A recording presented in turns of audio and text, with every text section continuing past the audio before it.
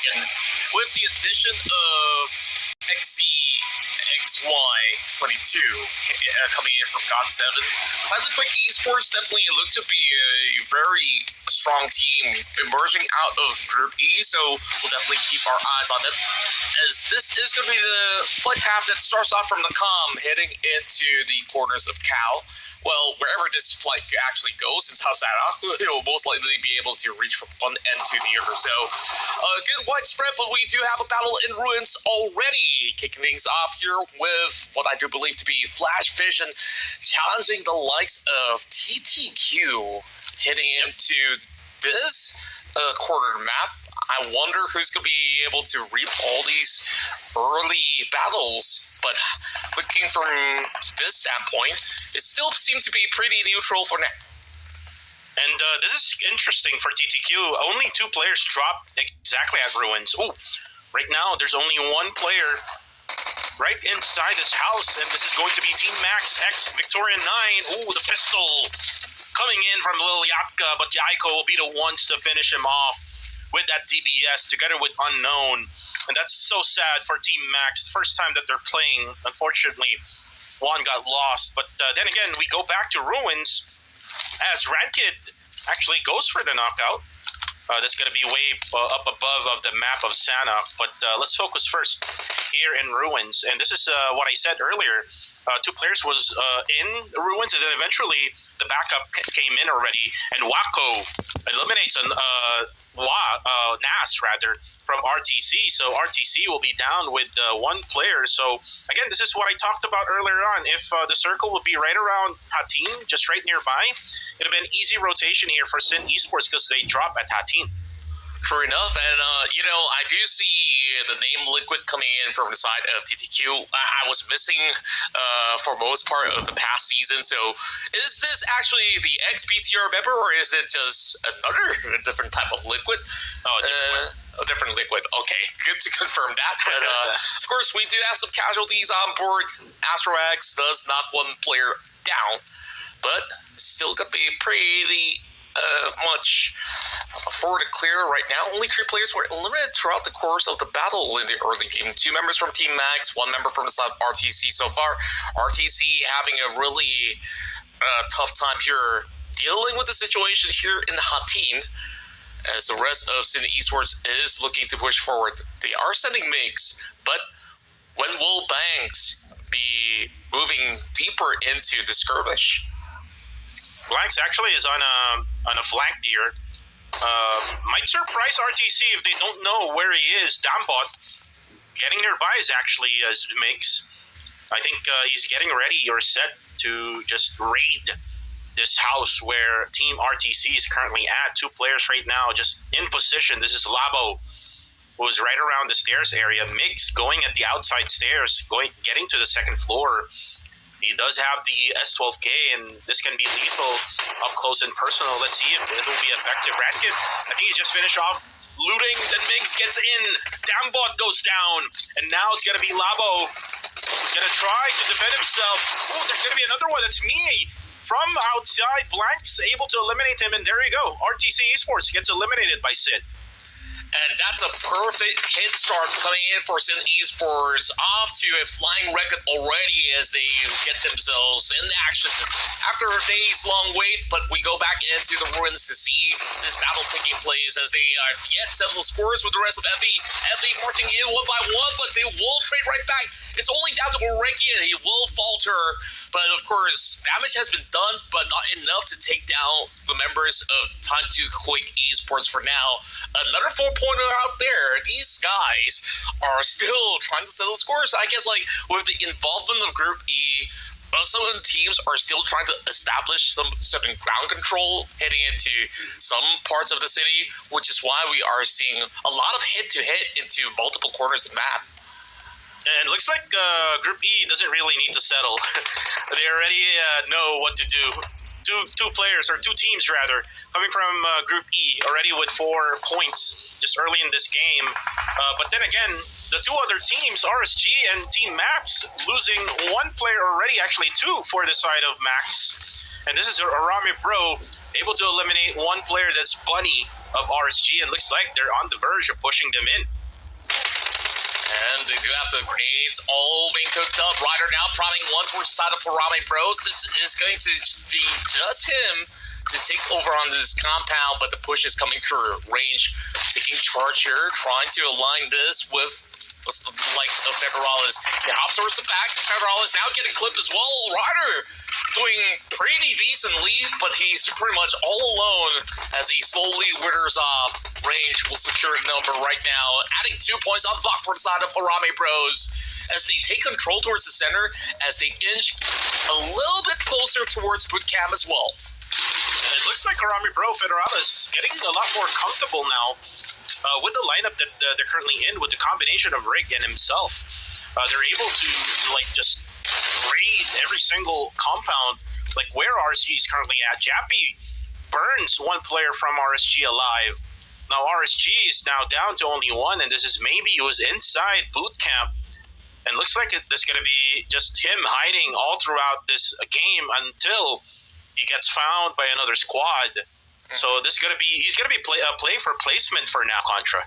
Yeah, he has to do so, but thankfully there's still plenty of space around bootcamp for him to not only loot up, but to still play it rather safely, I would say, but maybe not too long to be hanging out here in the middle of the map. So going back towards the side of Pubg Bros, what I'm really impressed with the team is the speed of their loot moving into from Painan headed into bootcamp. Like, they just quickly loaded up and they were ready to go, immediately getting themselves those pickoffs without even needing to seek out anybody outside of inside of bootcamp. They have been able to do pretty much a whole lot of wonders in the early game. Meanwhile, for the side of GE, though, they're taking their sweet time as they are controlling the hills in between Paradise Resort as well as bootcamp. And looking at the current situation, it seems like RSGs maybe might not have any form of safety net, because that circle is slowly closing directly in the center. So we will expect a lot of visitors into bootcamp later on. Yeah, definitely. Circle is going to be right around boot camp. So this means that maybe can really go for a camp there and maybe just try to collect a lot of first aids. Maybe try to go for a healing game for later on. But for the meantime, Austria Esports now rotating in. And this is the difference compared to the previous meta before. If you remember that, Contra, that vehicles are not really that important. In the map of Sanok now, for the past year and then now, vehicles are very much important. It is much faster for them to mobilize from one place to another, as Pozo, who goes down on the kill feed. Hopefully we could see that off-cam knockdown. MM for Exquisite Esports still rotating as well. There we go. It's going to be Ranzer who will go for that revive. And looks like it's just a gunshot from a far distance, so definitely Team Fearless Esports will be able to go for a reset. Yeah, and I do agree with you into the conversation about vehicles inside of Sanok. You know, back in the days when the blue zone does not really hurt as much as what it is now, teams are very willing to go on foot to just solely stock upon other teams, as well as take their sweet time to scout around. But the tempo of the map has definitely increased significantly, which is why that having a vehicle here is definitely essential, just like any other map. But Master Spell, he's all alone, hiding right behind the rock, as Flash will be able to find Super Pickles. But he's not going to be revealing himself just yet. It's just Flash with that relay information for him to go in for a pickoff here in the middle of Bond, I would say. Yeah, and Smile giving that information. Can try to go for a cook of a nade here, or maybe we'll just try to spray down MM right at the open. A mistake for Exquisite Esports. Now UI cooking up a nade. Now the nade will be coming from Smile. Now goes for the knockout. Just got revive here for Super Pickles, and then he got knocked down right away. Then will get finished by Smile. Now UI will go for MM. I think this is a bad idea for Exquisite Esports. Why not try to just leave MM and then try to knock down first Smile, because the other members of GE is far away. Now there you go. UI gets the knockout, gets the elimination. Flash now will be a 1v1 here with UI. Ooh, unfortunately, West is right there to go for the knockout. And now for Exquisite Esports, They're going to be out with only one player, which is Lufa, who escaped the scene and got spotted by another squad, and this is bad for Exquisite Esports. Yeah, it was not really the best place for them to pick up a fight against the rest of GE, but who could really fault them, because Master Smile was just hanging out and about, just really giving the full information back to her side of Genesis Esports, and just like that, they strike so coordinately. So with that being said, GE did lose one in the process, so I'm not too sure if that's going to hurt GE all too much, as they have been pretty much well-versed to play around these fields of boot camp, getting into late game as well. But over here, we have Goat going with that spray down as they're fighting in the middle of the jungle, spotting out the rest of Austria and still putting some chunk of damage, as 21 is also soaking some from the blue zone. And 21 actually having some nice shots there, able to get a lot of damage over to Skynin and also onto Red Bull. Now the nades coming in from the other side. Red Bull will be down to half HP, will be forced to go for the heal, but unfortunately there's Martin who will get the knockdown on to Goat Esports. That's still Yatka. Now this is the time for Austria to push. Oh, great timing as well on that, as they are also sending one member to take the far flank. Red Bull's just going to go in for it to be the main form of offense as they drive by with that buggy, trying to dodge some of the bullets as well. But Naniax now being spotted out, he gets traded back. 21 so far, really looking hot in this skirmish, but the nade is flying right in. It will knock unknown. This flew all the way towards the back. Now 21's absolutely low. He needs to find a little cover to heal himself up. No time to even do that as the rest of Austria eliminates them out of that playing area. Wow, the balance of that nade. Just behind that player of Goat Esports. And unfortunately for Goat, the struggles is still there. Again, I think they have a curse for every week one of the PMCL. It's always been the same. But eventually now for Federalis, able to get a kill there onto God 7. And this is what we've talked about for Maybe. Maybe we'll just have to hide and collect as many first aids. Look at the first aids he has now. 7 first aids for Maybe. And the good thing about this is Maybe we'll have to hide and we'll still be inside the zone. But later on, the circle won't be there anymore. Hopefully, I mean, if he prays a lot more, then maybe the circle will be there right beside him. But eventually, there's still a team there who's going to probably clear the areas of boot camp, and just hoping and praying for him not to be spotted. On the kill feed, though, that's Blanks of Sin Esports who goes down. Joseph, who goes down on the pickup truck, will be spotted. And there we go. That's Team Max already eliminated. Oh boy, it's just a tough rotation after all, with so many teams already surrounding the area of play. Nowhere it's going to be safe for them to go for a direct approach, hitting even towards the direct middle of it all.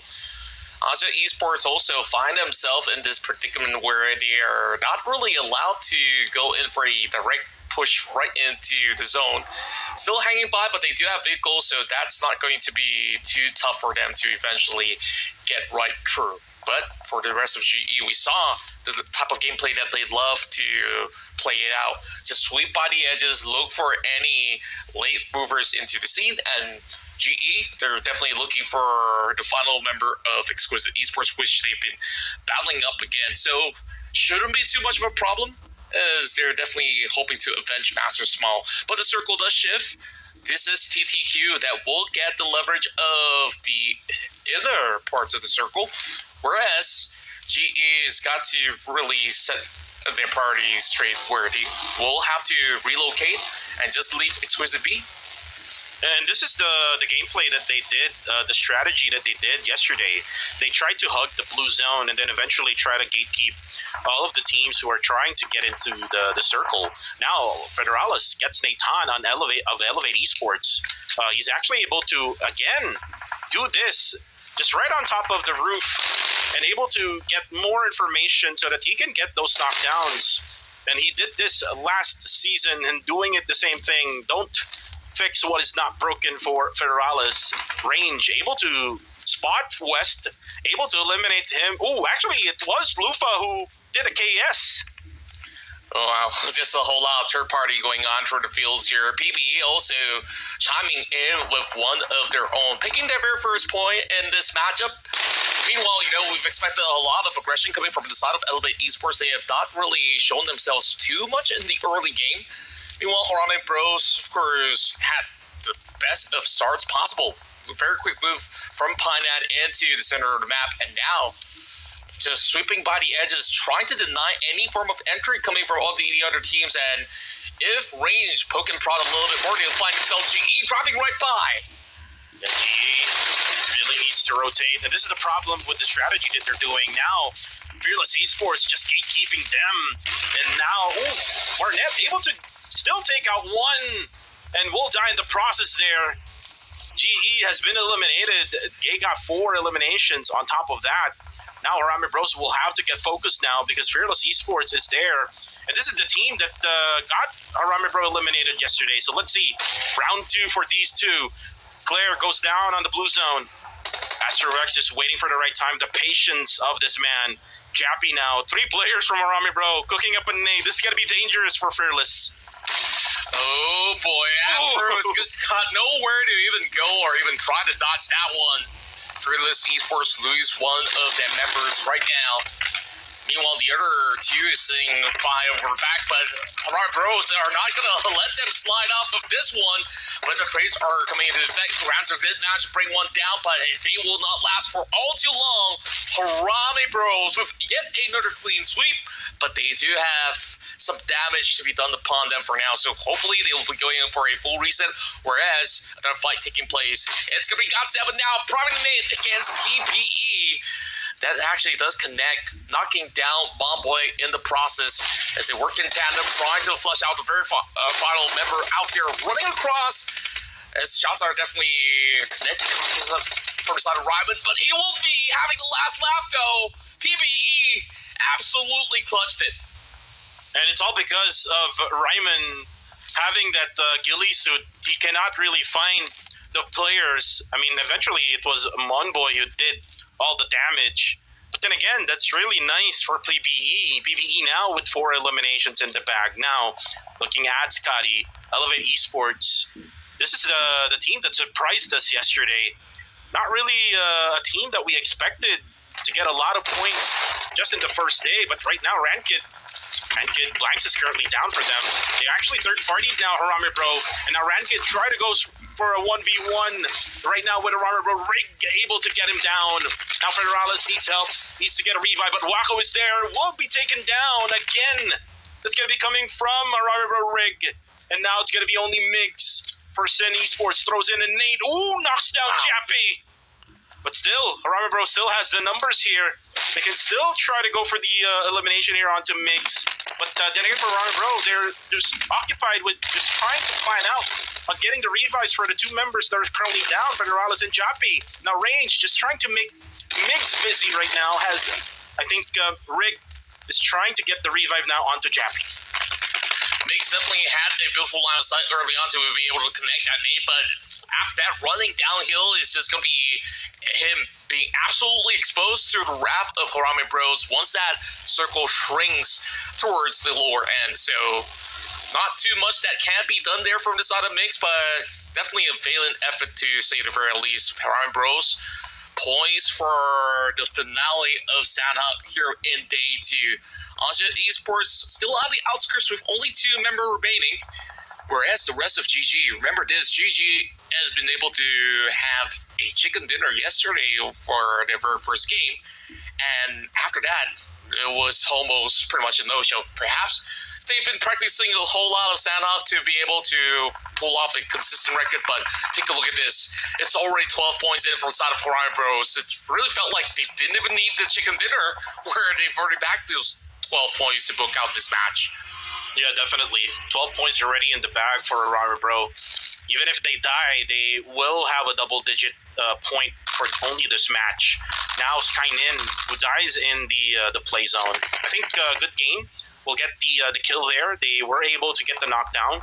And this is GG, who did won in the yesterday's match. And are doing the same strategy. They're just waiting for everyone else to come in to their compound, focusing onto the circle. Ooh, but then again, that Zuki spots range. Range goes down. Oh, but Federalis, not sure what happened to him, but he burns himself alive. Oh boy, and a really tough area of play as well.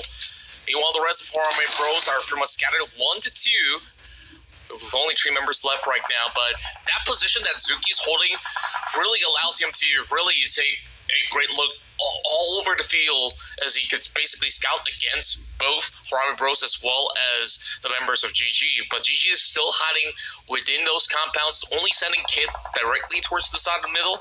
So it's still going to be pretty tough to sniff them out for the meantime. Whereas Aja Esports still hugging by the edge, only having 1 member left standing in the way. Red Bull, can he heal up in time? Yes, he does. And he does find himself a target. Perhaps this is going to be his last-ditch effort, try to find that elimination point, but he will not be able to do so. And here we go. Moving into the top 3, we got TDQ, Harami Bros, and GG. And Rig actually goes down. He can go for the crawl towards Jappy. TTQ just hugging the blue zone right now so that they won't be able to be spotted by GG. And this is good for TTQ. But then again, GG is just waiting. They're able to get the circle again. Oh, but this shift will benefit a lot for Harami Bro. And you can see that Rig was able to get revived by Jappy. So this is really going to be interesting. Oh boy. And speaking of which, Jappy immediately runs out there in the open, getting caught out by support as well as some of all the other members inside of GG. Not much that has been seen coming from the rest of the members, as Harami Bros, they were left with no options but to really run away from having any form of cover at all, as compared to the likes of GG that will secure yet another chicken dinner here in Sana. Another chicken dinner in Sana for Good Game Esports. Looks like they found the right formula on how to play Sana well. Just try to go to the middle of the circle. Try to go to the compounds. Just hide and then get those eliminations right at the end. I mean, even if you get 2 eliminations or maybe 4, as what they did right now, it is still effective. Eventually, you'll be the ones to get that winner chicken dinner. But again, for Harami Bro, they were able to, I think, get 12 or maybe even more than that. We'll see later on in the match standings. For TTQ, this is a good start for them, especially that they're just playing today. Yesterday, that they did not play with Group E. So now with a good start for TTQ, I would expect them to be good as well for the next upcoming matchups. Yeah, it's been 2 chicken dinners already, so all they really have to work on is all the other bigger maps as well. But I did not expect this to be happening twice for the side of GG. But of course, they played it really smartly, where they know that their position is definitely the best stronghold possible as compared to all the other squads that have to play through the outskirts. But we start off with plenty of all these battles, especially with a great run coming from not only Harami Bros, but even TTQ have had an explosive start inside of Woods. Yeah, definitely. And this is the early stages wherein GE was able to get the first knock. Eventually, was able to annihilate 3 members of Exquisite Esports. And then you can see GE trying to force their way into the circle. Same strategy, but again, it won't get effective because there will be someone just right in front of the circle, which is Fearless Esports. And then eventually Fearless Esports fought against Harami Bro. And then Type 2 Quick Esports, Suzuki will be the ones to get the MVP awards. Right at the end, TTQ got the circle right at the edge of the western side of that circle, but then GG or Good Game Esports used all of their smokes and utilities so that they can actually get to the circle down on south, and with the numbers that they had, they were able to take that winner chicken dinner. Yeah, and I absolutely do love the TTQ jersey. They even have their names printed out right above the badge. It's almost like a uniform where they're reporting for duty. Zuki was absolutely the star. You saw he was located directly in the center of that final few zones where it was dictating which teams could be able to squeeze right by, but eventually they got spotted out by the rest of GG. That has been able to close off a win. Despite only having those 5-pointers out there, this is sufficient for them to add 15 points to the tally. But the most explosive team in this matchup undoubtedly has to be Harame Bros. You know, it really didn't seem like it was all too problematic for them to really take on fights after fights after fights, and a lot of teams were not even prepared on how aggressive these guys were playing throughout the course of Zana. Yeah, and for me, the second best team is Austria Esports. It's just that the circle was not friendly to them. If you look at the eliminations for Harame Bro and Austria Esports, they were like neck and neck. It's just that Harame Bro got the best of it because there were a lot of like opportunities for Harame Bro. They were able to take that northern side part of that circle. Whereas for Austria Esports, there were just so many teams gatekeeping them. Not only just one, which is like for Harame Bro, they had Genesis Esports and Fearless Esports. They were the ones who actually third-partied that engagement. And eventually, Sin Esports came their way, and they got eliminated. So for Austria Esports, they tried their best with the the heal game for Red Bull, but unfortunately, again, the circle is not in their way, and Red Bull weren't able to at least get a knockdown onto Good Game Esports.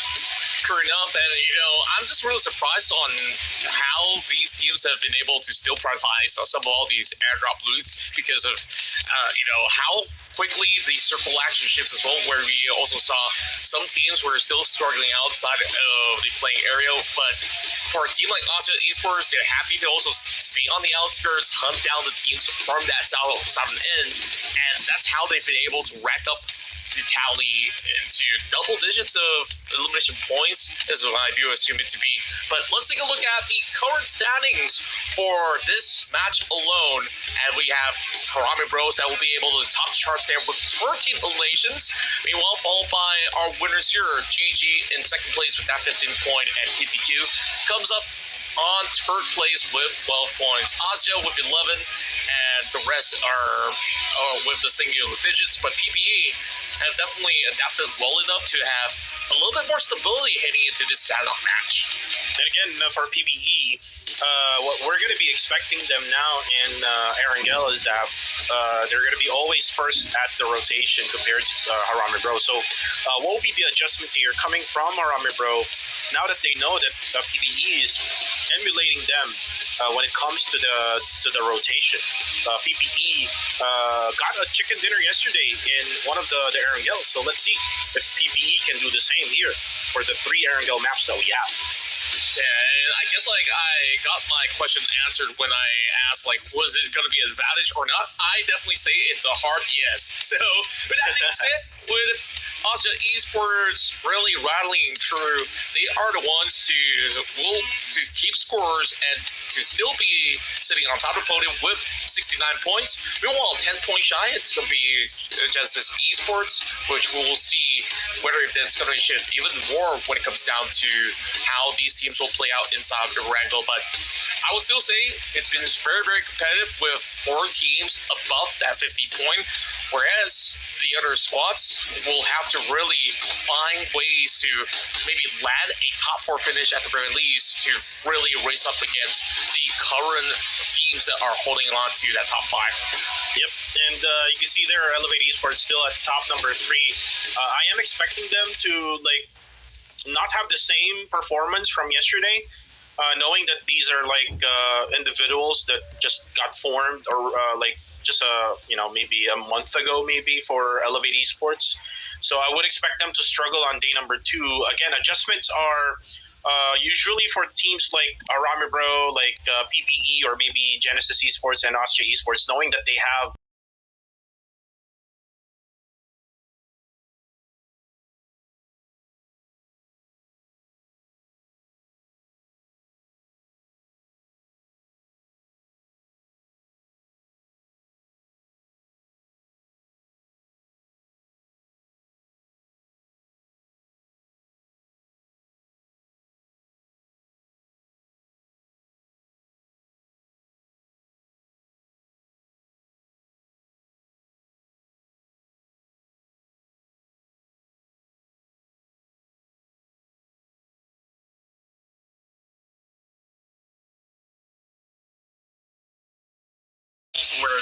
yesterday there was a little bit of a party around areas like Jinky and I just couldn't really get enough of how we've always gone into this classic map, and there's so many different scenarios that has happened throughout, how many seasons now? This has been pretty much the perfect map to really establish dominance, especially with 3 maps to be played out for the entire course of each respective phase throughout the group stage. Teams are definitely hoping to put their best showing so far. This flight path pretty much skewered towards the south end, as it starts off from the corner of Primos, heading into Milk of Power. Now, Kuku, I know what you're thinking. Is it an island circle that we've been waiting for? I hope so. I mean, Austria Esports would benefit a lot from this, especially that this flight path is for them. They can easily go to Sosnovka military base. Novo drop will be a no-go for GE, I think, because we haven't seen. Oh, looks like they will go for the Novo drop, because you can see that PBE's there, GG, Go, Harami Bro, but no Genesis Esports yet. Ooh, there we go. But still, the circle is kind of interesting, because like half of the circle already is in water. Yeah, and you know what that means? It means it's either going to be, it will mainly be part of mainland, and from what I do assume it to be, it will not end up in the middle of the water, but potentially we will see a lot more of these teams to be hanging out in either Gatka or even Quarry to actually secure a firm spot. So my eyes are on FV to be in the direct center of it. Can they actually hold out? Because in terms of firepower, they haven't really been proving all too much, despite, them being in the midst of certain hot drops or so. Whereas other teams will struggle to actually get by because they're just so far away. Not too much of a concern for, certain teams like Harami Bros as well as Super Pickles and the rest of Exquisite to eventually cut by. But I'm actually really concerned for those in the Far East. Oh, yeah, definitely. There's a lot. God7, Team Max, RSG, and then we have Sin. And I think RTC is just right nearby Sin Esports, so we might see an early engagement also for those two. I mean, we've seen them already in Hatin and Sana, so we might see a round 2. And this is what I mentioned earlier, Contra. We're in. Ooh, there you go. The first knockout. That's Labo, who will be able to get Migs. And this is what I've talked about with Sin. The circle is not always their friend. They always chase the circle, and I mean, if their gameplay is like going right at the edges of the circle, well, this is the circle for them. Yeah, and RTC now looking for a little bit of pick-off of potential against the rest of Sin Esports, as they are pretty much cluttered into the same 2 compounds that they're holding up against, with a flag being sent right in from Dambot moving up the hillside. But he's got to be really careful because he's only got that first aid kit to replenish. Other than that, he's barely looted, only with 1 frag grenade and almost nothing else. So he's just going to turn, kill, and run, as the rest of Sin Esports are looking very well oiled at the very least. Rankid has also taken position up in the hills to just flush him away from this position at the very least. So Sin Esports, they will still hang around, but they're absolutely thinking about relocating at the moment. Labo now giving a little bit of chase. Can he find a catcher while they go on wheels? This is going to be that golden opportunity, which he might have just missed. Oh boy, Labo. Oh my You got to goodness. stand up and take this fight. Well, I mean, it's a 4v1, so if, say, he go for the spray, then eventually there's going to be a trade, a knock, coming from Sin Esports. And look at what Sin Esports is doing. They're scouting the whole area of the factory. It looks like Black spotted already Labo. Black went for the spray, and now Rankid, together with the squad of Sin Esports, they're now on the hunt of RTC.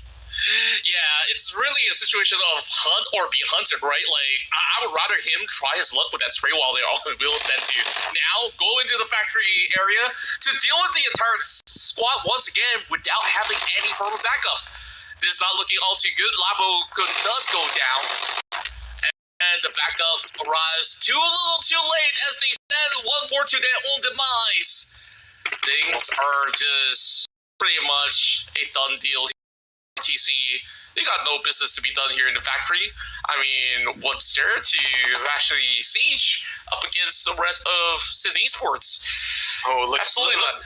Look at Rankin. He has a machete on hand, able to eliminate one with a machete. A statement being shown here by Sin. Probably Rankin and the gang of Sin is saying to get out of the way. Why are you dropping at our dropping point, RTC Esports? And with only two, Nas and Kimei, will have to back out here. I mean, I'm not sure if they have a vehicle or something that they can go for a bailout, but this is dangerous for RTC. This might be an early elimination again for them. True enough, and RTC, they got no other options but to go back into the same spot that the rest of Sin Esports have looted up, so barely anything at all they left to offer as they move themselves up into the Lumber Hills, trying to stay alive. Beautiful sprays coming from the side of Mix as they do try to pop some of these tires, and there's just no rest for the wicked. And Nas, he's got no healing aids, only down to bandages. Okay, I guess that's at least something, but that's not enough.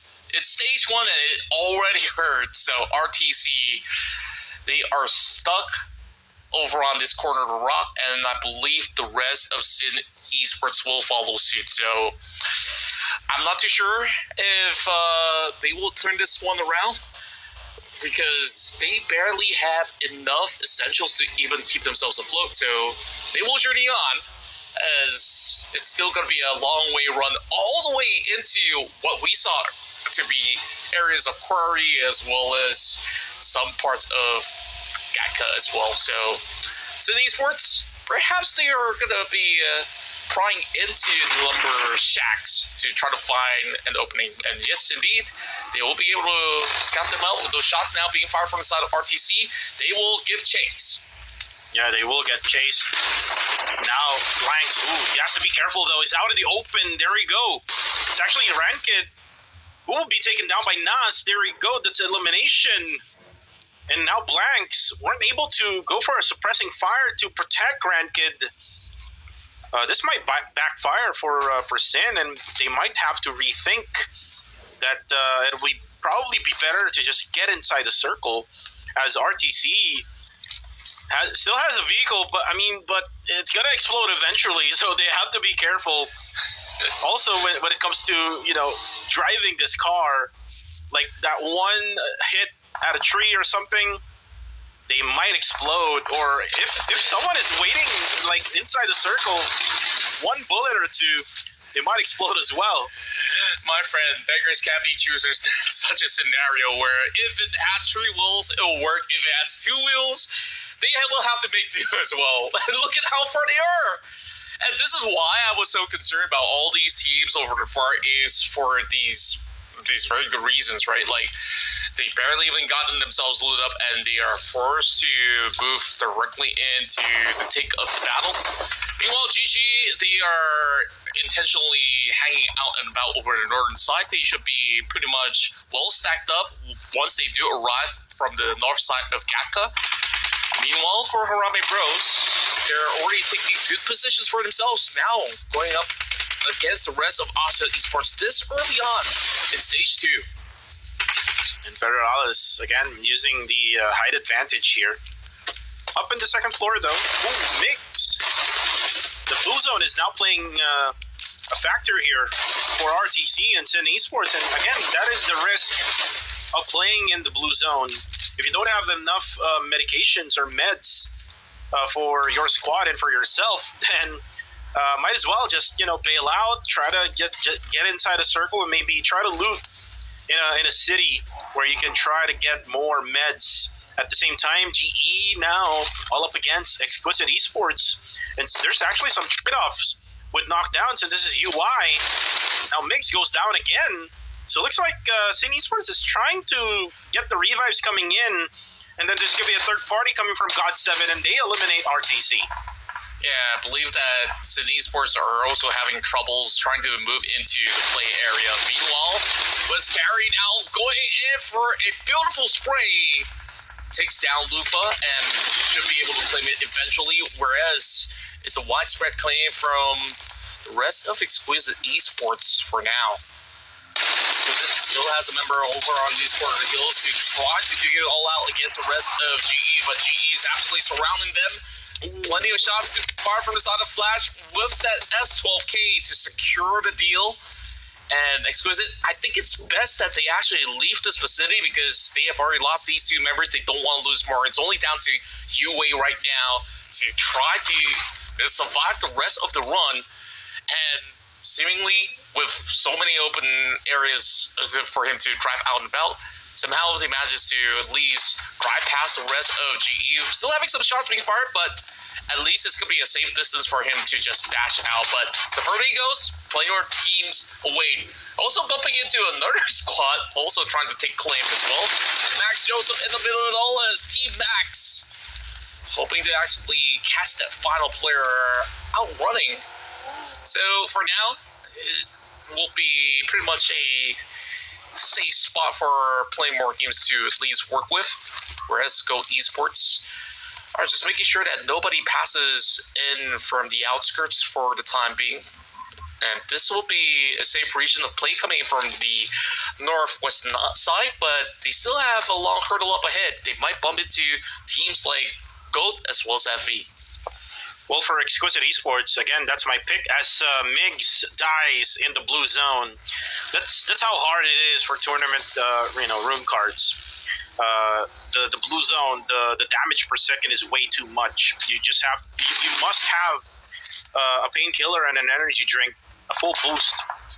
In other words, for you to be able to survive it, and then you would have to have a bandage or a first aid to at least suppress the damage. But then again, here comes Smile pushing in with the M4 coming in now, able to get some damage onto RSG. Now Flash cooking up a nade. He does know that there's someone right behind that car. That's Bunny. Then again, there's Ryder. Goes for the suppressing fire from the backside. It's going to be West Carry, who will take some damage, but they have to check their 6. There's someone else from behind. It's going to be Red Bull from Austria Esports. Looks like RSG is currently sandwiched, and the nade. Smile gets maybe, and now it's going to be Master Vape and Bunny, as Master Vape gets Smile down. So they're able to at least trade off some knockdowns, and they're able to avoid also the gunshots coming from Austria Esports. They just need to be at the right angle as Master Vape tries to just run just past GE, as GE Marnet currently stuck right now out in this small shack. His monster truck is already exploded. Looks like RSG might still have to survive this. Looks like his monster truck is still working. I don't know if it's going to be a wise idea to hop on board because it's about to blow up within moments when there's gunfire upon him. But thankfully, he does survive to tell the tale for now. Whereas the rest of RSG, they drive right into the warehouse now, getting better cover to deal up against those that have been taking safe refuge by the forest. Plenty of these teams absolutely do love to take those hillside, getting some elevated areas of play. Fearless, they dock over onto this dip, and they are hoping to take claim into some of these bunkers, forcing Elevate to move deeper into the farmhouse as they are moving into the section of Ferry Pier and perhaps even paying Quarry a visit later on. So Elevate Esports, with this double split going in for them, I believe that they will want to commit to this engagement against Fearless, which will happen in a moment's time. But we go back to Ferrari Bros as they are prime nade source aside of V and Carry of God7. Oh man. Current scenario, I mean, look at this widespread of teams going head-to-head against one another. Like, we have potentially 4 or 5 other teams just having a duke out of their own. And I think by the time that they actually settle, we might only see about 8 teams left on the next phase. Yeah, definitely. This circle is very open on the eastern side. So the best thing that they need to do now is to avoid that eastern side of that map. Ooh, eventually now, the Federalis pushing in. Shotgun on hand here. Ooh, will get taken down by the UMP of PN. And now Jappy goes in. The support coming from Arame Bro. Able to eliminate him. And all members of God 7. Arame Bros will take that. Unfortunately, they lost one. And now PBE, Dale just subs in now. All up against Flash Fish and Esports. Throws out a nade. Master Toki is actually on low HP. Ooh, Pozo just falls off. Not sure what happened to him. But then again, the nades now are coming in from PBE. Now the push is going to be coming from Munboy. Flash Fish and Esports is just backing out. Just keeps on backing out. They must get into the circle as well. So they're kind of like in a predicament here. Contra wherein they are kind of decided to like go up against PBE. There you go. Now Munboy gets the knockout, gets the elimination right away. And now the push is going to be real coming from PBE as Flash Fish and Esports is currently stuck in that security tower. Yeah, I wouldn't really call it a security tower based on what's really happening towards the side of Flash Vision Esports. As the sniper says, it's not going to be a stronghold for the rest of Flash Vision members out there trying to ring around the rosy against Ryman, and he will make it pretty easy. And surprisingly, Flash Vision, they had the advantage from the get-go. They didn't manage to make good use of it. They were just hanging out about in Quarry, which is one of the toughest areas to really hold up against. And they didn't really have been repositioning it all too well. But I won't fault them too much with all these chaos going on inside the map. Meanwhile, TTQ now committing to this fight against Asia Esports, already knocking down that X. Going for a push here as Sizzy quickly goes ahead to claim one of his own. Asia only down to this final member remaining, Skynin. He's got to hightail out of this place. And he's just carefully doing so. He's going to drive by some of all these players of RSG. Thankfully not within their sight though as he turns the other way around. And TTQ is just trying to really put some pressure on top of it. So for now, Skyline will stay alive. For how much longer, we do not know for the side of Asia Esports. But we gotten 3 so far, which maybe if things were managed a little bit better, Asia might have actually walked away with more members. Right. And you know what? G was the one putting pressure onto RSG earlier. Ooh, a Skynin explodes. That's it for him. And Austria Esports will be out. 50% of the votes actually came into Austria Esports, and then the rest came into GE and Harame Bros. Both are eliminated already. Still, Harame Bros is still alive with 3 members strong now. Pub is stuck at the corner at this warehouse. Has to get out, but then again, there's going to be someone from behind him. It's going to be PBE. Dale with the elimination. Fearless Esports is out. Then again, just Jisoo. Just looking inside the small shack. PBE doesn't have any idea. Will Jisoo try to reveal himself? Looks like Jisoo will just have to wait and see. Then again, Dale, he has to be careful here. Once he steps inside, then he will go down right away. And he doesn't have any, backup because the other, members of PBE are busy looting as of the moment. Yeah, and good luck to Jisoo. Just hiding right behind the door, and somehow, with this sneaky approach, he will be able to keep himself pretty much afloat for now. And the good news is he's also by the edge of stage 5, so he can slowly play this one out. Whereas UA on another different shack is not having the same type of safety that some of these other players have. Jisoo definitely will look to squeeze right through, but the rest of Gold Esports, they are wrapping towards the far west. DQ finding a little bit of a target there up against the rest of Team Max.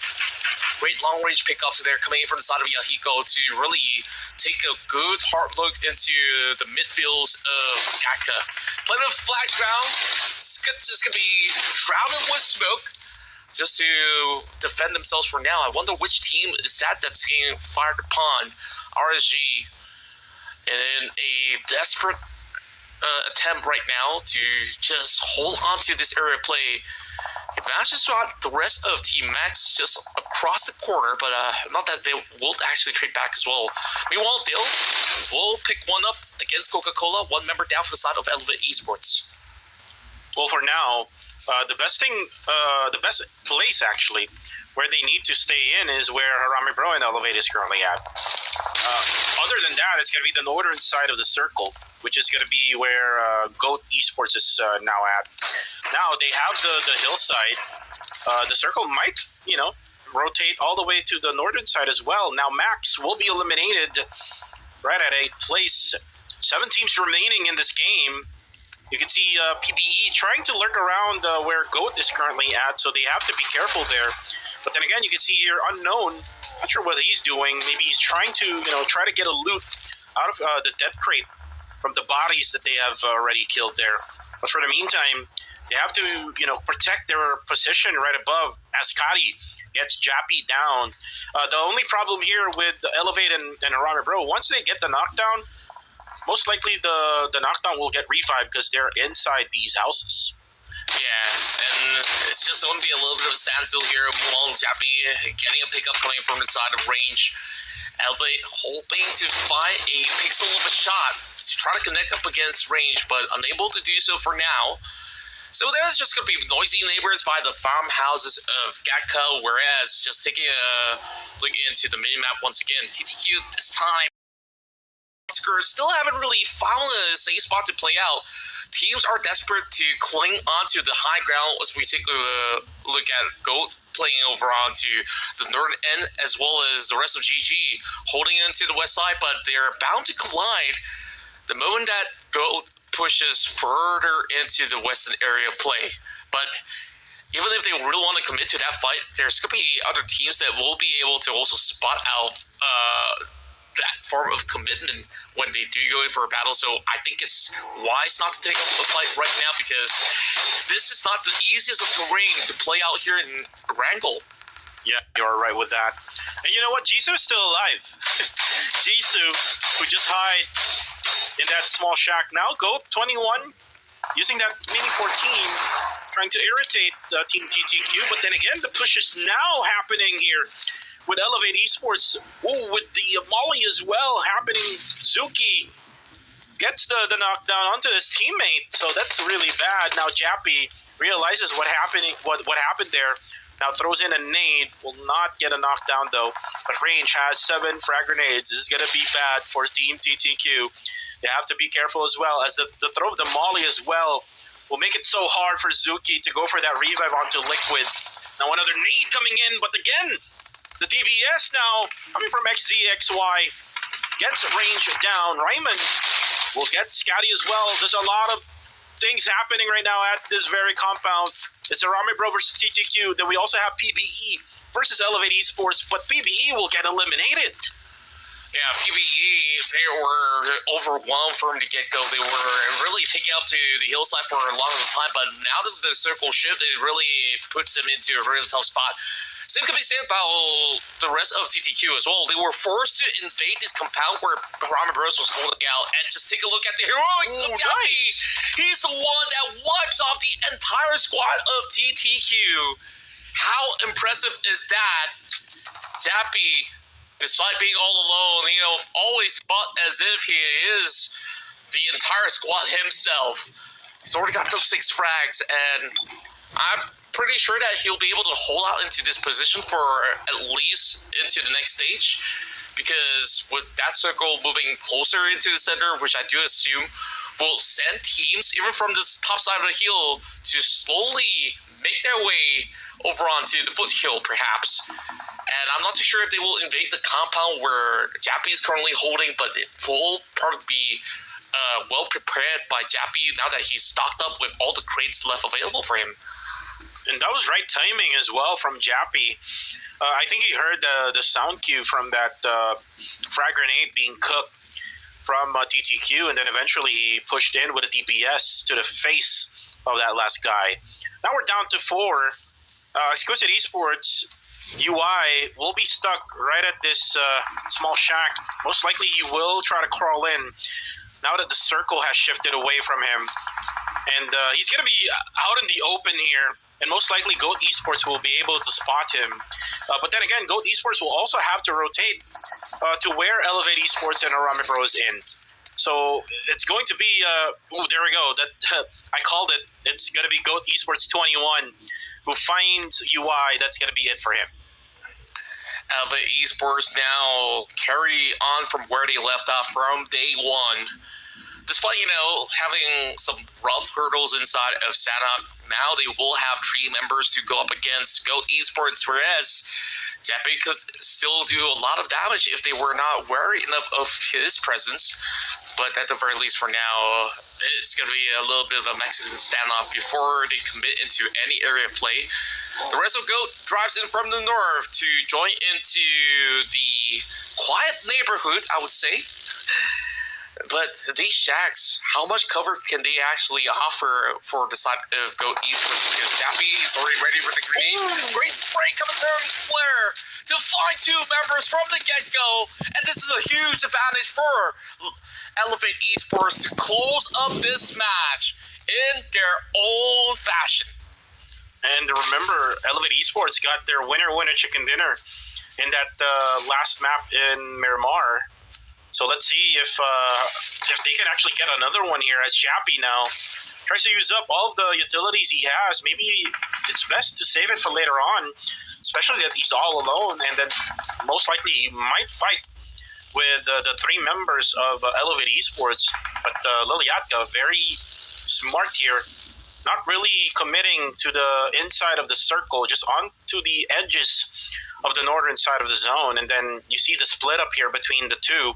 21 right inside that house, and then you can see Liliatka right around the northern side. So they will have a little bit of that space, wherein if Jappy would try to go for the push, eventually Liliatka will be able to spot him. So Jappy needs to be patient here, especially that this is stage number 7.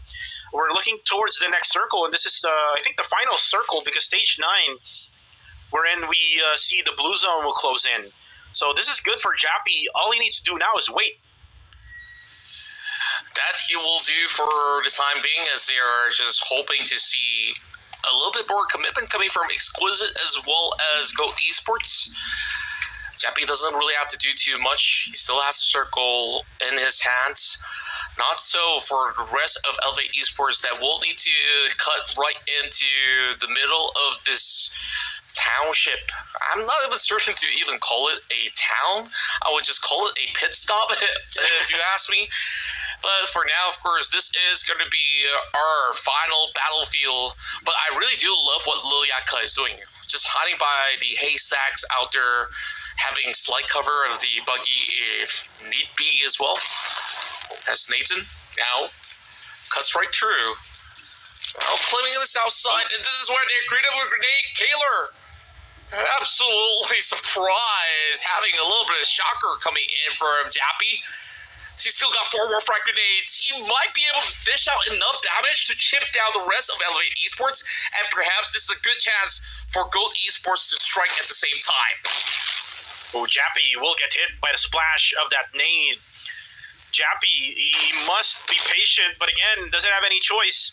All 3 members of Elevate Esports picked him as the first target. Now Jappy must go upstairs, maybe, in my opinion here. He's going to be stuck out there right at the first floor, but looks like he's doing pretty well here. Elevate Esports is guessing that he will try to get upstairs, but then again, Jappy just holding his ground just right behind the door. Will have to wait it out until Elevate Esports would come in, but then Dayton actually hears his footsteps. He knows where to throw in that nade. But again, he has to be careful now, since Goat Esports is just right behind the corner. Oh, nice nade there. Jappy gets the first knock. And now Nathan with a stun grenade. Most likely you will get blinded. There you go. But he has to wait it out. Nathan will go for the revive. Oh, Scap. boy. Oh, my God. This almost looks pretty bad, but it seems like that nade comes in from the side of the pool. Instead, Jappy eventually falters, and now it's down to Elevate as well as Goat Esports. But they were just focusing on Jappy for the longest of time, And Go Esports, they might see this as a golden opportunity. Leo Molotov starting to deny a little bit of that zone. Now being stuck by the edge of the court, not being able to push right through. The rest of Go Esports now pressuring them by the edge of the glue as they will work in tandem, trying to figure things out, and they get stunned in the middle of the fight. And the rest of Go Esports will claim this chicken dinner here in round 2, day 2. The power of the stun. My goodness. The first time we've seen the stun grenade being used at the end game, wherein it was really effective, and they were able to, get the better of it. Jappy should have, be more patient in that scenario. He should have, waited upstairs, maybe try to wait out, elevate esports, and Go Esports to fight it out. I mean, he already dealt some damage with the frag grenades. So all he needed to do is just wait until the blue zone would close into right close to him, and maybe try to go out. Then that's where he can try to go out and go guns blazing with his DPS. Yeah, I absolutely love how Go Esports have been able to really calculate well in this very final battle, especially having enough time to prime some of all these flashbangs as well as whatever utility that they had. And, for most part, our teams just favors to really keep stocks of smoke grenades as well as frags. In situations where you're dealing up against another squad, these flashbangs really come in super handy. And of course, we take a look at a lot of all these actions in the early game where Harame Bros have been able to be rewarded with the efforts pushing through teams after teams. But there's just so many squads that were taking fights by the edges of the zone and didn't really have a clear victory until the very end of it all. Yep, and you can see here the what you call the pit stop contra, wherein Harame Bro and Elevate Esports stayed in. Then eventually they got pushed by TTQ and PPE, and then Go Esports was the final team to be pushing in that pit stop. Jappy deserving MVP award here for this match. 6 total eliminations for this guy. And by the way, this is a player who just played his first PMCL last season, and looks like he has already improved after that.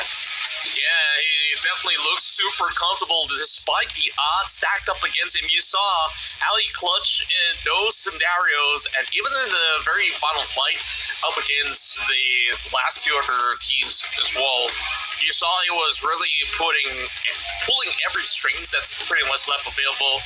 And still bagging that top 3 finish. That's a whole lot of points being hauled here by Harame Bros in this match.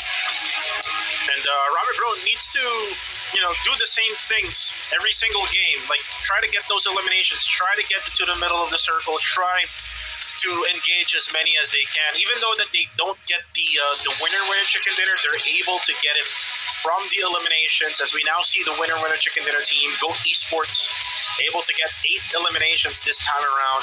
A total of 18 if you add the winner chicken dinner rank placement point. So this is good for Go Esports. I talked about them being a team who struggles during week number 1. Looks like they will only struggle in on day number 1, here on week number 1. Now in day number 2, they were able to get their own chicken dinner already. That's right, and Go Esports finally back their very first win here inside Wrangle, and we're definitely looking forward for a whole lot more. This is some healthy amount of points that they've been able to also accrue with a total of 18. So by adding all the numbers together, where will Go Esports be placed? I believe they could easily be within that top 5 ratio as well. Yeah, you're right. Especially we talked about this yesterday, wherein a lot of teams are like neck and neck when it comes to the overall rankings. So definitely Go Esports will probably be right around that area, maybe around top 6, or maybe even top 5, or maybe top 4.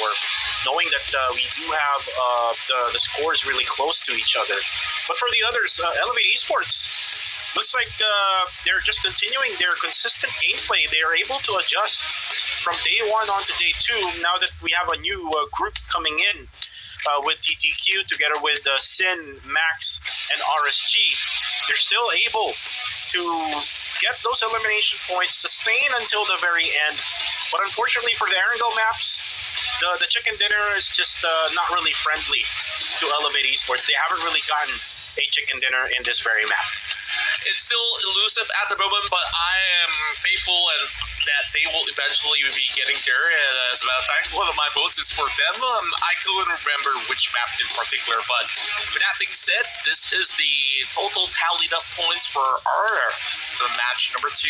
Goat Esports first securing a win as well as bagging a total of 8 elimination points. We'll see them at the top with Elevate racing very closely as well, as they were the most aggressive team in this matchup, where I think, like, going back to our conversation, like, is it better to hug the sides or the center? If you're playing Gekka, take the center. It will never go wrong. But if you're playing elsewhere with good enough covers as well as terrains to hide out from, the outskirts will be absolutely fine. Whereas, you know, like, it's just down to those circumstances where it really didn't favor a lot of these teams who were hoping to get rewarded with all these sweeper plays. Even Asha this time around walks away with only those 3 points. Same goes to GE, which have gotten a respectable 5, but it is a very far fall off as compared to what they usually get in a single round. But, you know, Go Esports, after taking that win, they definitely went very close into the top 5, and as you predicted, they are within a ratio of top 6, as a matter of fact, with 45 points. Yeah, you're right. 45 points for Goat Esports. Exquisite is still there with 43, even though that they struggled in match number 2. And this team, Exquisite Esports, I think that they really need to heat things up a little. Not predict them anymore during, I think, the first 3 matches, maybe around 4th until the 6th match. But for the others, you can see here, good game. Even though this team is a really passive team, look, you can see them only with 12 elimination points, but they're doing it with their ranked points. But again, you cannot really just do it with the ranked points, Contra. You really have to have those elimination points. I would love to see Good Game Esports to be more aggressive.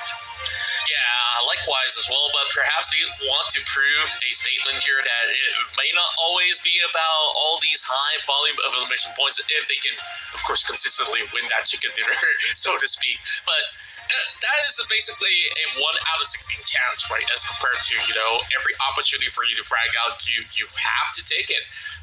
But looking at GG's playstyle hitting into bigger maps, they definitely look a lot more passive. So I'm not too sure if they will just break out a shell within the first week. I feel like this type of team will need to start to slowly open up whatever the potential is, because right now they're looking a tad shy at the very least, but not so much for all the other squads out there, which we saw so many battles being taking place. Like, I swear for a moment, like, I thought I was spazzing out with, you know, wherever the camera's going, left, right, center, there's just fights happening everywhere, but that's how chaotic it does get here, especially now with the involvement of groups coming in from Group E. So, with that, we'll see if they will be able to handle the heat, because things are about to get hotter in a moment's time as we bring you to the next match after a short commercial break.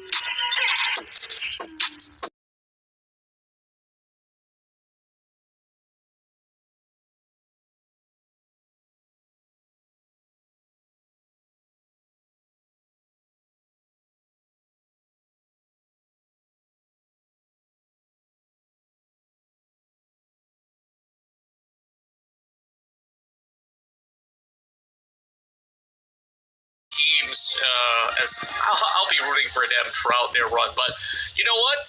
I'm also hoping that you guys will check out some of all the cool stuff that's happening inside Pubg Mobile with the X-Suit collection available up till the 30th of September. So you guys have a month to get your hands on the Galleria X-Suit, as well as the advanced upgradable MG tree called the Sky Hunter. So this will absolutely be you fragging out with a whole lot of flair when you equip yourself with the Galleria X-Suit.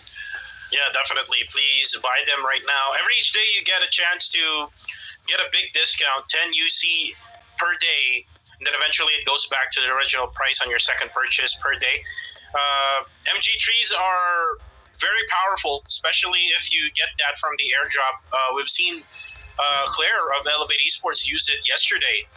Unfortunately, he used it from mid-range to a long-range gunshot, so that's not how you use an MG3. Normally, you would have to push it like how you use a DBS. Anyways, going back to the tournament, we do have Elevate Esports. Again, Elevate Esports has been doing pretty well, especially when it comes to the end game. They're able to find a really good spot to stay in, and they're able to survive. Not really to the very end, but still around top 3 or maybe even top 2. The only problem now with them is they're not able to get that winner chicken dinner in Erangel. So that's the next step for Elevate Esports this time around, since we still do have 2 Erangel maps. Yeah, and I guess like when it comes down to the execution in the very final few moments, because they were too occupied trying to take down that one member remaining from Harame Bros, is where they gave off a lot more room for the rest of Gold Esports to secure, and hence why they did manage to really close off with a win for themselves. Else, they were looking to be in a really good position to do so. So just some minor fix for them to be able to get a better display heading to these upcoming matchups. So 2 more rounds of Erangel. I do believe that we'll still see consistency coming in from a few names like Asia, Harame Bros. I think by now, with teams really loving the aggressive playstyle, it feels like chicken dinners are just a bonus, like certain teams, like they really do opt to just ensure that, hey, this is our target, we want at least 5 to 6 frags to keep up with the maintenance against all the other squads, and they won't be all too concerned because we're still in the group stages. Like, do you desperately need that extra 1 or 2 pointers for that bonus points for the weekend? Maybe yes, maybe no, because if you're going to be within the top 5, you're already spelling that you know that you're already at least half a foot through the door. Yeah, exactly. And you know what? In the previous match, Austria Esports only got 3 points. So expecting them to be really good on the third game, you would see that in the predictions, most likely that the other casters would go for Austria Esports. For Austria Esports, they were not able to rotate pretty well in that second match, which is the first Erangel map. There were a lot of teams coming in from the bottom side of the circle. There were like GE, RSG. I think there's also TTQ. So there's like 3 teams right over there, and it's just way too packed.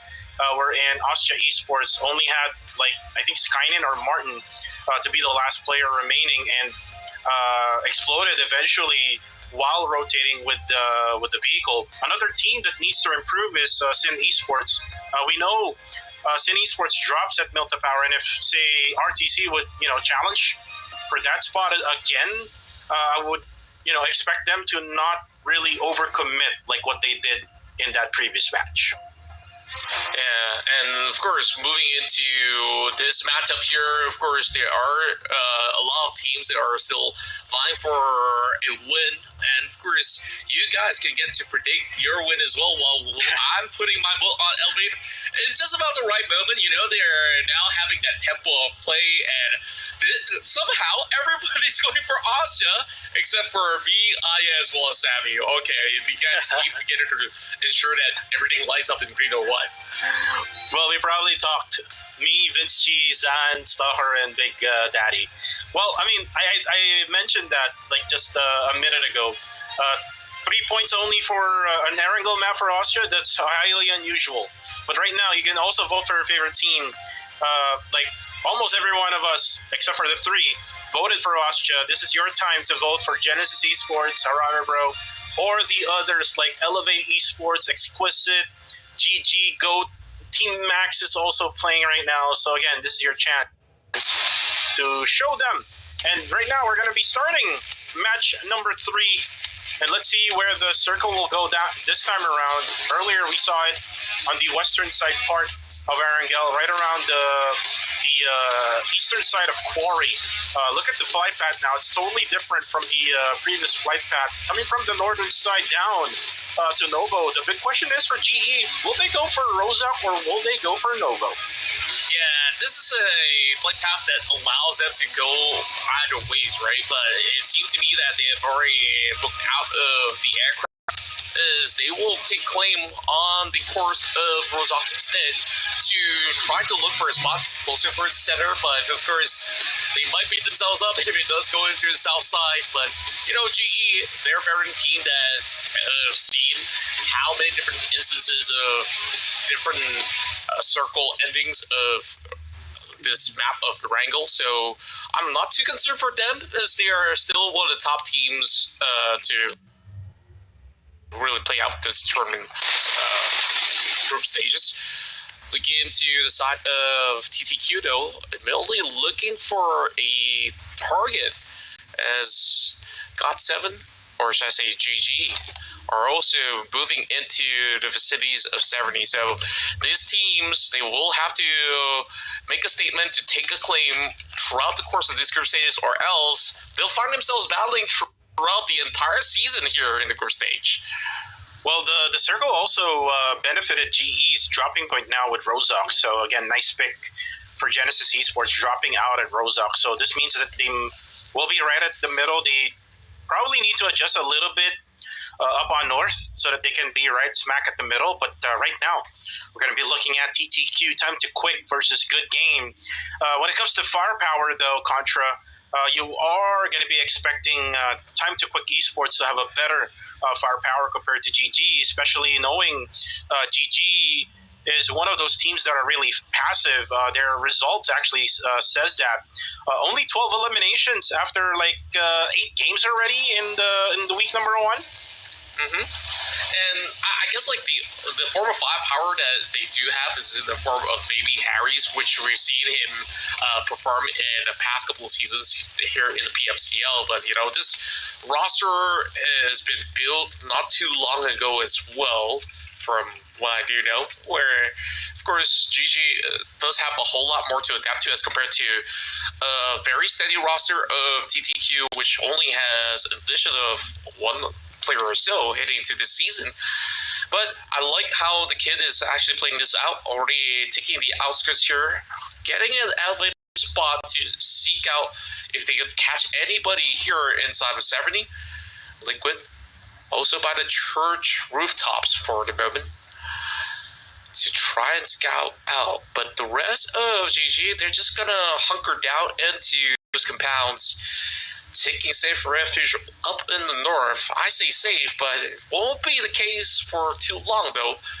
And the thing about playing in South 70 is always where the circle doesn't favor either side of these teams as well. So if they really want to fight, they gotta wrap it up early, or else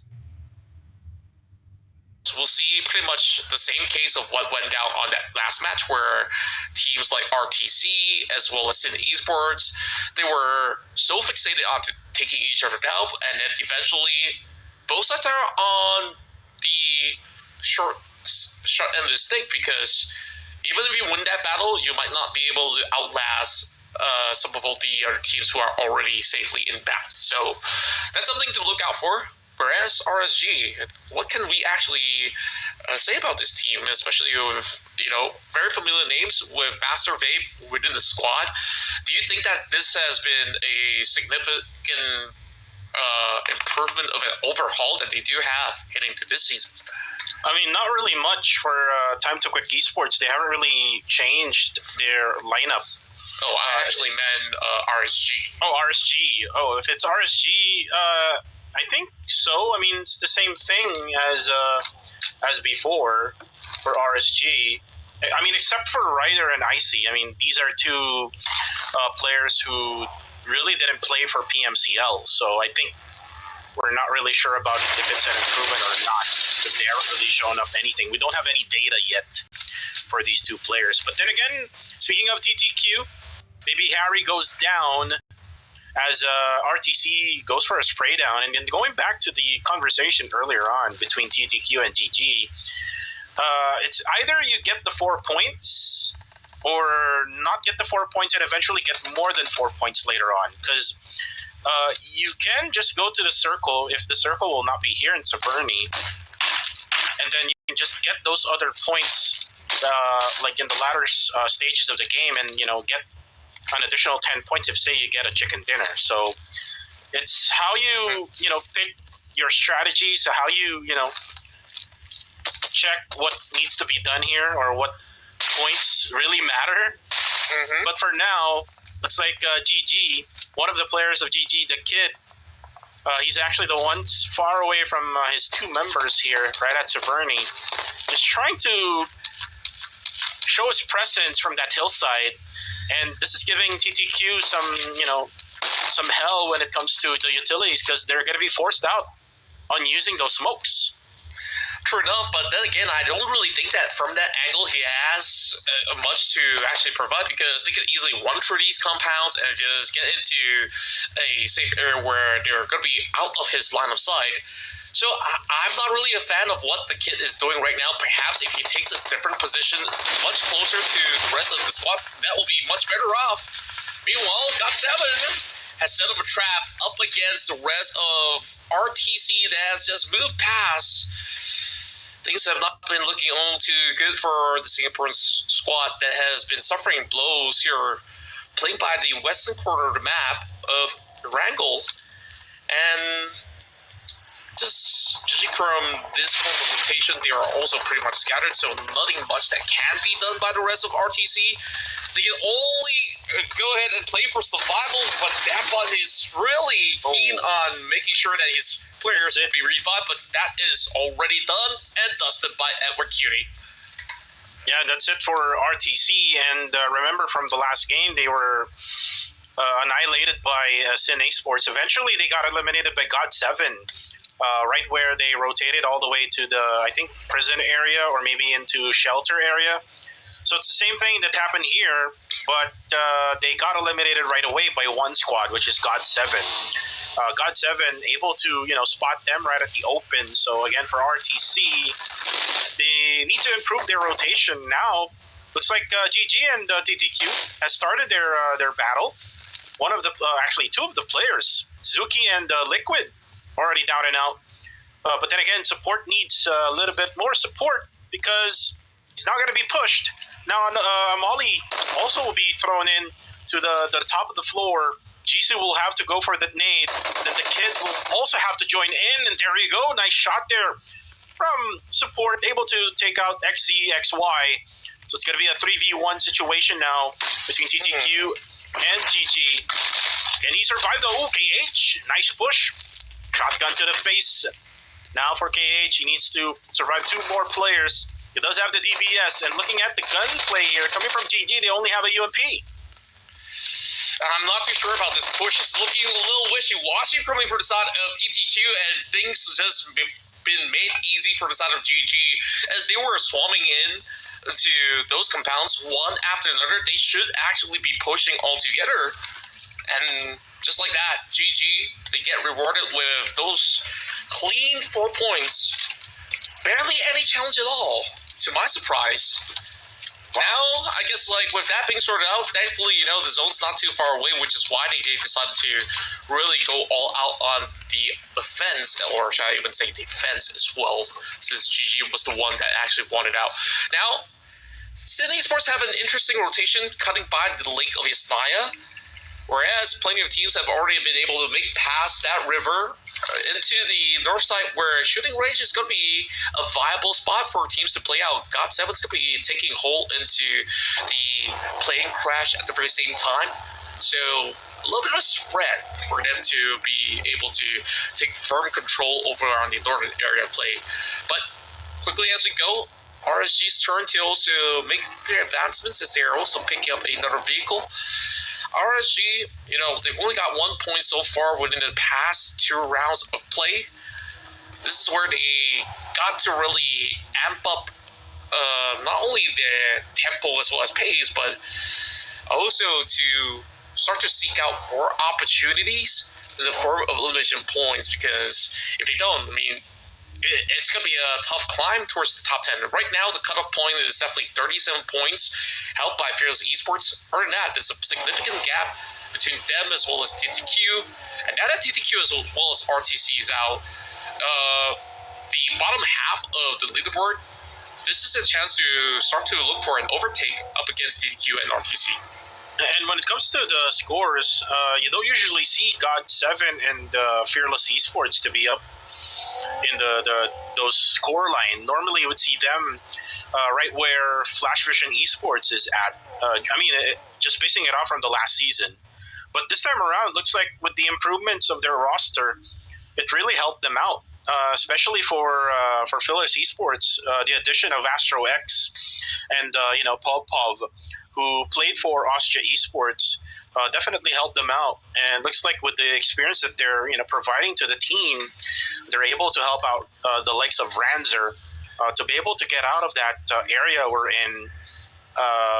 They are only getting a few points every single game or each game, and sometimes they are not even getting a score. But for the meantime, here is Sin Esports, and how long was their rotation? They came from Mill to Power, and then now they're up on the northern side of the circle. Oh, wow. They are really taking a huge detour right now. I'm not too sure if this is a smart play or otherwise, because they're not the only ones. Take a look at this. Team Max, God7, Sid Esports, which we last saw taking that form of rotation towards the side of Yasnaya. Everyone's trying to really play the safe way around, and eventually they will still bump into each other. So is it really safe though? Because now, from plenty of teams coming from the south, they are migrating all the way up to the north by doing that wraparound. So I guess at least they do have a little bit more wiggle room to play on land than to worry about cutting across that river, which can be a little bit tricky. So this is where we'll see what their appetite for fights truly are in the moment's time. But typically, as it goes, stage 3 is usually quiet, but stage 4, I can say otherwise. Well, that's usually what I say to the team that I had before. If the flight path will be right at the south side of the circle, definitely you would have to go to the northern side. If the circle would go up on north, and that's what Sin Esports and the others are thinking of right now, which is making things a lot harder for the rest because they're having the same thoughts. So it's gonna be jump pack right up north, and then eventually right on south. It'll be a lot balanced now. So most likely the other squads would go either to the western or eastern side of the circle, or maybe right smack at the middle. But for the meantime, this is Sin Esports came all the way from the bottom, now up north, now able to spot God7. Nick's right at the tunnels. And the others are actually in shooting range, able to get a spot there. So it's a 1-2-1-2 split currently right now for Sin Esports. A lot of spread being done right now for Sin. All they need to do now is just make sure they get those eliminations. And again, this is the type of gameplay that Rankid is providing to his team, making sure to get those eliminations right at the edge of the circle. But coming inside, Master Toki eliminates MH. Now the backup is there. That's VN, but Kurakura is there to go for the backup as well for God7, for Flash Vision. Eventually, the two members of Flash Vision, or actually three, goes down and out, and now only one player left for them. Now the third party's here. Team Max comes in. Joseph and Navit now coming in. Team God7 hasn't really gotten their reset yet, but the nades are going to be coming in now. Navit throws in one inside. Flash Vision Esports here and go for a third party from the outskirts. But for the meantime, the nade actually knocks down Boy Sean. It's the other way around. It should have been Team Max knocking down God7. But looks like another nade here coming from Max. Oh, but there you go. That's Reki able to get the knockdown from afar. The nade coming from VN, able to take the knockdown. But then again, the John from afar. M4 to the body, and now one more player left. It's going to be Amura, who will have to go for that revive first. And then Oreki will have no choice but to just wait out. Yeah, it's just a really tough push. They don't even find any form of alternatives to really breach open this compel, but the John's just going to try to go in for the revives since they have not really had all these members storming down the bottom side. Quickly as he goes, he will go in for a save, but it will be unfortunately now bring this pump shotgun of the S12 Gehe to eventually seal the deal. Team Max, they try with their level best to just find a compound to call home, but even this does not really give them all too much of a safe space. But could I even say if that's a good attempt or not? I really would say that, they were just desperate to try to find a little bit more cover to play from. And finding themselves to take on the risk of God7 wasn't exactly what was part of the plan. Speaking of which, Rek has been lurking for a long time, playing it all low, finds that one pickoff, and it seems like they won't commit much longer. Meanwhile, Sin Esports, they've had a really long rotation that has ended up with them trying to look for a hill vantage point, but it will be Jisoo now to hold him at their corner. But the rest of GG, they're not really in the safe spot either ways. But perhaps this is still going to be out of harm's way from the grasp of some of the members of Sin Esports at the moment. Rankin does see a little bit of a glimpse coming in from the corner of the tree. But this is going to be a tough bout coming in from this distance, where even if them trying to commit or going to gatekeep teams over the north side here, there's still plenty of space that they will have to claim hitting nearer towards the middle ground as well, while the rest of Fearless Esports will continue on their course with that buggy, finally finding themselves a ridge to hide out for the meantime. The rest of Harame Bros, though, just by the edges, have to go back towards the south side. They know that the western and we'll have at least a squad to be holding true with a duo coming from the side of Fearless Esports. Perhaps Rick is assessing whether if this is going to be a worthy push to bring the rest of Harmony Bros to the party.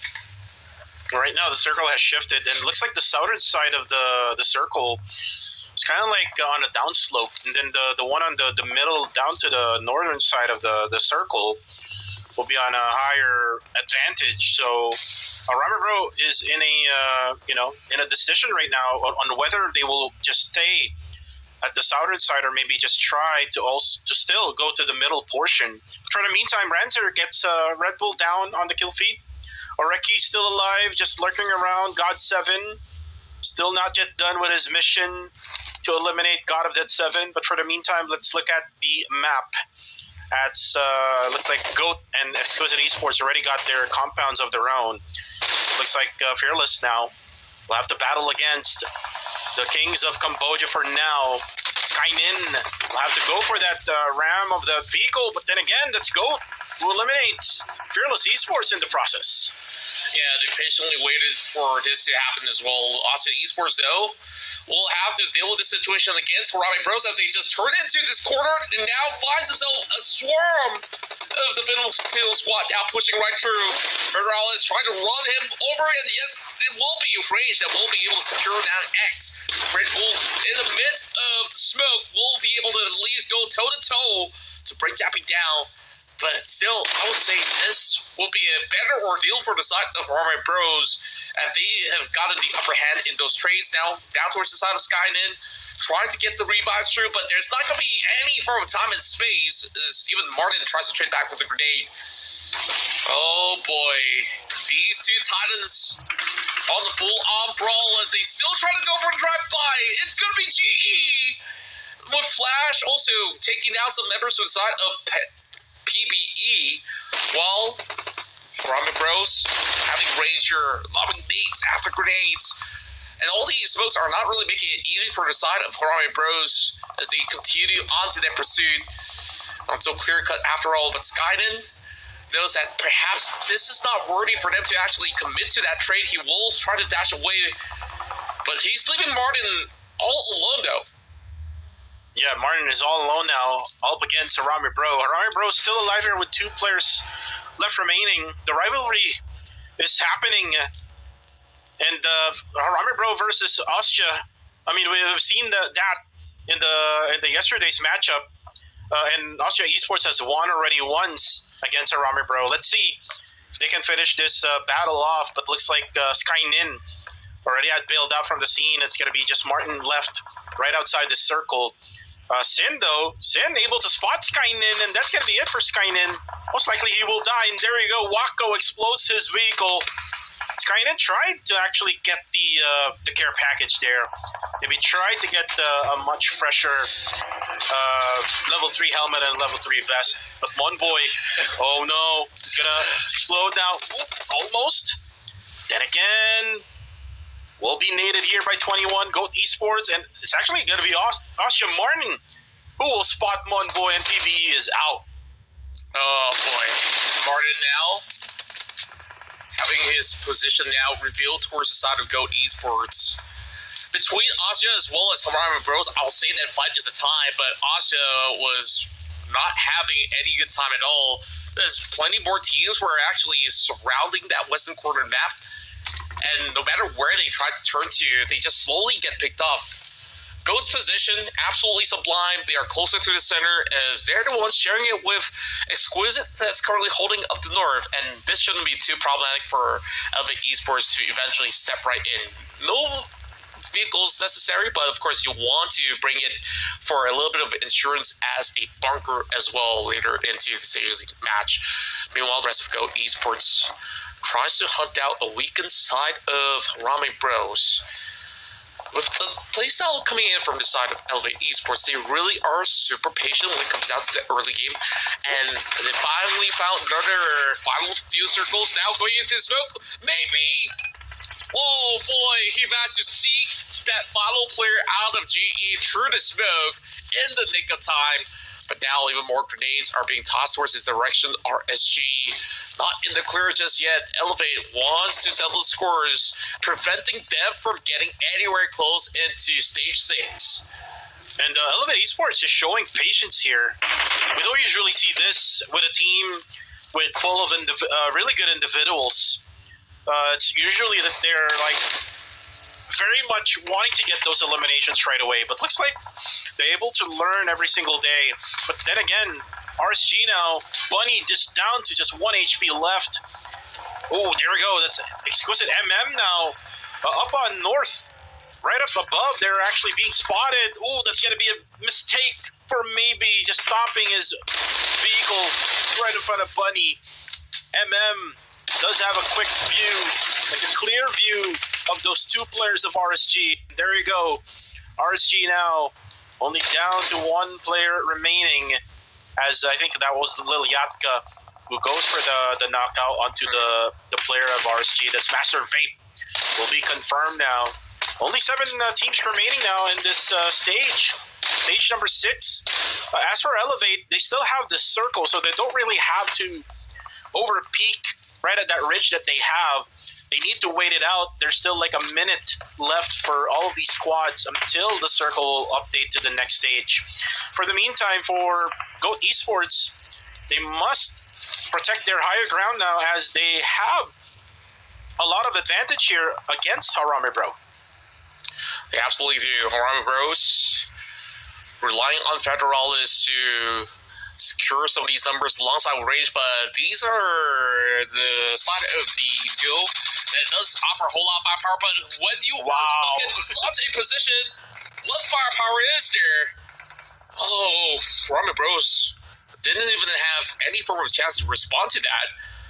But what a sight for those members coming from GOAT Esports. Now they do rack a total of 6 points on the block. And you know, a team that has massively improved in this matchup has got to be FVE, as well as some of the members of Sid Esports, as they definitely took it really slowly in the mix of this round. Now, a little bit of standstill, but it won't last for too long, as Claire hoping to eventually seek out the rest of these players that have been occupying the top side of the hill. But he won't really have to commit because the circle pulls back towards the south side. This is Elevate's Esports game to actually play out for a chicken dinner. Yes, indeed. I would agree with you on that, Contra. Right now, looks like they're able to control the whole south side of the circle. Though we see Areki. Just be quiet, boy. He's able to see the players of Exquisite. MM down to just very low HP. Super Pickles hasn't really seen yet Areki. This is the man who cannot be moved at all. Now the nade coming from the other side. This is coming from Sin, and the Sin not see this? Areki doesn't have any much grass on him. Coca-Cola knocks down Migs on the kill feed. Looks like Elevate Esports. Oh, looks like it's actually MM who pushed in, but eventually get taken down. And there we go, Areki finally showed his presence. But then again, he was able to get the elimination. Now, Sid Esports and Exquisite Esports rather, who got eliminated. Wako goes down as well. Areki, it doesn't need any more first aids. Oh boy.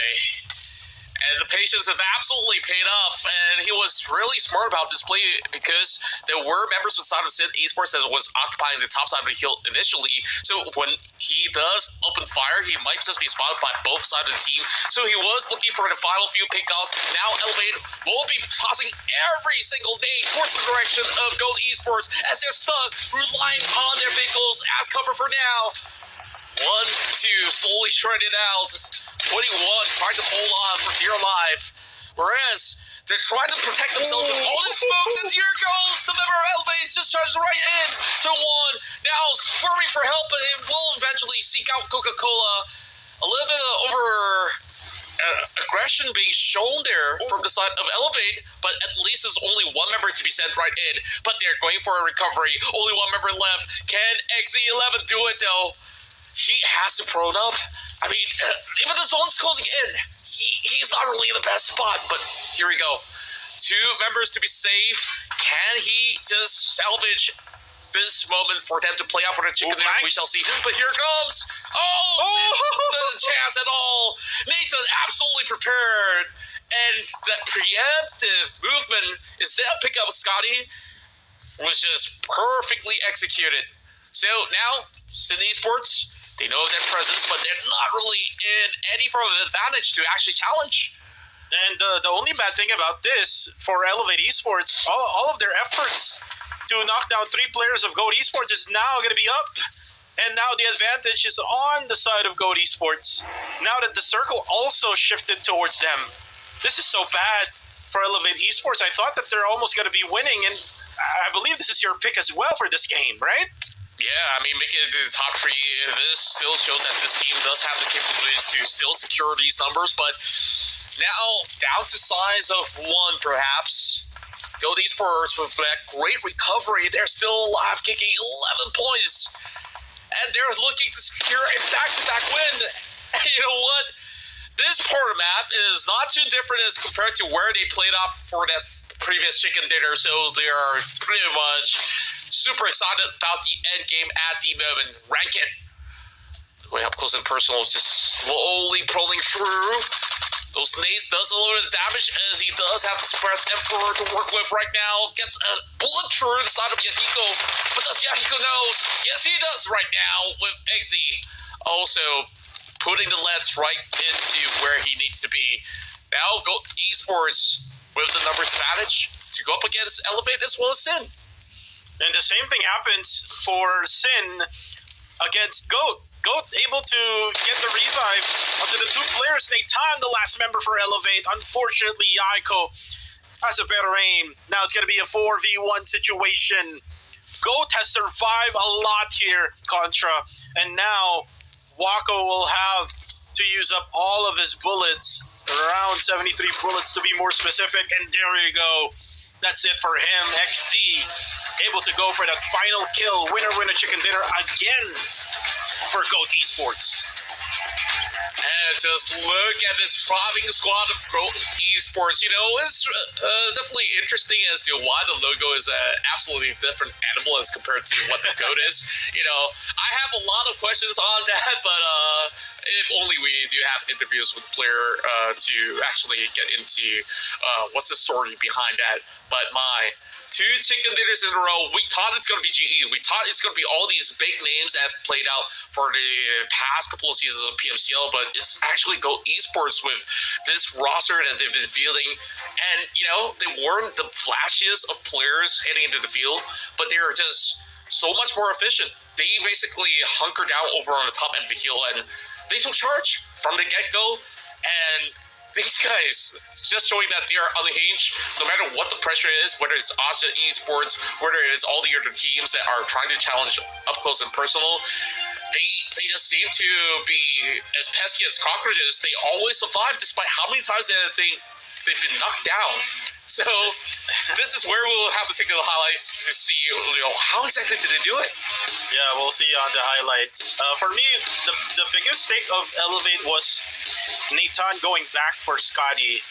I think the right call there was to just go in and push in. They're all pressured for GOAT Esports. GOAT already had like 3 players knocked down. There's only one more player left. Coca-Cola and I think Claire already dealt a ton of damage onto GOAT Esports. But eventually Nathan went for that revive. And then going for that revive didn't really help them because the circle has shifted over towards GOAT Esports, right? So that's really, you know, sad for Elevate Esports. Another chicken dinner taken away from them. And it's the second time around because if you remember, match number 2, it's between these 2 squads, GOAT and Elevate, as Lilyatka will get the MVP for this matchup. Yeah, I've been keeping my eyes on Lilyatka since yesterday. He's always had that high impact, even without as many as elimination points as compared to today. Today, he shines the brightest with 6 more added to the block. And we've seen him playing so many seasons, and this veteran, once again, proving that he is still one of the best players out there in the field here in the PMCL. So with that, well, I definitely want to take a look at where Goat Esports is currently positioned because they were somewhere around top 6 or so of that chicken dinner previously. So now it could even be possible that they either find themselves in third or even second. Yeah, and then again for this squad, this squad in the previous season is called MFG Esports. So if you remember MFG Esports, now rebranded to Goat Esports, they're still the same squad with a lot more higher firepower now. Look at them, 14 eliminations in this game. A lot of improvement coming from this team from yesterday's matchup to today's matchup, with also 2,000 or 2,100 of damage here being dealt by Goat Esports. But again, for Elevate, there's like 2 games that you almost got the winner with a chicken dinner. How long can you wait for like that chicken dinner in Erangel? There's still one more left though for them to try. As for Sin, I'm not sure how their gameplay works. Like the push coming from Blanks was like too risky in my opinion. Yeah, it definitely is very, very risky. And I guess just like a lot of all the other teams that started in the northern side, they were just really squeezing through the edges and somehow have been able to just create a good line of fire to slowly take out teams one after another.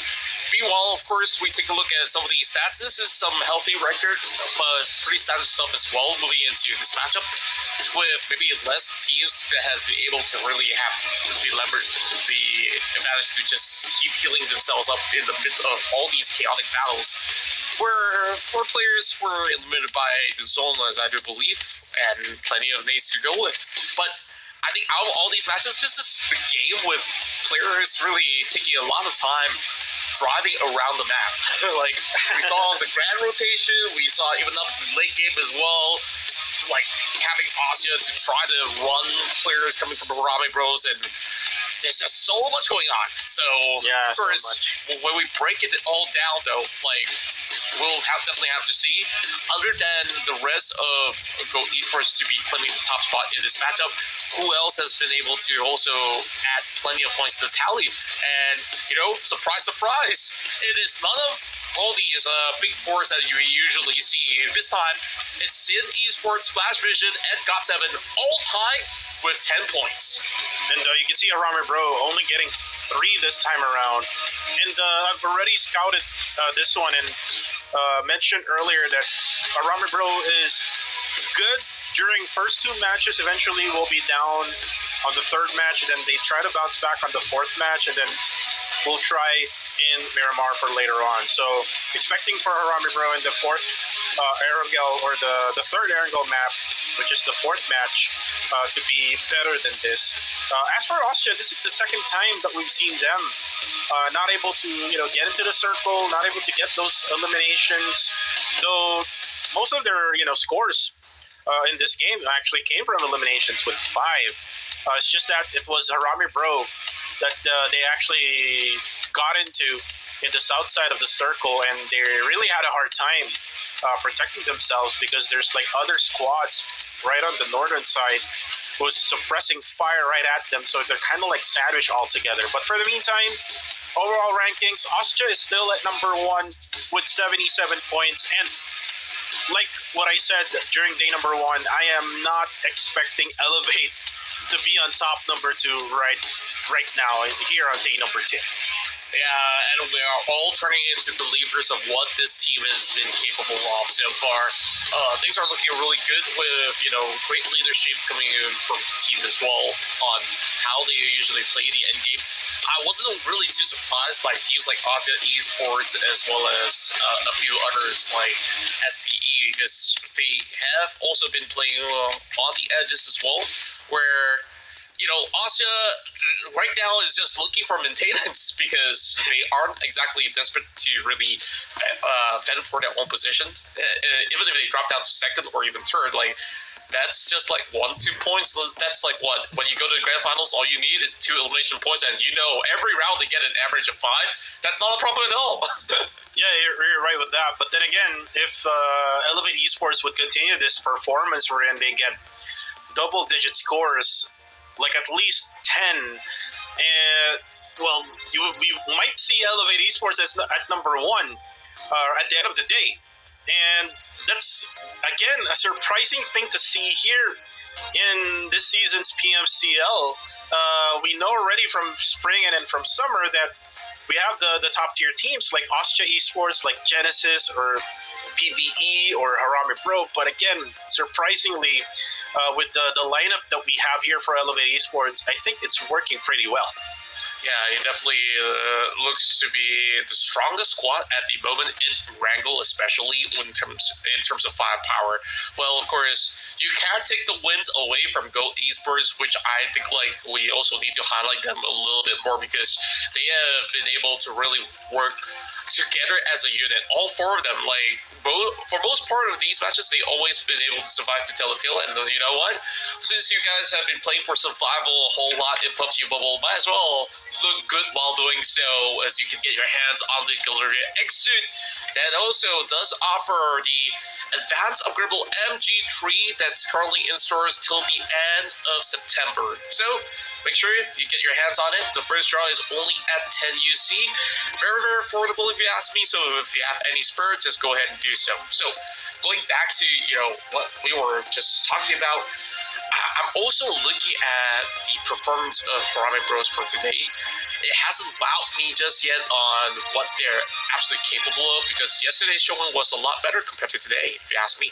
Yeah, you're right with that. Though, I mean, for day number 2, like for today, they're able to get those points coming from elimination. So I think they're trying to add those elimination points for day number 2. They're not really focused on. I mean, part of the game plan that Harare Bro have is to get the winner chicken dinner. But looks like they're trying to gel well together with Rig now that Rig is in the lineup. Federalis just trying to be a lot more comfortable with Rig on it. We are seeing Jappy actually getting the frags in match number 2. So as for Harame Bro, I think it will just take a little bit more time for them to show their true presence, their true form. Before we talk about that, let's talk about our prediction for match number 4. I picked PBE. I think it's time for PBE to get their winner chicken dinner. Yesterday they actually got their winner chicken dinner in match number 4, and I think they have the same momentum coming in match number 4. Yeah, I would also point out what you've mentioned about Harame Bros, right? They have been going more on their fragging power, but then again, they weren't exactly in the best position, despite them lasting quite late into the midst of the battle, where you saw the last scene of Harame Bros was just Federalis as well as Rage pretty much stuck on that low ground that got punished by the eventual victors themselves. So maybe if they do have better spacing to work with and maybe not wrapped around the edges, they might actually go back into that central location of play, which they definitely work so much better on when they have teams running at them than them running into teams. So looking at the rest of the votes as well, I love that, from the Tagalog stream, we do also have double votes coming in from Harame Bros and double votes for Austria Esports as well, from both Sammy as well as Stalker. Actually, for Big Daddy, I'm not sure why Kill Enemy is there. Kill Enemy is not playing today, right? So maybe he was thinking of Kill Enemy here for match number 4, but Kill Enemy is not playing together with Yangon Galacticos, Dread, and Strangers Esports. As for Austria, we thought that Austria's time was last match. So if it's not last match, then most likely it will be this match in match number 4. So I think that's why Stalker and Sammy is picking Austria still for match number 4. As for Harame Bros, again, they're just waiting for them to wake up, waiting for them to get that winner chicken dinner. I still don't think that the Harame Bro will get the winner chicken dinner this time around, because I think they're going for chemistry when it comes to getting those elimination points. That's what I'm seeing when it comes to their gameplay as of the moment. That's right, and then of course, taking a look into how things have been progressing so far for some of all these squads that are playing throughout the course of this evening. Even Genesis Esports today hasn't been the best of runs, but still upkeeping to their own standards, at least like 4 or 5 points per round, just to hold on to their position right now. But all these other teams, especially now, Go Esports on the push with that double chicken dinner. It has definitely shaken things up a whole lot more. So I am definitely wondering, like, if they actually feel that form of pressure, because it's still relatively early. End of the day, this whole league stage is still going to be a marathon to see who really acquires maximum bonus points heading into the grand final. So what I do like is that when it comes down to this brand new season, we got so many brand new stuff, as well as this graphic on your screen where you can scan that QR code and vote for your favorite team, as well as who you think will be MVP of the season. So, Cuckoo, I'll let you choose, right? If you only have one option for the MVP, who do you want it to be? I would love to see Federalis still get the MVP. I would love him to, be the dominant individual right at our region here in PMCL, because I think he still has a lot to prove, especially during the world stage. I think he kind of went down when it comes to his performance. Jappy was able, well, actually it was not Jappy, but Emas was able to, get a lot more highlights compared to Federalis during the PMWC. So I think Federalis needs to prove a lot more here in the PMCL fall. So I would still pick on Federalis to be the MVP, or maybe even the rising star. So still not yet done for him. There's still this one PMCL, and then if they manage to get the slot for PMGC, they will still have to play in PMGC. But actually, someone in the comment section was asking how to vote. This is how you actually vote. Yeah, right, you have to scan the QR code. Yeah, scan the QR code right just down below of Contra, and then you'll have the option for you to pick and choose on which team. Right now, the current hot team is GOAT Esports. They've won already 2 consecutive winner chicken dinners. So why not vote for GOAT, and might as well you'll be the ones to guess it correctly, right? Mm-hmm. And what are the possibilities of them getting a triple chicken dinner? I think back in the past, teams like GE, teams like Harame Bros, they've been able to pull off these form of highs and leave just about breadcrumbs for the rest of the other squads that's in the lobby. Something really feels a little bit missing when it comes down to some of the matches in Wrangle. But that's also because, without some of the players coming in from Group B, or should I say the group that's currently not playing for today, we are starting to miss, the presence of Yangon Galacticos that have been always so lethal in this matchup, and it really feels like, the early game now might have needed a little bit of that spice, and I guess this is where we'll see if things are going to be even spicier in the final Irregular match of today. Wait, there's actually still one more, am I right? Oh, this is the last Erangel match. After this, it's going to be 2 more Miramar maps to end the day. But before we end the day, let's finish first our last Erangel map. And we've seen the domination of Elevate and GOAT out of the first 2 Erangel maps. Let's see if they will do the same thing now, as the flight path comes from South George until south of Lepota, just on the northern side of Delta Power. This is going to be good for Sin Esports as they drop at Delta. Most likely, Genesis Esports will drop at Rosa, but let's see if they will think about Novo. There we go. They will drop out at Rosa. The question is now, we haven't really gotten Ace of Snuff, the circle. Maybe this is the time for that circle to pop out, right? Mm-hmm. Could be good for them if it does happen, but I don't think that the lords of PUBG Mobile has been that kind for things to be delivered directly smack dab in the center. But, we could be wrong, we could be right. No matter what, these teams here are definitely here to put on another great showing for all you audience out there. Hit that like as well, subscribe, as we offer you a whole lot more. This is pretty much in the central. Very, very neutral for everybody to play this one out, especially with, we've mentioned about all the Western teams that will have to cut against each other. I don't know if this is going to be another big chance for God7 to actually farm these numbers, because from the looks of it, at least Team Max is going to be passing through these areas of prison eventually. And while you were saying that, Mitchie already died of Playbook Esports. I'm not sure, though, who took out Mitchie, but it's probably Genesis Esports or Flash Vision Esports, just right around the corners of school apartments. So we're now down to only just 63 players on this lobby. This circle is going to be for Harami Bro. If the circle would, stick with Pachinki, we haven't seen much of a Pachinki circle. Even in the last season, we didn't really see much. So let's see if that circle will be happening. Looks like the Harami Bros are focused on getting the vehicles first, and then eventually we'll just go for the loots. A hot drop again, right at Severny. It's TTQ versus Good Game Esports. And we've seen the results earlier. TTQ got eliminated by GG, and there was only one player of GG who got eliminated there. That's right.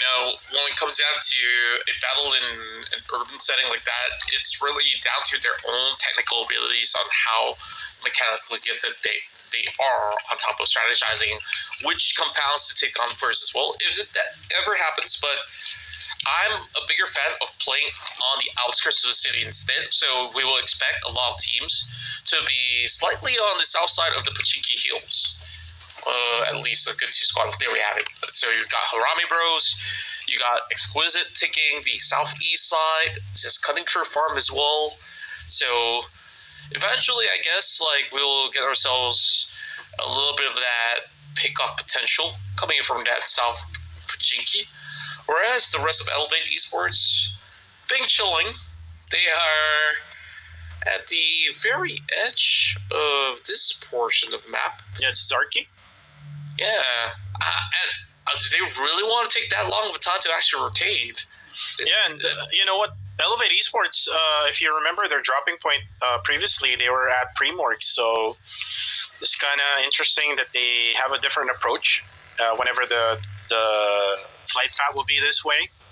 So it's going to be a long rotation from the northwestern side of the whole map going into the circle. So most likely they're going to be planning into getting onto the northern side, I think, or maybe at the western side. Oh, there we go. Master Toki will get hit. It's going to be Exquisite Esports, but it's only Super Pickles who's right over here. So you might be overrun by the 4 players of Flash Vision Esports. Oh, nice. Perfect toss right there. Instant connection the moment it just lands on the ground. Super Pickles now will be greeted by a few more members out there, but Yue is already ensuring that they secure this point. Toki's just by the corner of the wall. Flash Vision, they're pretty much in a predicament on how they're supposed to get out of this one alive. The rest of Exquisite Esports hoping to slowly set this one up. But it is a white split that they're having right now. It's only Master Toki stepping out of his boundaries. So Master Rix as well as Kurukuru. We'll see if they're gonna try to finish off that fallen member instead than to go in for a revive, because turning out in the open is not gonna be a go zone for the rest of them dealing with Exquisite Esports. But so far only 2 casualties. One from the side of FV, another one from the side of PBE. Super Pickles now climbs over on top side, dropping in those Molotovs as this place is about to burn down. Where the rest of Exclusive Esports now fancying a push over on the back of the shack, or should I even say a little bit of a long farmhouse. Greggy, you might have actually seen every one of these members of Exquisite Esports. Those nades are looking pretty good, but easily being dodged from the side of Yue. Surprisingly, they're not going to be able to find anything over the top floor as the rest of Flash Vision does move towards the lower end of the side, and then eventually clips over on the Master Rigs. So this is nice. where we will have chaos erupt with that full push coming in from the side of Exquisite Esports. Now trying to actually see whoever else that's currently inside of Compound, and that's a full clean wipe, leaving only Kurukuru on the outskirts. 3 members down, all because of those nades coming from Exquisite Esports, just right on point. Looks like they've used most of their utilities already, so now it's all up to Kurukuru. Only has a UMP, doesn't have a shotgun, so it's going to be bad for Flash Vision Esports. They will get eliminated early here.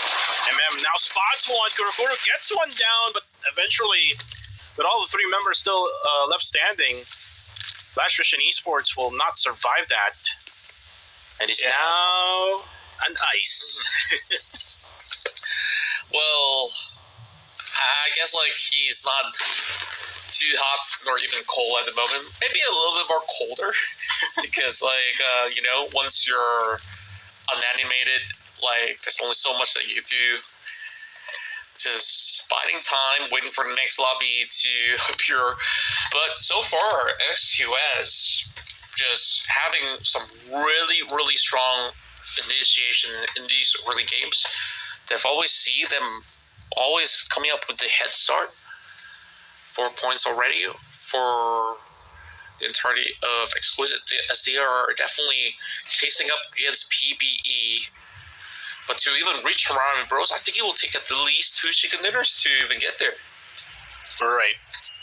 And now you can see Austria Esports on a split here, right around the western side of Gatka. RTC, the other Singaporean team, looks like they're going to go up against God7. Looks like a more chilly. He sees the vehicle, so he's going to be thinking that there will be someone right inside the houses here.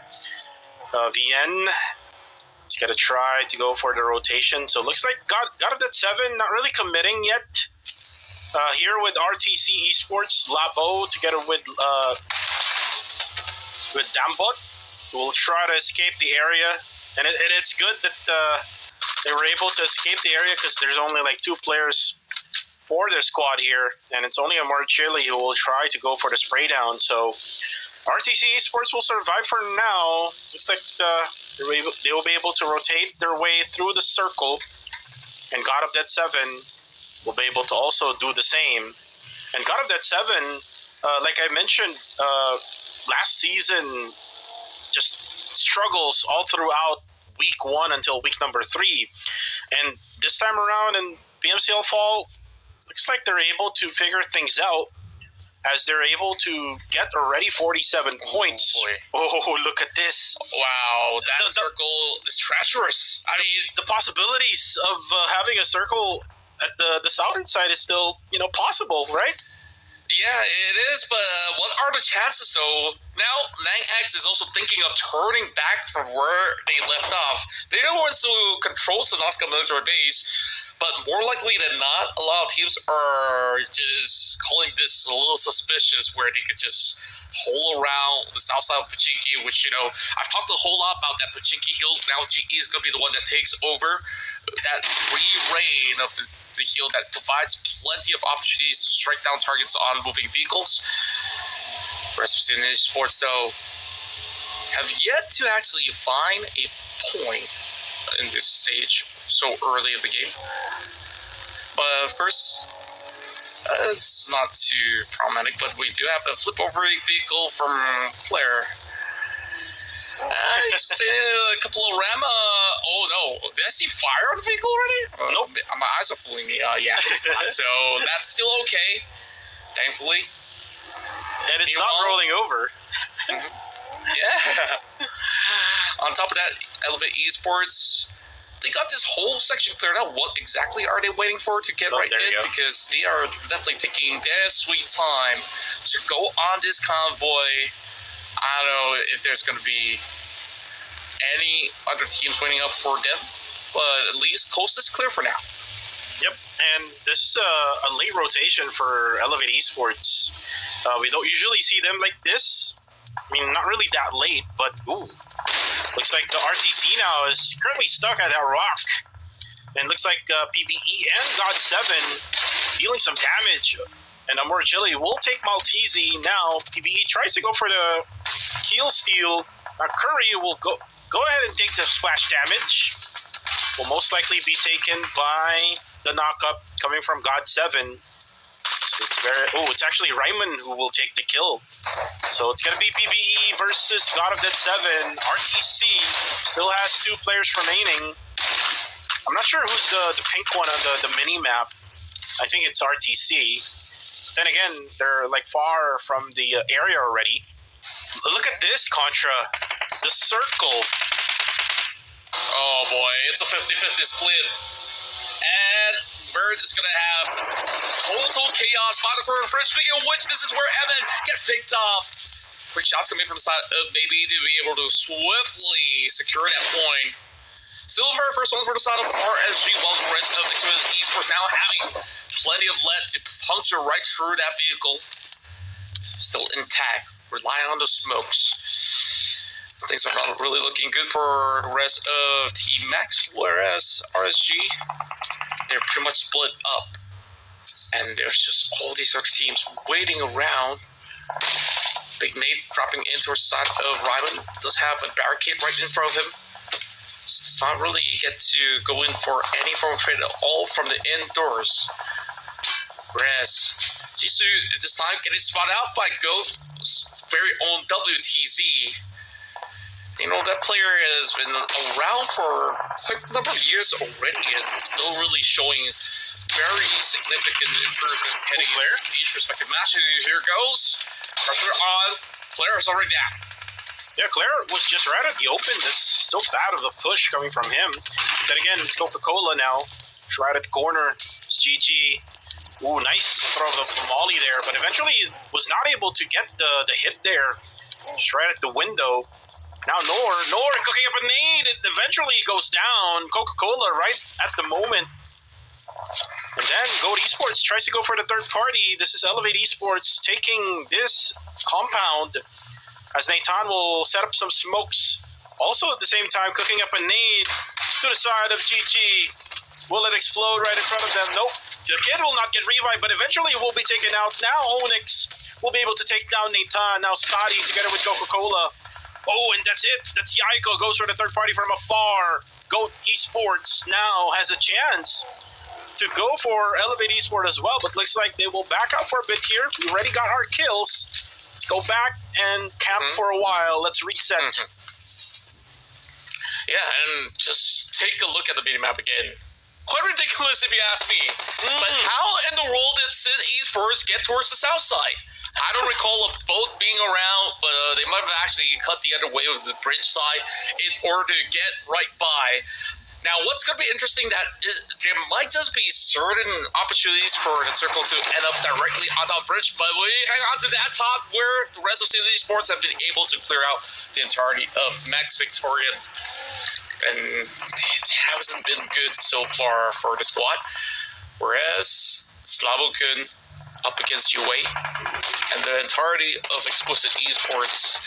And some people call this the House of Eight or so, with plenty of compounds to play over onto that South Shoreline. We call it differently in the PH broadcast.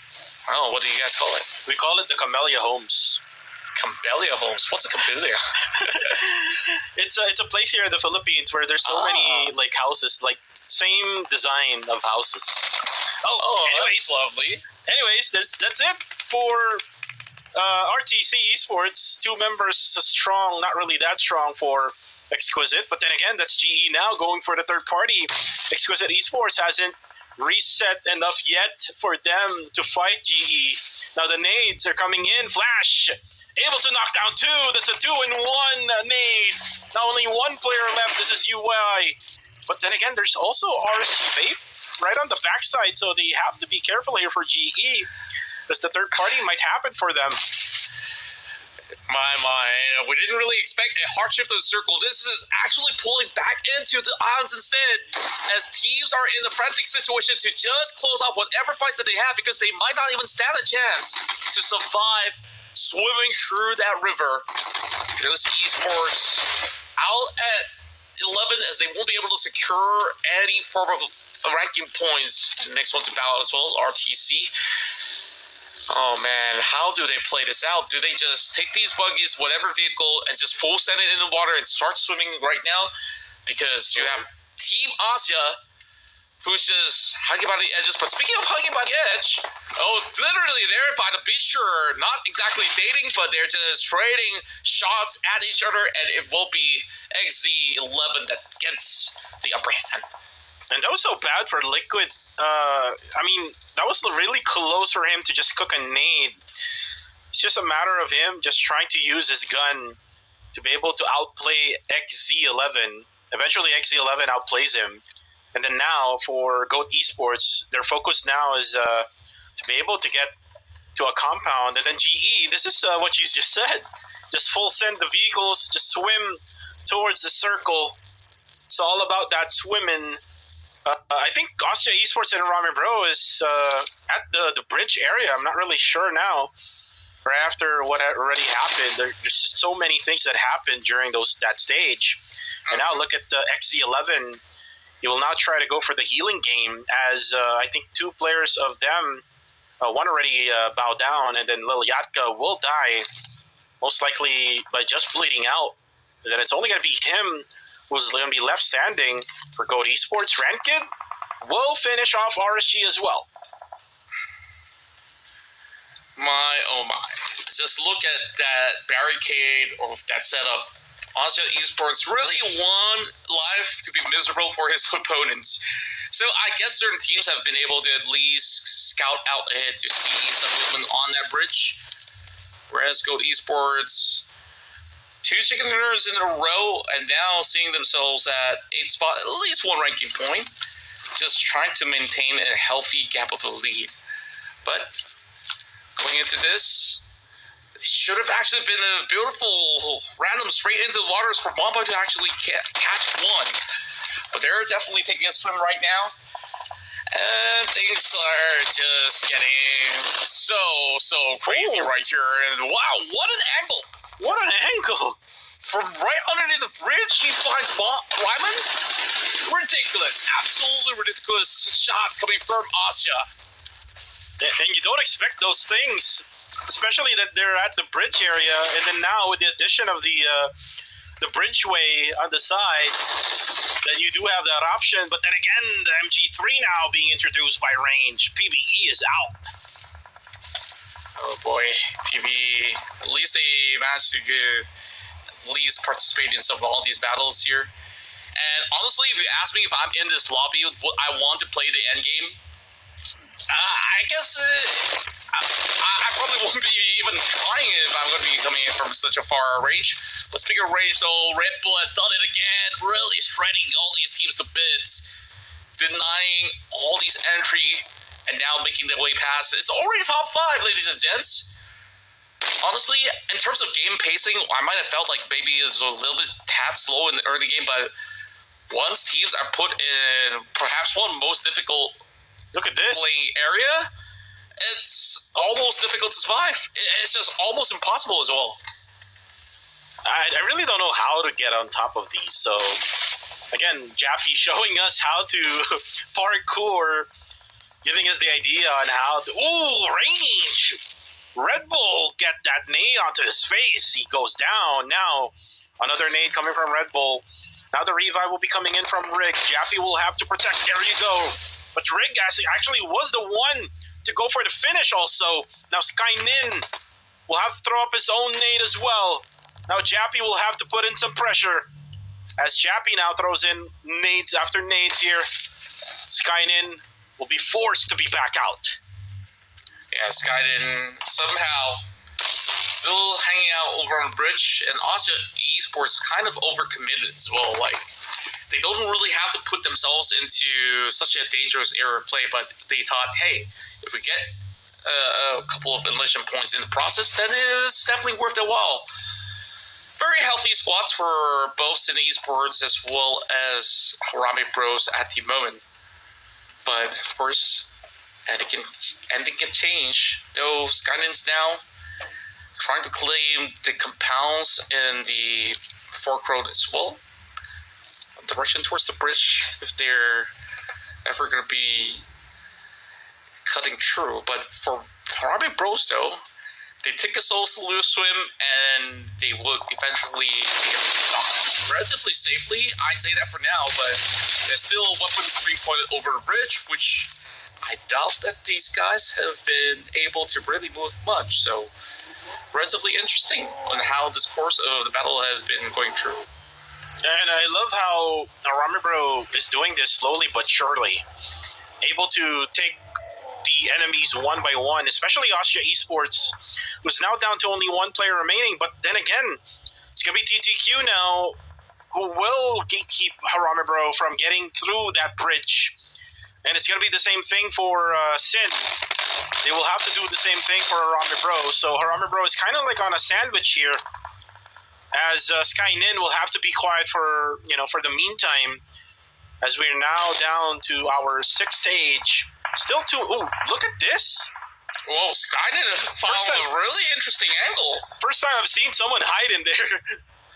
I really feel like the members of Austria's really know all these secret strats through the bridges just to even play defensively as well. So he can just wait out for all these other players coming from Harami Bros as well as TTQ to eventually wrap up this fight. TTQ definitely has the advantage of positions for the time being. Makes just doing some eagle-eye check over the top side, knowing that coast. But here comes the trade. Suki trying to land those iron sight shot of the AKM. Suki also does have the M4 as a secondary as well. Most often than not, we've seen players opt for the same category of weaponry to not really worry about spending too much more time building up two different types of weapons. I mean, you can still get two different types of weapons, but at least the bullet space, you can actually save some. And Jappy just doing some risky plays out there in order for him to be able to save range. Range is currently down right now. Most likely will get revived now. But all the smokes now rig. I think I was thinking about just going through the waters instead of just going onto the sides of the bridge. And Rig already thought of that now. Has all his eyes onto KH. But he cannot really just show up right away. You just have to wait for his teammates to go through with Jappy. Just right out in the open. No more smokes for him. Now KH will be able to eliminate Jappy off the map. Now Rig will have the time here to be able to go for the push. Now KH will have to back up because Rig is already very close. Ooh, the nade actually almost knocked him down. Splash damage. Another nade here coming from Rig. Will that one connect? Nope. Just too short of that nade. Yeah, it's just a little bit shy. I mean, there's only so much range that you can cover coming with those nades coming from that angle. Rest of Sin Esports love the way that they've been able to play through the south as well. And this is where, all these players will have to get closer and closer towards this corner of the bridge. Sin Esports very cautious as he goes towards the foothill. And with the random toss of grenade, I don't know if it's wise to really just expend all these resources without even having clear vision at all. Because that could have actually been used as a takedown. Skynet's going to do what he does best. Wait it out. Yep. Since they don't have enough members to actually play with. But still, going into this scenario, Army Rose still trying to cut right through. Or should I say they're already on the other side. Blocko playing through to the roofs, while still has pretty much the whole squad that could easily hold up over onto the northern section. Some of the key area of play are the compounds, but this is already slowly being devoured off by the blue, so that leaves probably a little bit more of the teams to be able to just sweep by for now. Now, take a look at this rest of Austria Esports. What more can Skyning offer though? By now, he's just trying to play for top 2 at best. Yep. But Austria, despite what it was from what we saw, all these fights and altercation, they did decently so far. with a total of 5 points, and now it seems like the rest of the Sin members are just gonna take it one step at a time. And Skynet already providing his presence. Rig got spotted there, and now they know where he is. I mean, as for the Rammer Bros team, but eventually for the others, they don't really know yet where Skynet is. How do you even get there, Contra? How did Skynet able to get through there? I mean, I think there's no way unless he was able to parkour from that ridge. He just climbed through the railings, and there might just be a slight gap that you could actually hold through, perhaps. Maybe if there's going to be a replay of that scene, we will definitely know how to figure out. And that's a good way of hiding, right? It is, but if they go back and look at the VODs and know that, us esports members are doing this, then everybody will follow suit. If we see, a bridge ending once again, I still call this a bridge ending because, you see, no covers for everybody out there, just relying on grenades.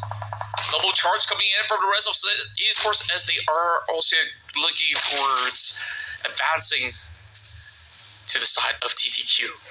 But TTQ only receives chip damage, not confirmed knock. This is going to take forever. I mean, thankfully, we're already getting ourselves into stage 9 because it's a standstill. Somebody's got to break the lock here, or bring keys, ladies and gents. So here we are. I think that Federalis now has been spotted. Stunning. But there we go. I found him. Yeah, he got spotted already there. And that's it for Skynin. The hide and seek is over. Now the fun and games will be happening now. As Federalis spots Mig's former teammates from West Point Mamba. Now he finishes him off. Now with Sin losing 1, this gives TTQ a fair advantage against Sin Esports. Now Rammer Bro, not sure if they have the circle here. Looks like Sin still has the most of the circle. So TTQ will be forced to overcommit over towards Rankid and Wako, wherein Blanks will have to defend the 2 Rammer Bro players, or it might be that Range and Federalis will have to go push towards TTQ. That could be a very strong possibility. But TTQ, they're just going to slowly slide through the side, and he heard those footsteps. I believe it might just be a glance coming from Federalis as he immediately cooks up a grenade. He knows he's very close by. Now into the push. Smokes have already been set up, and a beautiful headshot connects towards the side of Federalis. Meanwhile, Cage drops another grenade. Rage soaking it up. This is not going to be easy at all for Rage to go in for recovery, but he just straight back. Oh, one play that was coming for Harame Bros, and now it will continue on with City Esports going in as they are like vultures looking upon their prey right down below. Ray's now being sent right in. The rest of TDQ being weakened up as well. Hit just limping by. Information being gathered there, but the rest of these teams that have suffered casualties in the midst of the battle are just finding it tough to really go on a full all-out warfare. Whereas for the side of Sydney Esports, well, remember he knocked down, not too shabby after all, but Match also finds Sizzy in the process. Nice, and there you go. It's now 1 versus potentially 3 with one final member from Harame Bros to see if he can pull off a miracle. Well, let's see if Range can pull up a 2v1. I mean, he could try to just stay downstairs and maybe try to go for the healing game with 3 first aids left on him. Rankid looks like he's getting impatient. Rankid with S12K together with Wako. Wako doesn't have any HP left. He just got revived by his teammate, but then again, that's Rankid who will shotgun Range to the face and win already chicken dinner for Sin Esports. And there you have it, a victor out of Group E on their first day in action, celebrating a massive win. And this is by far the hardest Erangel matchup to be played out. Like, who would have thought that of all places? Yeah, we thought, there are slight chances that it goes back into the island. And when it does, it wasn't exactly military base. It wasn't all the way down the south side of the ports or anything like that. By the bridge, like, there's absolutely no cover. You saw how many teams were struggling to even make it past the bridge with Austria's presence, and only members of Harami Bros have been able to just sneak right through, catch that final member, and then, just by doing so, Harami Bros now finds himself a top 2 finish again. So, my predictions are always like either one step lead or just, them just getting second. But the second place streak continues for me. And I almost thought that Austria Esports will get the winner chicken dinner for this game, knowing that they dropped at Subsnapta Island.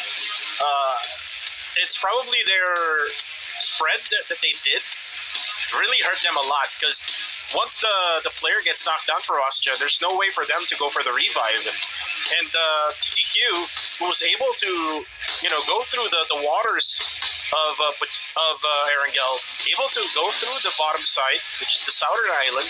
Same goes with Sin Esports. They were able to hard rotate all the way to the right-hand side bridge to the southern side of the zone, and it actually surprised Team Max together with Austria Esports, and Austria was just way too occupied with the Harami Bro, as the MVP of this match is Rankid of Sin Esports. A total of 5 eliminations. This man is doing it for the squad right now.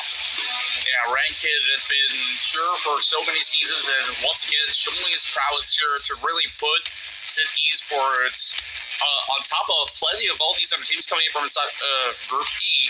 And probably when it comes down to standings, we will still see the rest of these squads to be above them, because they've only played a total of about 4 matches by now, as compared to close to 12 for the other players that have been playing since yesterday. So it's still an incredible showing, regardless of the circumstances that we saw. I would have actually expected a lot more players to be waiting to fish out some of all these swimmers in the water, but apparently that wasn't exactly the case of what really went on throughout the course of the matchup. But interesting maneuvers, though. We saw what some of all these players tried to do, hiding right underneath the bridge to really put up a very solid defense. But City Esports, they will now break that form of a winning streak as well from Go Esports. And Sin Esports just played today, and they're able to get a chicken dinner already, so that's good to see. That Rankid and the gang of Sin is now playing well. They're not able to get the circle, but they're finding ways. If you noticed, during the previous match, they went from Mill to Power all the way to the northern side. They tried their best, but eventually bowed down to the other teams. And then this time around, since the circle went downwards, they were able to rotate all the way to the right-hand side bridge, down onto the south side, and no one actually really thought that the circle will go down. Everyone else was on the northern side, so this is just right timing for Sin Esports to be able to get their own winner chicken dinner right at the last Erangel map as well. And now that we're going to be moving in to Miramar, I know for sure that Rankid and the rest of Sin Esports is also good playing in that map. Yeah, it's really about the early bird gets the worm right here in this scenario, right? And some of the other teams were pretty much like firms trying to actually arrive to this scenario, as we only see about 58 eliminations, which is still a decent number considering the fact that it went all the way down to Sinasco military base. Decent number of hit shots as well, and we saw perhaps one of the higher purple usage as compared to the past round of Durango. And, there were certain instances where, players have definitely went for airdrops in some of these games of Durango that has been played out. Sometimes in the late game, it is an absolute bait, but, sometimes you just can't help yourself for a quick restock as well. So, 2 crates not too shabby. On top of that, I think every other stuff that we do see on screen is pretty much close to standard. But, wow. An island ending that we did not expect at all will find some of these players plenty of points to book out with. City Esports with a total of 17 points with Chicken Dinner, as it ties alongside with Harami Bros with the number, while the rest of GE as well as Team Q is still within the top 5 ratio with Asia screened at 9 points onto this match. So other than that, I guess like the second Asia overall to the right side of the screen, they were probably less involved or have taken up some fights relatively early, and some of these teams like GOT7 GG as well as 5, from PC as well as Max, it's really down to those rotations as well, where it wasn't exactly the most efficient that we've seen coming from some of them. So now things are going to get pretty much more interesting as we are getting ourselves ready for Miramar. But let's take a look at the overall standings. Asia still holding on to number 1, but the gap has been narrowed down to only 4 points of difference between them and also Harami Bros. And look at the scores of Harami Bro. No winner Chicken Dinner. They're on top, number 2. This is the beauty of having this type of point system. Elimination points for me is much more important now compared to before. Now that Harami Bro is able to collect all of those elimination points, I think it's now time for them to be able to get a chicken dinner of their own. The only question is Miramar right now, because if you remember from yesterday, Contra, they were eliminated early on both Miramar maps. Yeah, this is definitely a cause of concern for some of the players of Harami Bros, but healthy amount of points has been gathered from the team to be able to at least keep themselves steady in these upcoming matchups, or perhaps Harami Bros might have actually found that formula to take on Miramar later. But that's a very long drawn out fight, which as considering the spaces, teams have definitely done a good job to try to stay afloat for the most of the portion of the battle. So with that being said, I believe that we're getting the Miramar lobbies ready before we hit into the final 2 rounds. So I don't know what to feel about it. I felt like I got cheated. I mean, the players definitely will feel it too, because everyone was thinking, oh, it has to be fair here, right? Oh, it could be somewhere around the hills of Pujinki. No. I would say half of the population would dead wrong.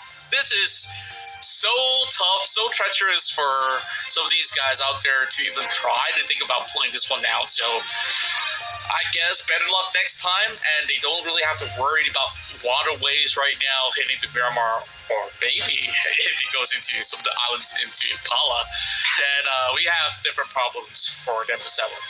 I think I only saw it once, and it was on a classic game when I played in Pubg Mobile. We were like one of the last squads playing in the 2 islands right beside Impala. So in tournament gameplay, I haven't really seen yet wherein we see the circle there. But anyways, we're going to be preparing for match number 5 and 6. We're going to be going on a really short break here. We'll see you on the next one.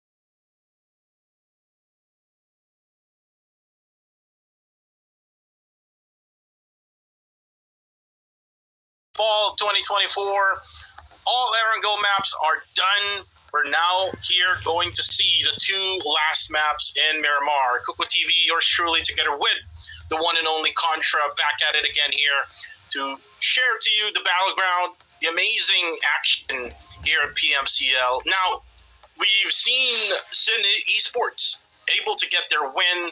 We've seen GOAT Esports able to get 2 consecutive winner chicken dinners. Arami Bro hasn't really won yet, but they're now in top number 2. So what's the secret behind Arami Bro's success? Well, it's really about their battle prowess as well on how they've been efficiently picking teams off in the midst of rotations, as well as all these early games as well. So I think like that's where things have worked best for them, which is why they've been able to thrive so much in a map like Santa, which we see earlier today, despite coming very close to actually win it.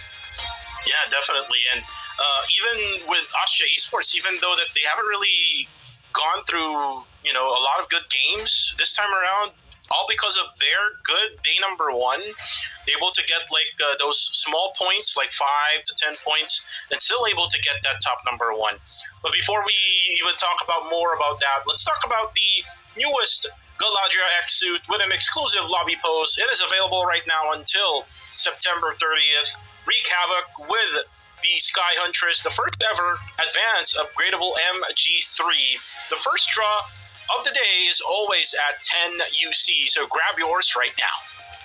That's right, and it looks absolutely stunning. On the other broadcast that we had with, I believe I was spending time with Sir Cloud, we also still have this promo, and we were kind of in awe with, the apps running, and it looks absolutely pretty. You definitely want to get your hands on it. I've always had messy hair throughout the course of this evening because these matches today in Iraqi looks chaotic to me for some reason. Fights were taking place onto really odd terrains or even certain spots where certain teams might not be eager to fight, but somehow they fight anyways because of the nature of the tournament. But it's a time for a change of scene because we are going into Miramar. Ooh. And it's also where we are finally on the same page, Cuckoo. Wow. And you know what? It's the PH broadcast as well, so we're having some type of same thoughts here in the English broadcast. Genesis Esports is going to be the ones who might win, in our opinion, Contra and I. Well, I mean, we've seen it from yesterday. Genesis Esports really smart with getting those higher ground advantage over the other teams, and it's a big possibility that they will do the same thing. They will focus on getting those high ground advantage, especially if the circle would go right around on top of Pecado, or maybe even sometimes nearby Monte Nuevo, or right on the western side of El Pozo. But it's good to see that the PH broadcast as well is together going for Exquisite Esports. What do you think of this pick? Well, Exquisite so far has been keeping up in terms of their pacing, just getting, a couple of points here and there within these span of rounds, but hasn't really have made significant remarks into, a consistent top 3 or top 4 for the course of today as far as I can remember. So a little sign of struggle in Wrangle, but when it comes down to open space of playing field as well as terrains, they definitely do look good, which is why I think that even from yesterday, it's been great. So if you guys have different opinions, tell us below. Scan and vote for your favorite team, where you can also get a vote on who is the rising star of the tournament. Out of these players in Miramar, who do you think is the best player that you've seen in the PMCL to play this map? Well, I would say Red Bull for Austria Esports. Red Bull has been really showing up good in Miramar, basing it off from the last performance and then going into this one. But anyways, we're going to be starting now. It's going to be a quick start here for Miramar. We want to end this day right away, but eventually we have to first see the players play in the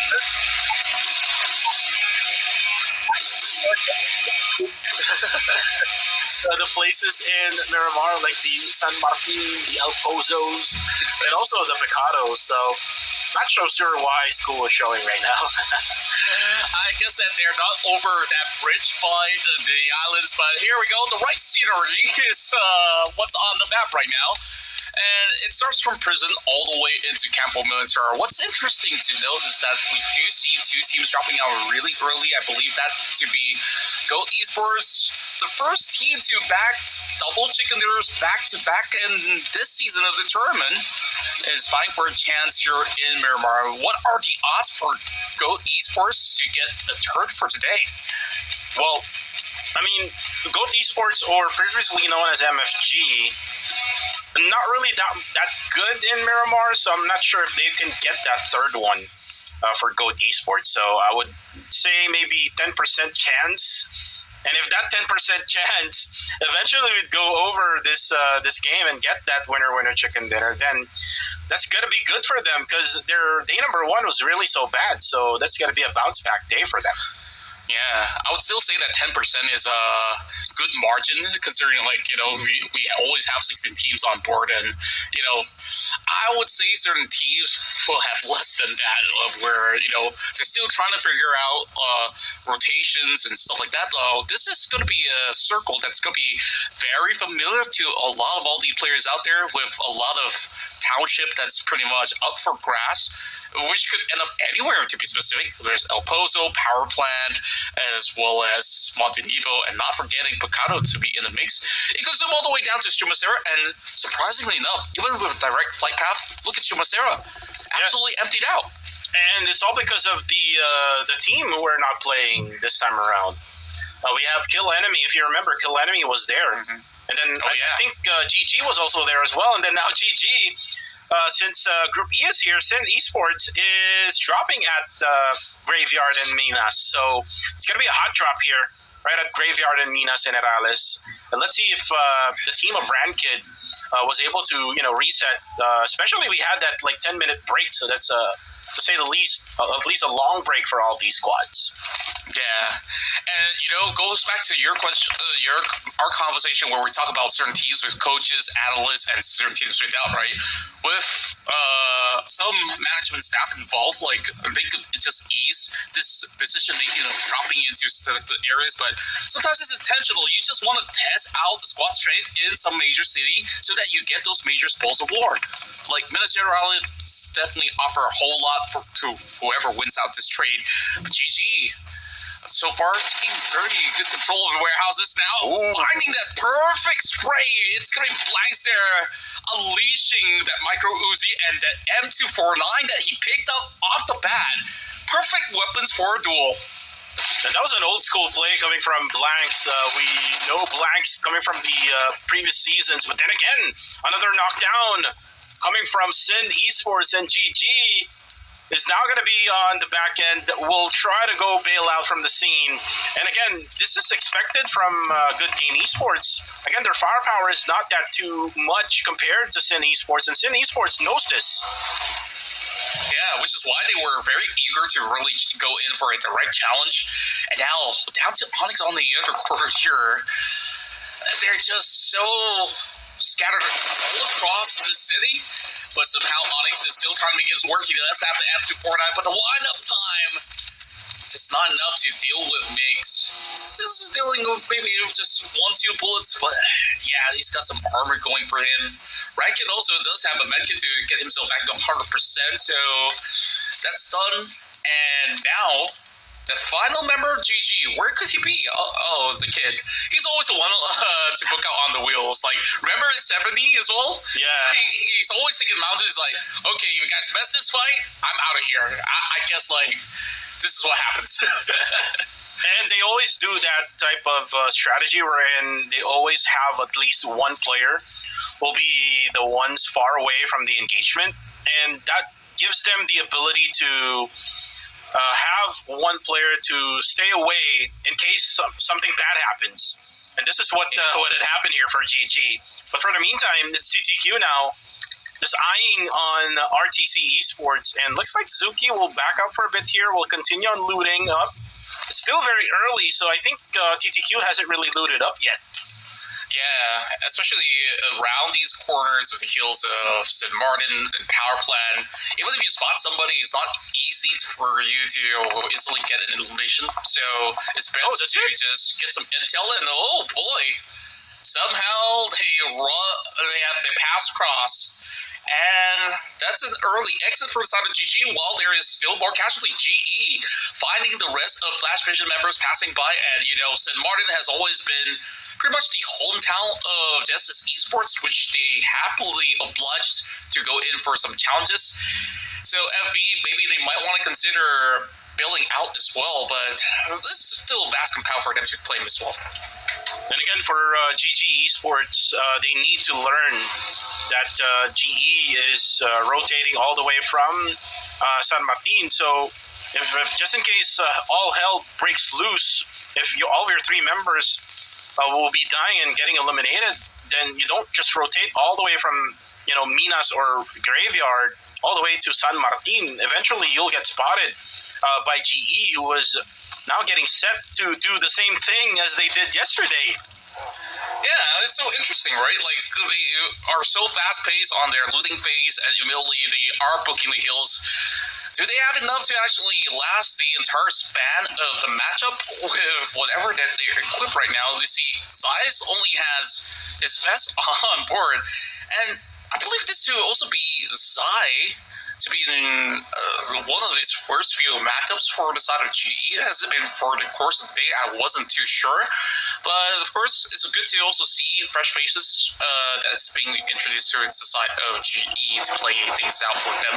So, as for the moment, I think that certain teams might have seen the success of GE from yesterday, and they might hope to replicate that. So RTC, maybe they might be eager for a challenge as well. And RTC rotated away now from, I think that was La Cobriera up on north, and TTQ, I think they spotted them already. I think they already went for the gunshot, so RTC will just have to rotate all the way to the western side and maybe try to get into the circle from that point. But for the meantime, again, it's all about GE going to the upper portions of the mountains here in Miramar.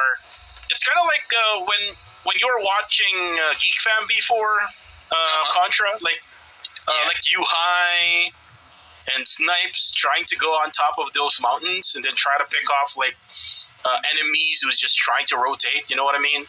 Yeah, I absolutely get you. Like, another team that loves to do it, coming from the PMSL SEA scene, is BTR.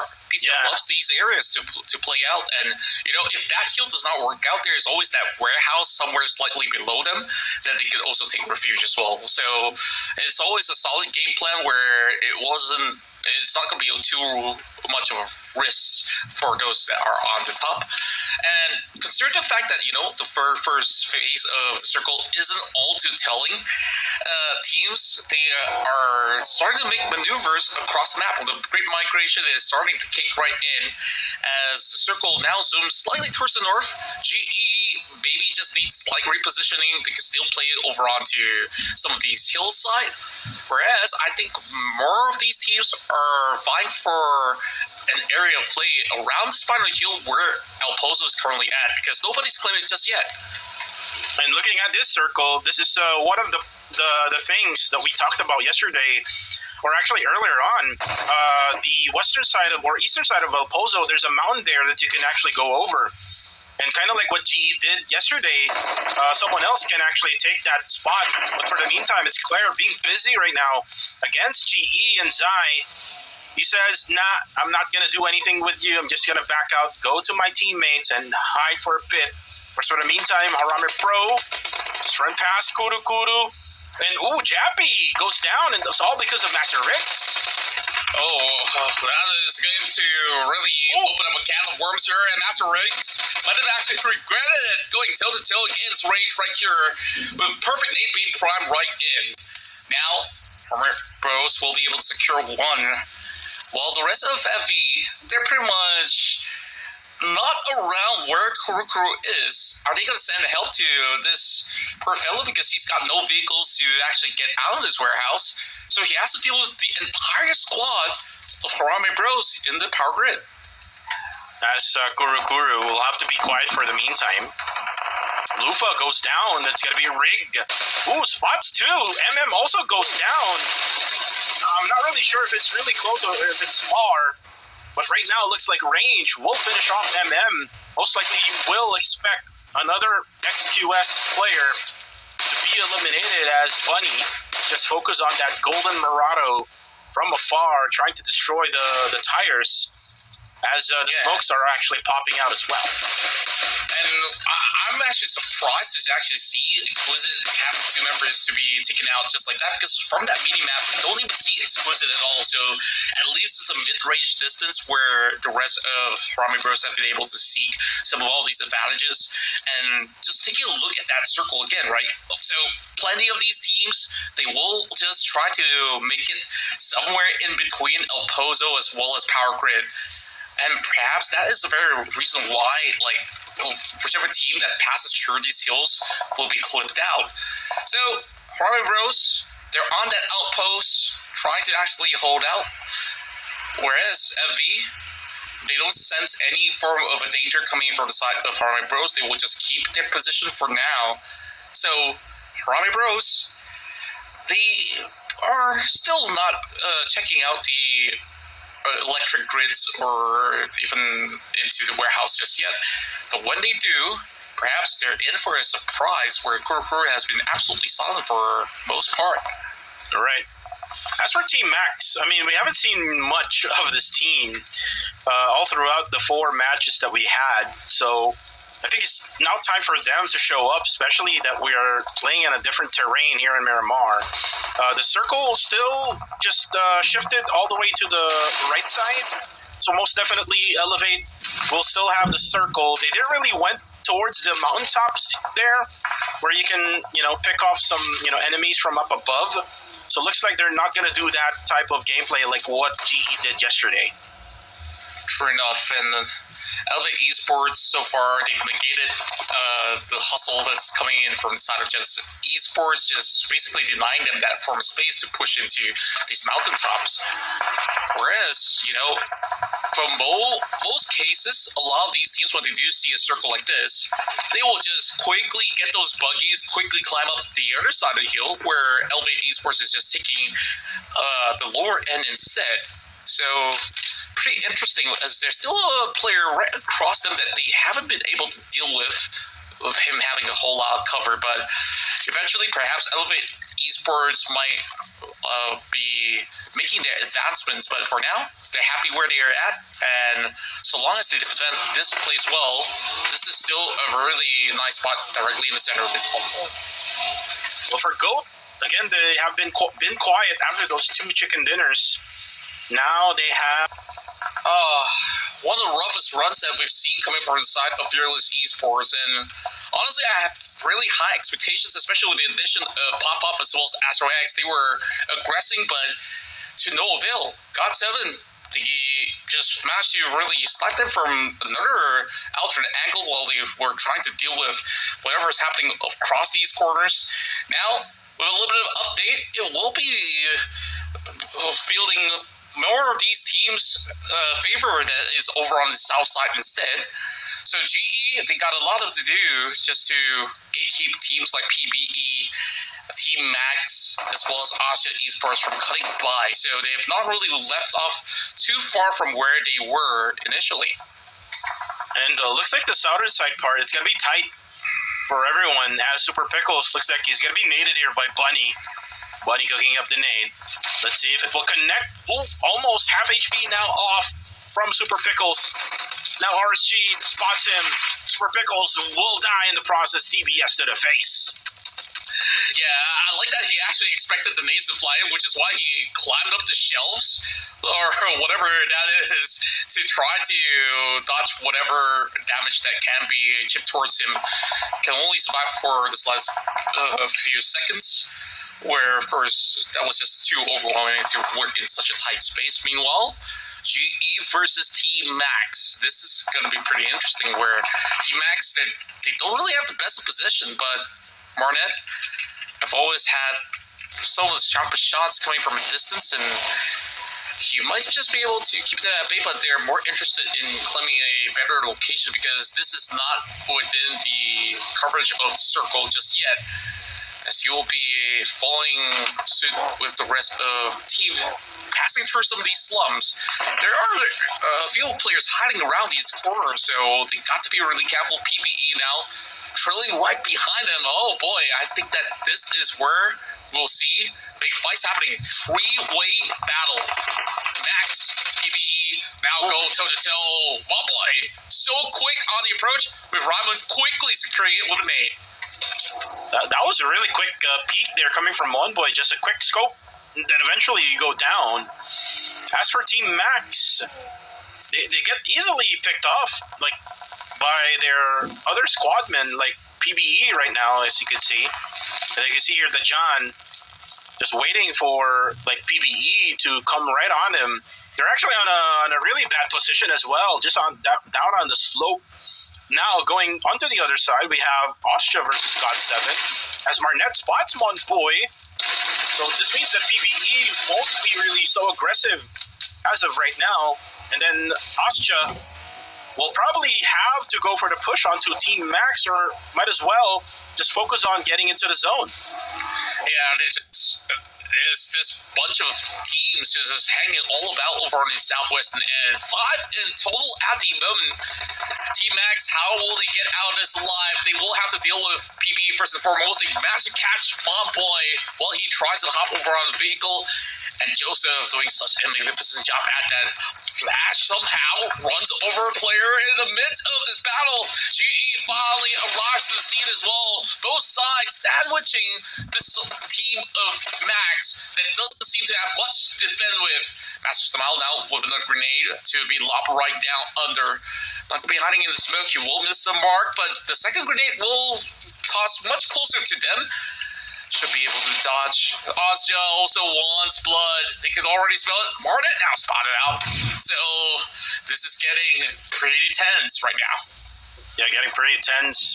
Team Max also getting eliminated. Goat on the kill feed will go down as GE will survive. They always survive those gatekeep strategy that they're doing right at the edges of the zone or even in the blue zone. Now, going back here and GOAT together with RSG, looks like all three members of GOAT is already down and out. Ryder is down for RSG as well. RSG Bunny needs to, hide behind that wall because there's someone else. I think coming from above, I think it's TTQ on the mini-map, the one on yellow, going for the gunshot from a far distance. But then again, Bunny now getting impatient, trying to get in through the... Oh, look at what he's doing. He's trying to go... Oh my goodness, he's not able to hit him. And there you go, that's it. GOAT Esports will be eliminated. I've never seen movement like that. Have you seen that before, Cuckoo? Because that looks a little bit wonky. He's been dancing on top of a monster truck. That's some mad skills, I would say, but it's only good for style points. You're right. Didn't actually connect the final few taps, but here goes. The catch over onto Zeiss. Is being carried just right by the edges of the slopes. It's been so tough for the side of Team Max, and somehow they still have a little bit more to offer, it seems. Austria Esports hiding right behind. It's Red Bull ready to swing, but Flash is much quicker with the UMP. And Flash trying to confirm that other kill. There we go. It's actually Austria now. It's Martin who was the last member getting eliminated by God7. And then for Rami Bro, they're pretty quiet here right on the southeastern side of the circle as Range now throws in a nade over to Flash Vision Esports. Curry getting a kill there on the feed with TTQ. And this has been quiet for the side of Flash Vision Esports. We haven't really seen them much, and there we go, Range goes for the spray down, and that is it also for the side of God7. A lot of eliminations for the side here on the bottom side of the circle. Now Range, I think he knows that there's only one more player left here. Goes for the spray through the smoke, able to eliminate Oreki. Now Rig tries to go for the random spray through the smoke, and that is it for Kuru. And this fight actually extended for quite long as well, or should I say, FV tried to back away from the grasp of Karame Bros, but eventually, once they have to leave Power Grid, that's where they get snipped out. And don't we just love seeing how decisive Karame Bros goes on the attacking approach, just full setting it with the entirety of the squad, rendering them unable to really come up with any significant exchange coming from the side of FV. Now, plenty of space has been cleared up on the south. We saw like at least 8 teams right down below. Now it's only down to 3. GE, Elevate as well as Harm Bros, they have been able to make the cut. While TTQ, we initially saw them getting a really good area of play up those mountains. They will have to climb down, though. Liquid is already on the foot of the hill, while the other two pretty much under fire from another direction of the northern end that's currently covered in this circle. It looks like it's time for them to go down. 15 more seconds left before the blue zone closes in. The only problem now is the Coop RV that they're on is already up on smokes. So if ever they try to go down here, RTC is waiting. So they can just easily spray down and let that vehicle explode up on their faces. But the problem is they don't have any much view for RTC. They don't have much to offer, and they managed to just book themselves a shack for now, but they are within the grenade range of Flare. This is gonna be pretty bad for TTQ, but what options do they have? They have to be thankful that that grenade goes slightly wide for now. Cage now tries to trade right back, just trying to protect himself with a little bit of cover of the smoke, as there are still some eyeballs coming in from the direction of the hills. Elevate Esports also having a fight of their own, trying to defend up against the rest of GE, approaching from the south side. I really want to see how these two teams actually go up against each other, because that might open up some space for TDQ to also take reign more towards the center. And Elevate Esports able to survive now, still with 4 members strong, down to 7 teams remaining, right at stage number 6. If they can manage to survive right after this stage, then most likely we'll see them again at the end game. But for the meantime, it's all about Rame Bro. Federales spots one from the side of Elevate Esports. They also need to take care of Genesis Esports, who's right over there. Now Nate's being thrown off from both sides. Splash damage coming from the side of GE. Oh, Nate almost actually knocking down Smile, but Smile was in the process of already healing up. Oh boy. And at least now, with some of all these depleted resources, they will have a little bit of a breathing room to work with, but Elevate, they're also interested into marching into that shack, so this is still going to be a three-way battle now. This could be Flash catching one out. Beautiful work against Kaler. They have managed to go in for a elimination, while Rage is also on the ground for the time being. Elevate having Scotty here to keep up with the pressure, popping one more nade towards the side of GE. And Flash just making sure that he checks every single corner, because at any given moment, if he allows Elevate to push in, it's going to be the dead demise. Now the circle will close in. 7 more seconds left. Who will be lucky with this circle? Elevate and Harama Bro together with GE down on south. And then we have 4 up on top. And looks like the ones on top will have the lucky circle. But then again, this will mean that Harama Bro will have a little bit of time here to buy some time for themselves. They can, go for the focus onto Elevate, and then eventually they can let all of the 4 teams up above to fight each other. Yeah, that's the thing. Like, whoever wins this trade out here between GE as well as Elevate, they will eventually go in to challenge the rest of Harame Bros. So Harame Bros, all they really have to do is wait it all out, because they already have a member already hugging by the rim of the circle. So they are planning on setting up this trap to gatekeep those who don't settle the score over the south. Meanwhile, through the warehouse up in the north, this is a tough nut to crack here for Sin Esports, but they are running towards the side of RSG. Sprays heading into their direction, but not really finding the mark just yet. Red can find it difficult. He does have that DPS up and ready, but he could not approach close enough to get in range to fire any form of shots at all. Ryder now tries to approach on the outskirts. They get to see all these members, but they don't get to step out to get those shots done. Oh, and it's Wako who takes the knockdown, coming from Bunny. Genesis Esports is now gone, and it's all because of range. Now Sin will have to go for a reset. And then for the side of RSG, they can also go for the heal up as well. So Sin Esports now going for the revive onto Rankid. Now it looks like Bunny getting impatient. Doesn't still have yet his teammates with him. Looks like this is a bad decision for Bunny, but eventually coming from behind is going to be Ryder. Will try to go for the finish, and Blanks tries to go for the drop shot. No go for him as Sin gets eliminated. Wow, what a beautiful teamwork effort being displayed by the side of RSG. They just got that complete wraparound, so they absolutely have them all numbered up. And now, focusing back on the side of Harami Bros, this time they take on Elevate's Nathan. Oh, it seems like that's gotten stolen away by Dabbot right underneath them. So that's where they try to actually seek out where exactly is it from. They thought it's true to Smokes. That's his own teammates instead. Federalis really wants to deal with the rest of Elevate. Meanwhile, Elevate is also getting shot by the side of TTQ. Oh, it's just helter-skelter here through the Desert Dunes. This is the Valley of Death with 4 teams remaining as damage is being offered from all across the corner.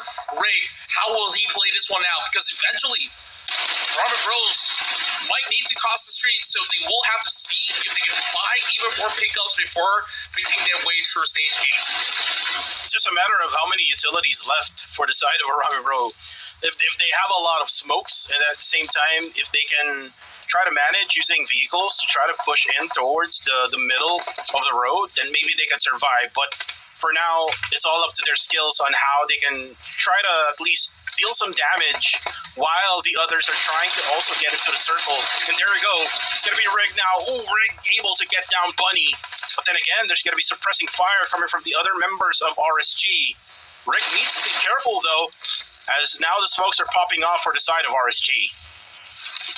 Yeah, RSG so far having a phenomenal one heading into this matchup. 8 points already. Close to matching the numbers of Harami Bros, where Harami Bros were very calm and collected to really deal with all the teams from the south end. But now finds themselves in a predicament to even find a way to cut across. Honestly, I don't think that Smokes cut it, but they managed to spot out the rest of RTC running wide out in the open. This is a chance, but that chance has been denied by RSG. That was a denial coming from RSG, and again, they have the advantage. The circle will eventually have to close in first at Harami Bro, but they also have to think about the other squad that is right beside them. This is Time to Quick Esports, and the nade knocks down 2 from TTQ. I don't know what did they just ate for dinner, but they are looking hella hot right now. Maybe almost connecting the shot towards Liquid. He gets brought down his knees, and beautiful shots connect towards the side of Rig. That only leaves 1 member left standing for the side of Harami Bros. Liquid, despite holding on to this small shack, he is really holding on for dear life for the sake of TTQ. Just a whole lot of individual plays happening right now. RTC is going to cut in from the back. They're looking around with 3 members still alive, and this could also be a chance for a chicken dinner for the Singaporeans. Look at Federalis. Federalis was able to cross the road and able to get elimination still. Harami Bro. But eventually it's going to be a 1v3 now. Dambot, RTC Esports for Singapore. This is their chance to get a win. And now Dambot will try to go on the other side. He will get sandwiched, and now that's going to be it. RTC Esports. Winner chicken dinner first for the Singaporeans. And of course, in this brand new season, we've seen so many surprises, and this is a very pleasant one as well. RTC Esports have made their mark once again in Miramar. From yesterday, they managed to also finish 2nd or 3rd, and now heading into this first battle here in day 2, they have just claimed it for Singapore, where, other seasons we have to wait for, weeks to get a chicken dinner from Singapore. Now, they are definitely here in great spirits, and we absolutely feel ecstatic with a massive win for the team. That only means that the Singaporean region, when it comes to playing Pubg Mobile, they have improved a lot.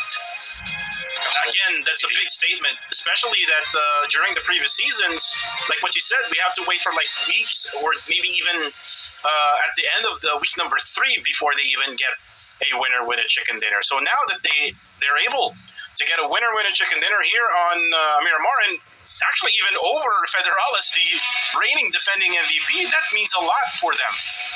Yeah, we've questioned them on firepower, we've questioned some of all these decision making, but things are looking so clean for RTCs for the span around as they were as the team that was playing over Northern side. And it was no easy task because we saw so many battles taking place. And RSG was the one that has been really making all these moves, scattering so many of all these elation points, but RTC was given just about enough space and room to eventually sweep right through. And, for some reason, some of these teams have not dealt with Federales, so he had that open spacing to just cut right into the warehouse.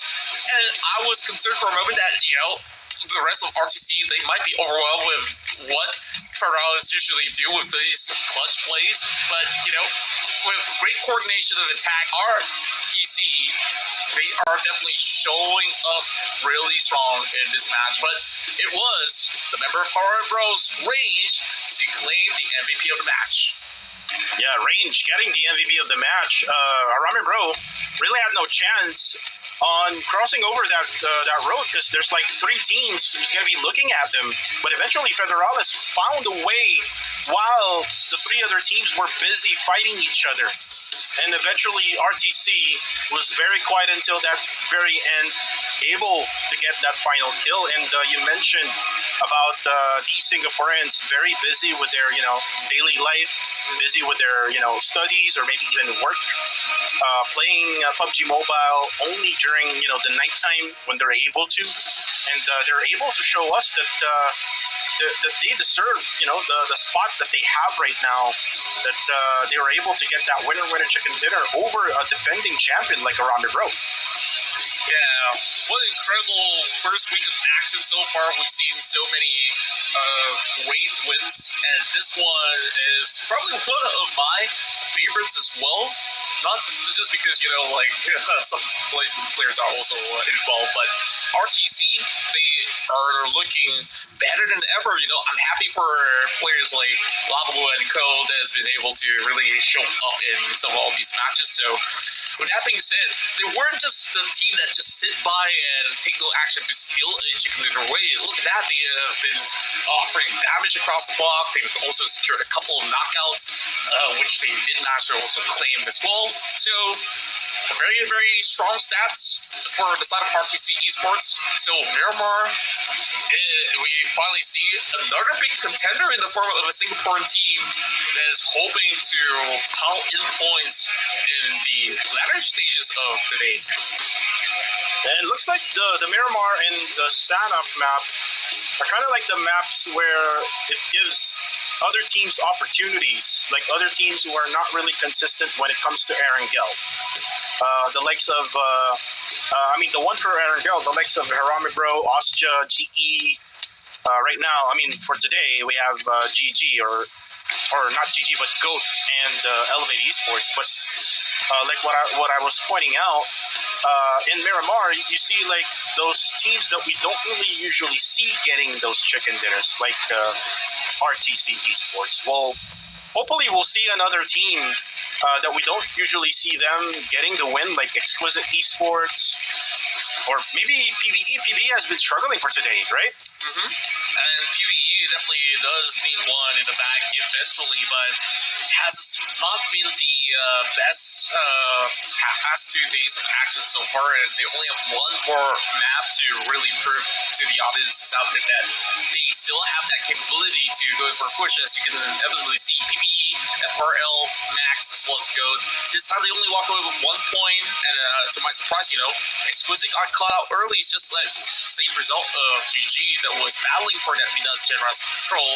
Meanwhile, it definitely is a change of pace as well as change of scenery as we look into the top 10 or top 8. Well, you can see GOAT, after that 2 good games, eventually they bow down early in match number 4, and then they're not able to have a good game in match number 5.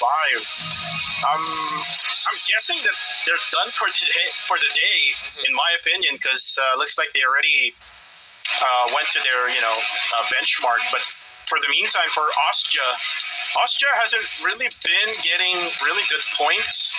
Like only getting, I think only 1 game that has a double-digit score line, so I think that they're setting it up for them to be able to get that winner chicken dinner, or maybe even a better score line compared to what they had all throughout the day. But look at the overall now. Arame Bro takes back their number one spot. If you remember, before we started the day, they were coming from top 7. So again, a really good day for Arame Bro, even without getting a chicken dinner.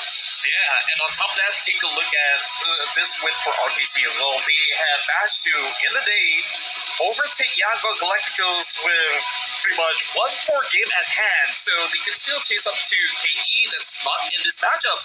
So RTC, excuse me, RTC, they're definitely on the right trajectory. Meanwhile, of course, I have to... Excuse me, oh boy, it's been quite a long day. Thank you very much. So, with so many things happening, I guess I'll let you carry on after this. Definitely. With so many things happening in these matches of Miramar, I would say that we're definitely in for a treat when Group E finally joins in with Group B to really settle it out, because Yangon Galacticos are now in the dire need to race up against all the other hot incoming teams coming in from Group E so far. Right. And one of the surprising results that we've seen so far is Yangon Galacticos. Yangon Galacticos, we ranked them A tier in our tier list, together with Strangers Esports, and right now they're currently at top number 17, if I'm not mistaken, or maybe 16. So Yangon Galacticos has to do something here, or else they might be taken over now by the underdog teams like GOAT, like maybe GG, or maybe even RTC Esports, who just won their own winner chicken dinner. Yangon Galacticos needs to, do something tomorrow, because today they haven't been playing. So tomorrow they must do something about it. Yeah. So for now, trying something new as well. What you guys can do is also try on the brand new Galadriel X-Suit, which offers you the advanced MG3 upgradable Sky Huntress, which you can just wreak havoc as well as just take down your enemies in great fashion. So, of course, this is available from today all the way up to the end of September. So make sure you grab it, because the first roll is only 10 UC per day. So if you're not lucky today, you can try again tomorrow. Or, if you're eager to do it, just go ahead, spend your UC. You'll eventually be able to get not only the Exit, but also the Sky Huntress M33. Yep, and again, you can buy it for only 10 UC for every each day at the first purchase. Eventually, it goes up to the regular purchase on the second purchase going forward. But anyways, going back to our topic, and before we go back to the topic, let's show you our prediction first for match number 6, the final game of day number 2. Look at my pick for this time around. It's going to be Time to Quick Esports. For you, it's going to be Exquisite Esports. And then look at the VH broadcast. Looks like they're in sync right now with Elevate Esports. Much demure, very, very coordinated in terms of how they've been able to, of course, have an equal voting. But of course, Elevate Esports have been proving to us that they have that firepower to really take on many of these teams. And as a matter of fact, they did manage to make a deep run into this Miramar bout. It's just that they had to deal with Harame Bros as well as the side of GE. Maybe if they were given enough more space to work with, then they could still be able to make it into the top 4 cut. But I made this prediction very early today. I did expect Exquisite to go on the downward spiral, but who could actually say that they could not really take it, because perhaps that burning desire for them to eventually bounce back will be able to put them into a better spot. But for now, Exquisite, they just got to sort one thing out: that early game rotation. If they do that, they can actually have a decent game, because we've seen in Wrangle they can kind of offer a whole lot. But other than that, we take a look at all these other staple names as well. Austin Esports will always be somewhere out there So I definitely do agree with Blink that they usually do well, but there's also Team Max coming from Stalker. I'm pretty sure he's rooting for his boys that he used to play with. Yeah, I know for sure. It's actually good motivation for Team Max, X Victoria 9. We've seen them play all throughout the day, and this is not the Team Max that I know. I mean, we know that the players who played for Team Max, some of them have played, especially for the previous players of Myth Clan, like Joseph and Didi. They need to be a lot better compared to what they're showing right now. It looks like chemistry is coming into a factor for Team Max. They need to, improve, at least for the very last game, and then tomorrow they can, much be improved so that they can, get more points. That's right. Of course, you guys can also, of course, rally on with the rest of the supporters to vote for your favorite team. And once we get the votes in, you will see their names pop up on the screen on who's getting the highest of votes to get that chicken dinner.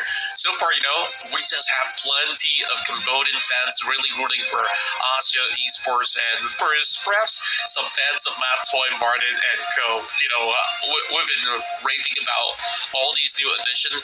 Of course, they still need to refine certain things. I think like the only thing that Asia Esports really have to improve on is like their rotation. We understand they love to wrap by the edges, but they've got to time themselves as well, because sometimes they were too occupied to the point that they move into the next stage rather late and just be the ones to be gate kept instead. So they don't want to be in that position. So if they can improve that, I think like Austria Esports, with those major amount of points to acquire from eliminations, if you add that with a chicken dinner mind, they will just bounce back to they will just secure that number one spot for a very long time. And looks like Austria Esports is getting too comfortable with each other.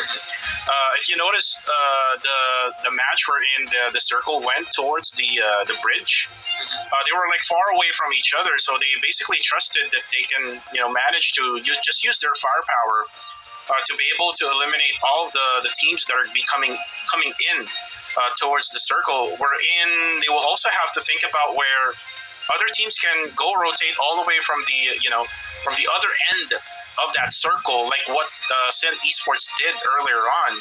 So for Miramar, though, I mean, it might not happen for Miramar because the blue zone is much more heavier compared to the one in Erangel. You cannot really do much of a hard rotation in Miramar. But if you do that, eventually, by the time that you get into the circle, you're already damaged, and all of your meds will be fully used up, especially the bandages and also the energy drinks and also the painkillers. So for Austria, they must group up still together, in my opinion, in order for them to be able to capture at least a chicken dinner for the last game of the day. Yeah, and who also circled back into Singapore's finals so far, RTC. Now that they've gotten a win here, and yesterday also putting quite a solid performance, securing at least top 2, top 3 at the very least. Of course, this matchup that they've just won, they will still be placed on the third spot because there were other teams that were far more aggressive. It was RSG, another squad which is absolutely swept us out of our feet because of how well they handled that team fight, where we saw that cluster up top and the cluster over south. Maybe the ones over north will wrap things a little bit later, but RSG was absolutely popped off. That moment right there, they didn't just deal with the teams around them, they were also shooting back at Harambe Bros, making their life hard to cross over. But of course, once they were eliminated, Federalis was happy to just make his way across without paying any form of toll. So happy for him. Right. And if you notice also with the push of Sin Esports towards RSG, that was kind of a weak crash. It actually was a crash and burn moment for the side of Sin Esports. By the time that they crashed in, they didn't have any much utilities so that they can actually nade RSG over at that ruins area. If they had those nades, most likely Sin Esports will have that certain position where RSG was able to survive until the latter stages of the game. For Sin, they cannot just use those utilities without any much of information. And we've seen Ranked do that in Erangel, just throwing off nades all over the place. So you have to have the information first before you do anything. Yeah, and of course, well, if they're really seeking out an opportunity, you only want to utilize it when you are maybe trying to invade and rush a certain squad in a very specific compound where you gotta also think about the angles where the detonation is gonna be at, so you can work in tandem with your team. Because if you're doing it alone, which we've seen a couple of times before on some of all these individual plays, sometimes they just got itchy fingers and they're just hoping for that lucky toss. So can't blame them, because hey, sometimes it works, sometimes it doesn't. So end of the day, like, you will miss every shot that you don't take, and same to every grenade flop that you don't throw. I'm pretty sure that's not part of the quote, but I guess it works as well. So now 30 seconds till we get ourselves into our final match of the evening. Kuku, that win from RTC just opened my eyes into what the possibilities are. It's absolutely endless in Miramar. Yeah, especially for Miramar. As I said it already before, that this is the opportunity of those, or this is the map where it gives more opportunities for teams, for underdog teams, to try to flourish. But anyways, we're going to be starting in the final map of this day. Week number 1, day number 2 is starting right now for match number 6. As we now see the correct scenery for Miramar, because earlier on we saw the scenery from Erangel. But anyways, the circle had ended up right around the west or eastern side rather of El Pozo, just right above Power Grid. This time around, where can we actually see that circle? Yeah, that is going to be a big question. So far throughout the course of the PMCL tournament for this week in particular, we have not seen anywhere near El Asma truck stop. It's always circling around that central area for some very interesting reason, right? Like, it hasn't been pulling anywhere else but these couple of spots. So maybe if predictions are going to be pretty much the same coming from these teams, they will still look towards securing that same section where they just played out, or perhaps just around those facilities as well. While we take a look at the flight path as well as teams that are dropping by, what I'm really glad to see is also the dispute of Puerto Party, so pretty much well settled between these groups, because yesterday there was some challenges up ahead for the teams that were dropping in. So no casualties over South Side, but the question here remains is that, do they go for another fight in Minas Generalis? Well, let's see if they will go for another fight. Looks like no, because you can see now GG, I think they already scouted the previous match. Looks like they're going to go for El Azahar this time around. The circle will... there's a possibility still that we'll have the same, type of circle for later on. But again, the circle here in Miramar is very much random. So it might end up in Tecado, might end up in Chumacera, or might end up even in La Bendita or Los Leones. So let's see and find out. But looking at this drop right now coming from all the teams, look at Los Leones right now. It looks like there's I think 2 or 3 teams going at it. Looks like Max and God7 is right over there. Oh yeah, this is gonna be perhaps a little bit of standstill, because Los Leones being one of the biggest cities out there, they could just loot fully and maybe not even bump into each other. While Team Max, they have a separate approach of tree-1 formation to go up against the rest of God7 if they would like to engage in a battle. Well, it seems like there is chase going on, or should I say just testing of weapons coming from the side of 9X. Holding onto the SLR definitely comes in handy when you are going for all these pot shots coming from a distance. So what's interesting to also note that, once again, Chumacera, once again, emptied out. It'll be interesting if the circle actually ends up into that form of a city, because of how it's being structured. I love Chumacera because when it comes down to an urban setting over onto that corner, you have the high ground of the factories and the lower ground of the compounds, which teams could just hide in any nook and cranny. Meanwhile, Harame Bros pretty much going back to the stable start. So we are seeing pretty much peace all around the desert dunes with no casualties thus far. Great start. Yeah, great start for everyone. No first blood in the first 5 minutes of this game. Well, if you remember yesterday, one of the Miramar maps, a lot of teams went towards Picado.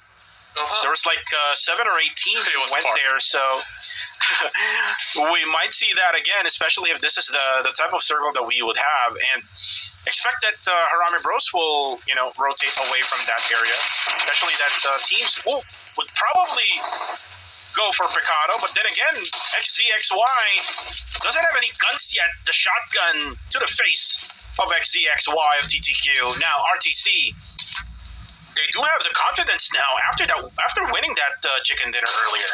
Yeah, and just like that, like they are the ones coming out with these initiations, also with a very sneaky approach. Unfortunate for the member of TTQ, though. I mean, he just went right into a trap where once you actually stop that buggy, it's hard for you to even reverse with enough speed to get out of there. But trades are coming back at them. Kari now soaking some damage. With Zuki all boosted up, he's only got the UMP as well as M4. Not fully equipped just yet, I do believe. But this will suffice for now. Seems like TTQ will at least know that there is a team around the corner, so they are going to be very careful when they try to look for an exit out of St. Martin, perhaps. Well, let's see. If you remember, TTQ and RTC did the same thing in the previous game. It's just that TTQ were the ones looting in the outskirts of La Cobriera. And then eventually RTC rotated away onto the western side of La Cobriera. So it might happen here as KH, together with his teammate, is right on the eastern side. So again, that's a possibility that can happen again here for RTE Esports versus TTQ. But for the meantime, we see here Flash Vision Esports. And remember how the rotation worked for the side of Harami Bros. And since the circle is not really going to Power Grid, looks like we won't see Harami Bro going to where Flash Vision Esports is currently at right now. Yeah, I guess like the rest of FV is also stacked up altogether, perhaps expecting an eventual push coming from the side of Harami Bro members. But like you said, with that change of the setting of the circle, it may not even be, they probably won't be passed by from the looks of it. Too early to tell as well, as we still got 2 minutes before stage 1 closes up, and then like the speed of the match will get faster and faster from then on. RTC circling around. Seems like they will still receive some form of aggression coming here from Liquid. But can only do so much with the QBZ. So they can actually turn towards the hillside as this La Cabrera will be pretty much occupied with KH all the way up top. What a setup that they have with such long ranges. And this is the mistake that RTC Esports did. Remember last game they went towards the western side. Now they're going just right smack at the middle on the south side of the area of La Cobriera. But then again, Curry now going into for the push, knocking down KH. That's together with Lavo Kun. Again, 2 is still better than 1, but then Zuki will have to defend himself as he actually takes down Lambot from the far. That's Dambot, who was actually hiding behind that buggy with the smokes. Now he has to fight against Labokun and Curry, who is up on top of this hillside. Now Labokun doesn't have any idea exactly where Zuki is at. Curry, though, is on the other side of it. Most likely he will try to go for the push, but Lufa on the kill feed drops Master Vape out right away.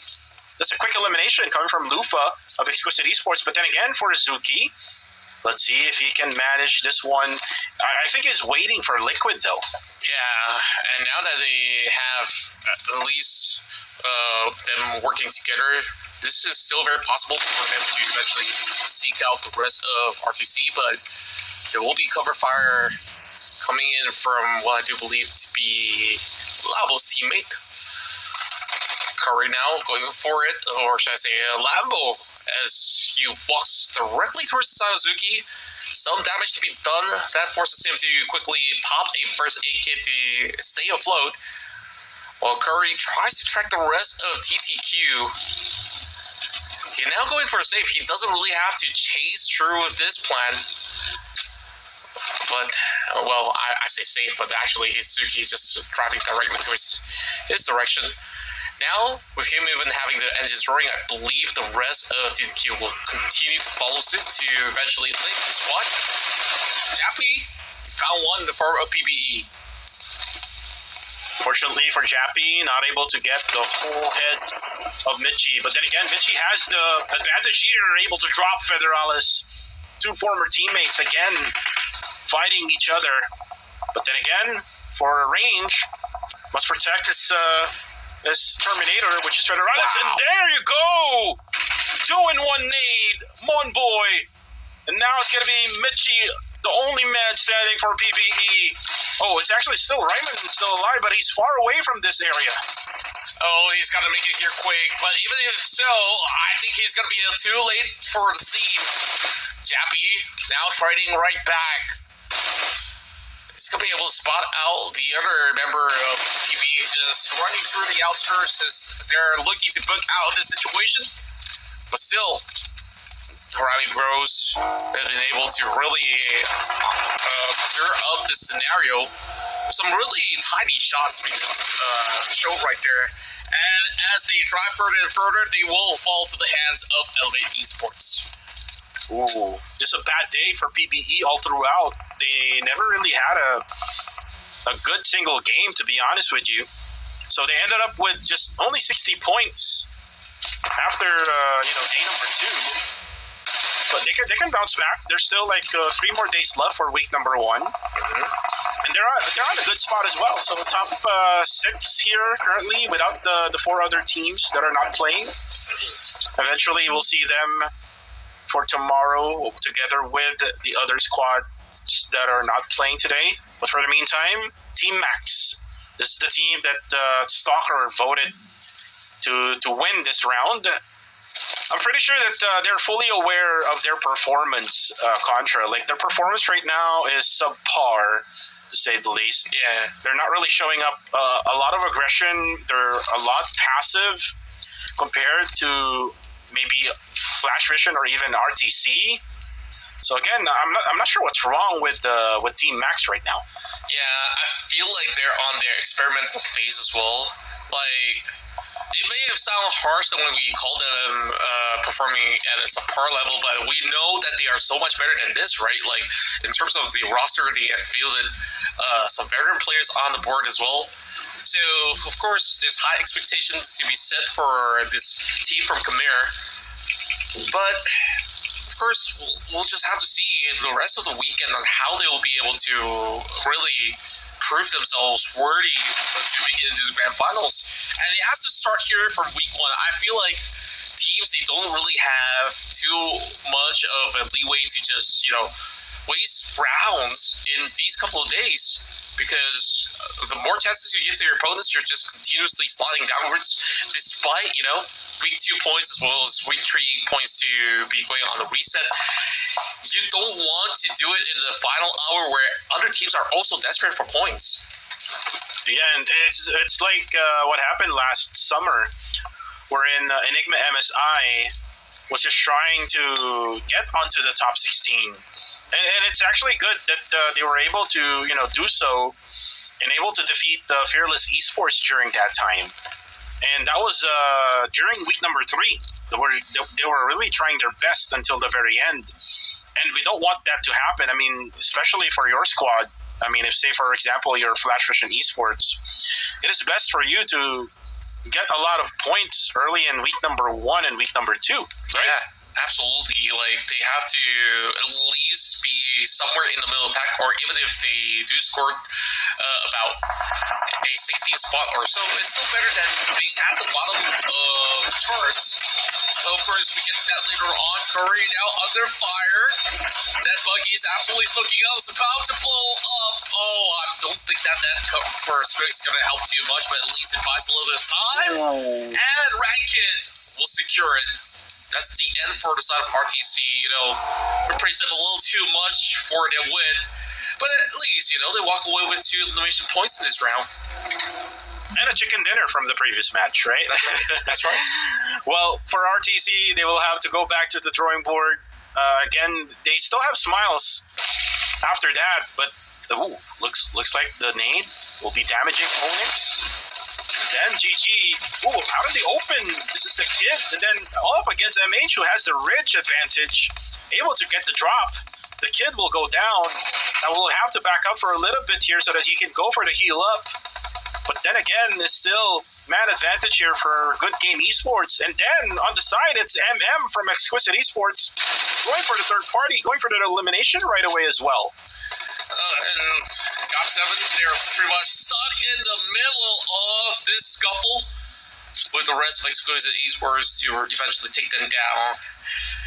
It's just so tough. I mean, to deal with these couple of teams out there, and there's also a lurker coming in from the edge, which Exquisite Esports will have to worry about. Happy that my pick is working really hard to prove that my prediction does not go in vain. Oh well, too soon to tell still. There's still support trying to move the other way around with the other member of GG, whereas Austria Esports is going direct center. And just across the street, it's going to be members of just esports. We'll expect a lot of long-range trades from your Actually, he got a headshot there. But then again, it was going to be Sky Nin who got a knockdown on the feet. It's going to be an off-cam knockdown. And it was actually support who got the headshot from MM. I love to see players using the DMRs, because that's the lost meta now, especially that we know that teams are now used to use the SOP, like maybe Coca-Cola goes down, Bunny goes down as well. And that's going to be it for Coca-Cola with the nade together with Scotty, 2-in-1 nade again. And now Claire goes in, goes for the spray down with a UMP, takes down Ryder. Where are the others? RSG. There you go. That's going to be maybe will be the last guy. And that's going to be it. Elevate Esports still on top. Yeah, and by just losing one, it is still a very worthwhile trait that they have, because they are now controlling that southeastern corner of the map. And they don't really have to really force the issue once again. They just go in for a quick reset, but that cleanup, absolutely beautiful. That we, of course, expect no leads from a squad that's been doing so well throughout the course of the tournament. Meanwhile, for the side of TTQ, still more to be proved though. In Miramar, when you lose 2 members, it's still possible for you to squeeze into the top 5, but when you're pretty much playing alone, that is going to be a heavy duty task for them to overcome. Whereas for the side of Sin, hoping to get a catch. Oh! He's got a hit with that Scar L directly to the head. I love the spray of that Scar L from Blanks. Eventually, he goes for the kill right away. For Zuki, though, all up on smokes is his Coop RB is kind of stuck as well. Knowing in the minimap, there's Austria, and then there's Sin, or maybe a different team. And then now you can see your 7 support who drops MM. Now, it's all up for the other players of Exquisite as Super Pickles comes in. The kid now all ready for action, all ready for the defense. Super Pickles down to half HP, 7 support, putting up the support that he needs. And that's it for Exquisite Esports. Yeah, that was a really beautiful off angle that he's also covering as well to make it a little bit simpler for the side of GG. They start off well inside of Sanout to secure the chicken dinner, and this time, off of a high-flying start here with that 6-pointer that they've been able to accumulate by just swooping behind the edges. Effie's turn now to go into the mix, and quickly let's go. Sappy, always so sharp. Just doing it again and again. Right now, Rick Wu goes for the spray. Master Toki goes down for Dorales, goes for the finish. Now Max will also join in the fun over to DG. The circle will also update, and Austria Esports will get it. Now for the side of Flash Russian Esports, Kurokuro tries to go for the healing game, but eventually he will die here, especially that the pressure of Ramibro will be way too much for him. Kurokuro still has those nades. Oh, all those first aids and the nade. will finish him off. Federales, nice throw. That's a Kobe right there, ladies and gents. And just like that, in Stage 5, we're down to 10 teams remaining. Harame Bro, consistent with adding eliminations to their chart, as they're currently holding 7 points. And it's going to be tough if Austria did not really match up with the aggression because, they got that position taken away a couple moments ago. Although, we've scrutinized Harame Bros. Hey, you guys don't look so good in Miramar today. It's a different animal altogether that they are coming up with. Well, for now, Team Max. Joseph's already out. Now it needs to heal up the John. They're actually on a really good spot here on the eastern side. Especially that there's way less of compounds available now. Only probably Rich is going to be the friend here, especially for Elevate Claire. It's just hiding behind that rock. Jisoo, final member of GG, will be eliminated. Oh, actually, no. It's still the 2 players still left for them. It's going to be 7 support and the kid. And that's it. Oh, boy. Claire now have such a tight space to try to defend. Where exactly is the other members? We're looking at the current standpoint. Seems to be just at the back because Scotty is just trying to hold it out all together. There's all these teams here playing over on the south side that hasn't really fully committed. Goat in the compound. The rest of FRL might see this as an opportunity, but with that spread, I'm not too sure if Unknown can also chime into the battle if they were to commit. Fearless Esports being very cautious on their approach. They know that nearing towards the center, there will be teams that will try to cut others off, and they don't want to be part of that at all. For now, a little bit of standstill. 9 more teams remain. 30 players in the field, trying to see if they can get another catch. Puff. Does he have that info towards the side of Unknown? I think he saw some movements. Oh, and if you see a vehicle, definitely you would know that there's someone right over there. I mean, unless there's really not anyone that is right over there. But eventually, I mean, he was able to spot one there.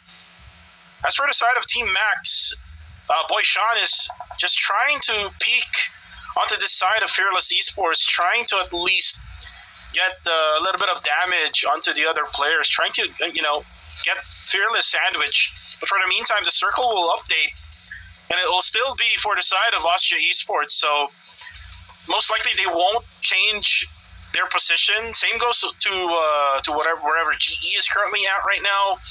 For the side of Elevate Esports, they have no choice. Look at their vehicles; it's all up on smokes, all up on fire. So they will have to use all of their smokes. Like you can see 8 smokes for I think Nathan or Coca-Cola there. Oh, but for the meantime, it looks like they spotted Boy Sean, so he needs to be careful now as they are now going for the scout. Yeah, and goes back into the south side.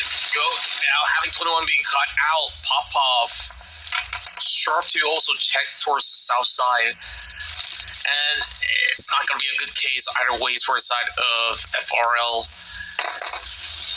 Ranzer now driving right through. He just makes his way into the zone. Still another team down there, which I really want to check out as well. But first, back towards the side of Gold. So far, I haven't really found anything. Though this was a team that, we talked about, we don't really get to talk too much about back in day 1. Day 2, they impressed us with that double chicken dinner in a row. So now looking for another run into Miramar where just slowly and steadily taking that space. Speaking of which, now another lob of the grenade. I think that they're really deploying a little too much, if you ask me, especially with Fearless Esports running off from that area of play to try to get even more coverage for these terrains up the hill.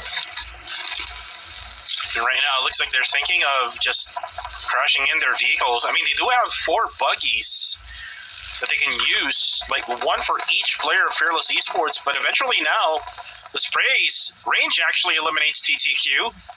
And then you can see Goat just waiting for every single second for that blue zone to close in. This means that they're able to try to gatekeep Fearless Esports. But it looks like Fearless Esports now focused on Team Max, as the John was able to take down one, but eventually one of their players is also down. This boy Sean. Now the nade from Navit. Ooh, he actually goes down. Renzer with a shot onto him. He goes down. Now only one player left, the John. He's too far away from his teammates. There's also some suppressing fire from the right side. This is going to be hard for Team Max as he dies in the process there, courtesy of Astro X. Yeah, he's been sandwiched for the longest part of this battle, and now it's going to be an actor that does also get one back for the side of GG, it seems, or should I say Go Esports. Well, they just got the perfect bird's eye view up against Ranger. This is where they finally seal the deal. Took them just about long enough, but they will be rewarded with all 4 points to their taking. As right now the circle update again. Whoever gets this circle will most likely get a 50% chance of winning this matchup. Arame Bro, by the way, is still alive, and there you go. It's either going to be Arame Bro, Elevate, or maybe Ostja. But then again, Arame Bros defense needs to be intact because GE is coming right at their way. But still, with all 4 members left standing, and whatever Arame Bro only has here for cover is all of their smokes and some bridges. I guess that could do for the moment, but Arame Bros, do they know of the approach coming from the rest of GE? Barnett now sends in the grenade. It's going to be exchanged as well coming in from the side of the other squad. But let's take a look at that. Nang X. He finds oh boy, and here goes the full all-out trade will be happening in moments time as we see Stage 7 drawing to close in less than 30 seconds from now. Rank hit now. Just have a tough time running right through, even with plenty of all these Molotov being set into the ground. No, now goes right. It gets a beautiful connection. There's still one more underneath, though. Is he just going to let them slide? I believe they will continue to go on for another chase. And that's a smart play for Goat Esports. They can risk it all by killing off Ranked, but eventually Ranked will have to eventually go to wherever they are right now, and this is what's happening right now. For Ranked must eliminate all members of Goat in order for him to be in the circle. Now Goat XC11 goes for the spray of his S12K, and that's it for Synth Esports. Now we're down to 5. 5 teams to play out the final 2 zones here. And the direct center is in the middle of the streets, so they cannot afford to just sit back and just wait for the final area of play, because that is an unsafe route for all the teams to actually play across those corners. But Ostja now finally making a scene. Ostja Esports, as compared to the past couple rounds, might have actually seen so many big numbers out there, but Elevate again. Take a look at that. Top 4. 5 elimination points. So far, they're the ones that could still potentially pose a threat towards members of Arame Bro. Speaking of threats, shots are also fired from the hillside.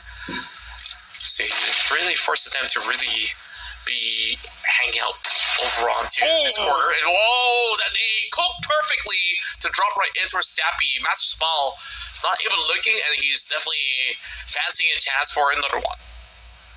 And that was right on point for Smile of GE.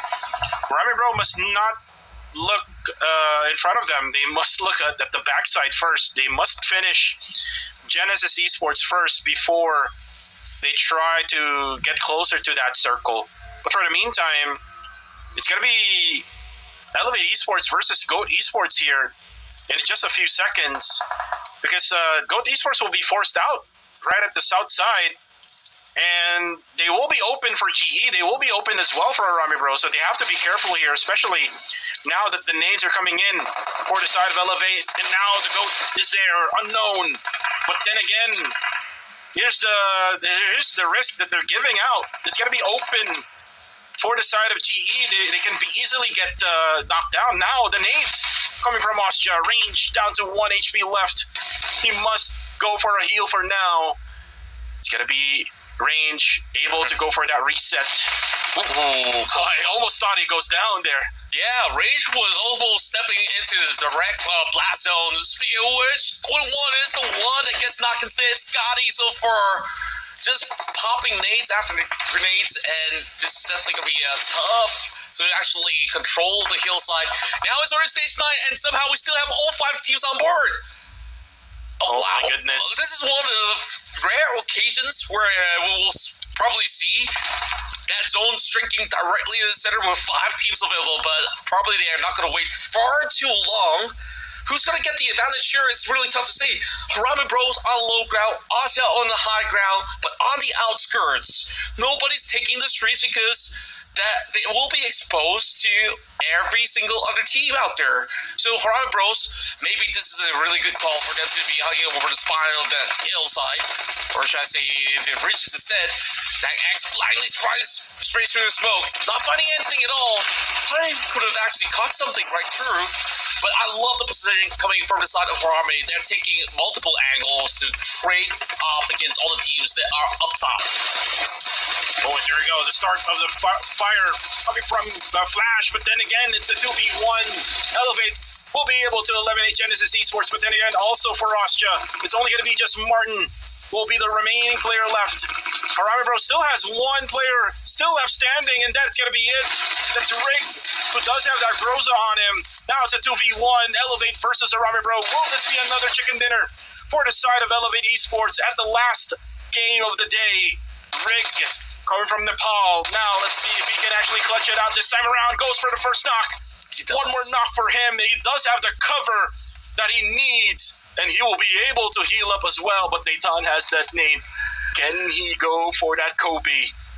Let's see if he can. Nope, he overthrows that nade. Now Rig, he only has a stun nade, and then the Molly will try to delay things up for him. Oh, and actually burns himself alive. Now it's going to be it for Nathan. Goes for the push, and that is it. Winner chicken dinner again for Elevate Esports. And they've been able to match with all the other squads out there in terms of committing to multiple fronts of battle, and yet again, they get another victory in the bag. Wow. Elevate Esports, they are just really showing us everything that they are made of, and we just love every bits of moments that they've been able to create. Multiple highlight reels, I would say, because of how many fights were they taking on the south side. Plenty, that's for sure. And I think they're inspired. Looks like they got really motivated with whatever we did with the tier ranking that we did with them. We ranked them just D, ranked D for Elevate Esports. So it's kind of like a motivation, like what Queen Toyo said, which is another caster for the PH broadcast. But anyways, for Elevate Esports, they're able to get another chicken dinner right at the end of the day. Same goes to what happened yesterday. So it's just the same things for Elevate Esports. They're not really changing any bit, and it's working, Contra. It definitely does. And I hope that this does not change for the squad, because sometimes they always want to try something a little bit different if they do get sort of going for these kind of patients. But right now, Elevate Esports, they've shown that they are always in the top 5 ratio, or at the very least top 3. These 2 wins supplements their burning passion to just push through the ranks as of the moment. But we saw a lot of interesting fights. Some of the battles were won from the low ground instead of players having the high ground abuse overall. And what I really do love is also to see that Harame Bros, they are also having that momentum carried with Federalis surviving into the second place from the first round and hitting into this final round. He delivers again, but it will be Nathan that will be the MVP for the match with the lucky number 7. Wow, Nathan This guy came from Exquisite Esports last season, and if I'm not mistaken, that was his rookie season here in PMCL. So it looks like that experience that he had with Exquisite Esports helped out a lot for him to be able to help out his team right now here with Elevate Esports. And again, nice combination together with Claire, Coca-Cola FV, and Scotty, who was a former player in the 30-second C Games. But anyways, Elevate Esports, again, surprising us. Not really that much in the early stages of the day, but eventually at the end, they're able to manage to get a winner chicken dinner. This only means that, Austria did survive at the end, but they might get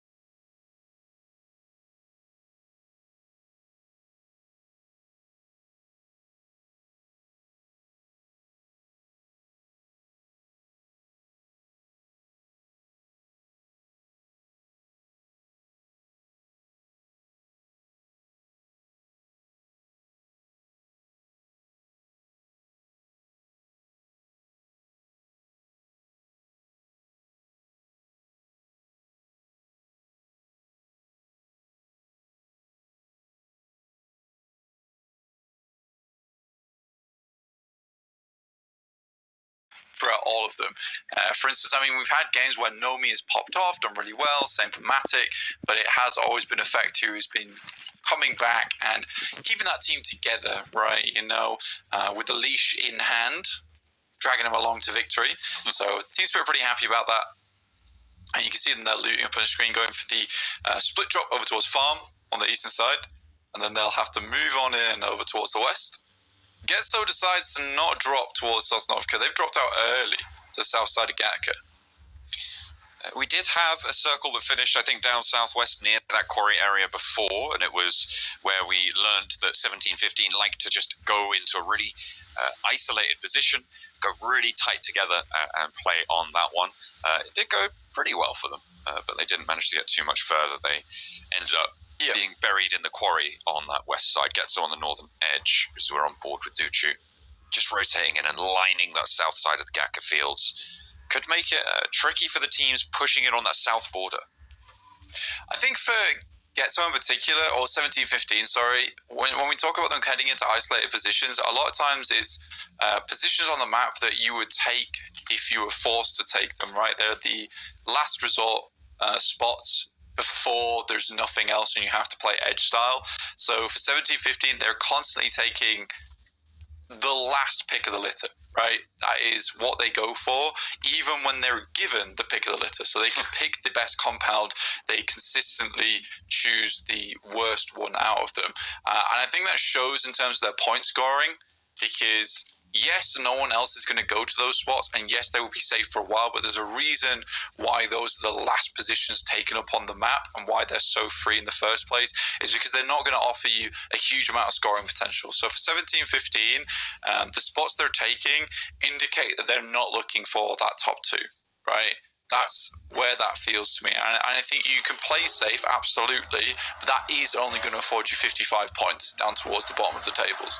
They are the lords of Zone 4 at the moment. That is what they're able to do. Nothing can stop them getting into Zone 4, but they'll just stop themselves getting any further, really, for most of these runouts. Blue Team, they're playing just south of Ruins right now. They're striking for the middle, going over towards Gatka on a bit of a split, but they're grabbing a whole fleet of vehicles, and they're going to be sending into Gatka itself, potentially, saying where they're going to end on up. Because Getso still have that 2-2 split on the south side. Ooh, a little bit of argy-bargy here over to the Western Bridge. Normally, Far Voice Gaming goes all the way over in Novo, but this time they're visiting One for All, and it's not gone well for them. Outside now, Black is knocked. He crawls on in, but the full crash comes through for Far Voice. Yeah, Far Voice has been heavily aggressive over yesterday, at least towards the end of the day, and it had worked out for them, and they're catching teams off guard. Flavius, though, with a nice S12K to the face of Far Voice, will slow things down slightly, but Luna speed things right back up again. Spray down onto Smarty. Luna dipping in, dipping out.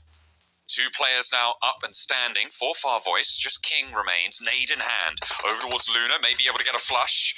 Looks to go around the edge and loses a teammate instead of able to get the damage there. Another one in through the door. That looks pretty good. The bounce is in, but it doesn't actually catch the knock or the player who was down. That is disaster coming through from King. He puts another one in, and that is the re-knock, but it's only Luna to go down, leaving two active still and no flashes to be seen.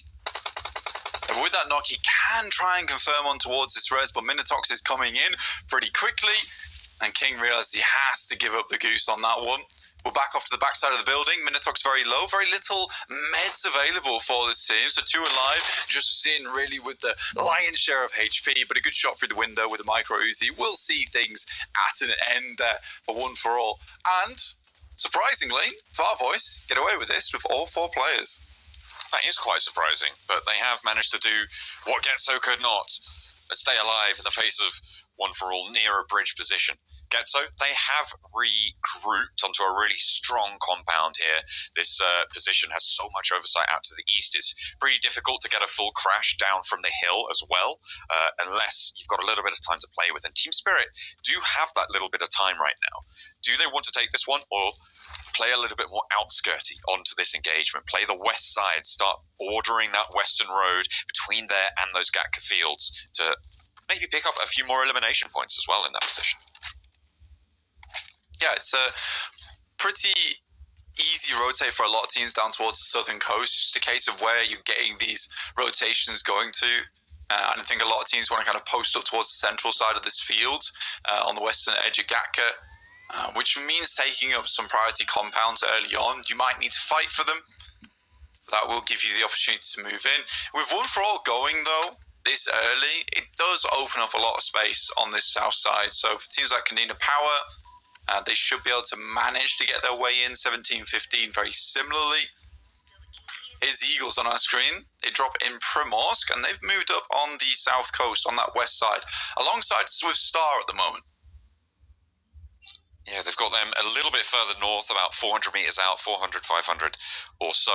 There's Team Spirit. You can see they are out to the west of that compound that we were looking at with Getso, who currently sit on that grey team just on the southeast side of the central area. Next circle about to come through. It heads up north towards Dagestan, gives Team Spirit as well a decent chunk of it. The compounds to the southwest of Everest, where Dagestan currently hold, actually they're regrouping away from it. Shockwave may be looking to move into that area, could be quite important, but in general, we're getting a little bit swampy with it on the west.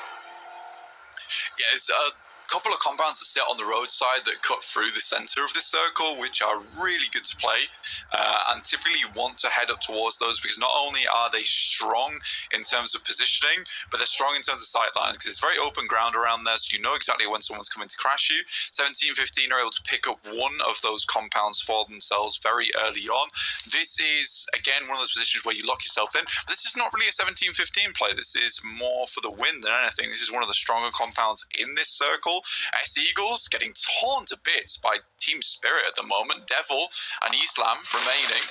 Okay, Matic able to find a second knock and Islam goes down. Devil, the last to stand, and Team Spirit are giving them what for. They saw them in the top two. They said, come on, if you want to be there, you got to play with the big boys. In fact, one in the spray. Third party, though, comes through, and it's actually Star Esports who are cresting the ridgeline, getting close. And getting in amongst it. Matic is on the warpath against the Eagles there. He clips their wings, something awful. Yeah, it's an incredible nade through the window. Really good read onto S-Eagles. And with that, Team Spirit picks up a nice compound down towards our southwest side. Not very close to the center of the circle, but a little bit of high ground play with fairly defensible. Very good crash onto S-Eagles from Team Spirit. And to be honest, probably the best team that they could have taken out early on, just in terms of where they're sat. Because for Dagestan, I'm almost certain that they're going to be getting through into PMSL EMEA with the way they've been playing. It's fantastic. But for Team Spirit, if they can take out S-Eagles, they're, at the moment, realistically their only competition. Yeah, it's just a case of continued beatdowns going to serve them well. If they can find that in the back pocket. Strangers up to the top of Everest, going to play against Asia Mix on the ridgeline. Brett with a nade, pulls the pin. Needs a big arm there. Launches it nice and high. Does land, but a little bit short there. A little bit longer on the cook. Get those bounces lost in danger potentially, but they're just about out of nade range now. May just be able to find it, but I think the arc's just a little bit too short there. They can play at arm's reach from one another, but Big Baby swinging down on that north side may take a couple of shots uphill. Kanina Power and Getso clashing on the southeast side, and Kanina Power not having a good time. Getso holding onto their compound nice and effectively. Yeah, for Getso, again, this was a rotation that we expected Kanina Power to make through this south side.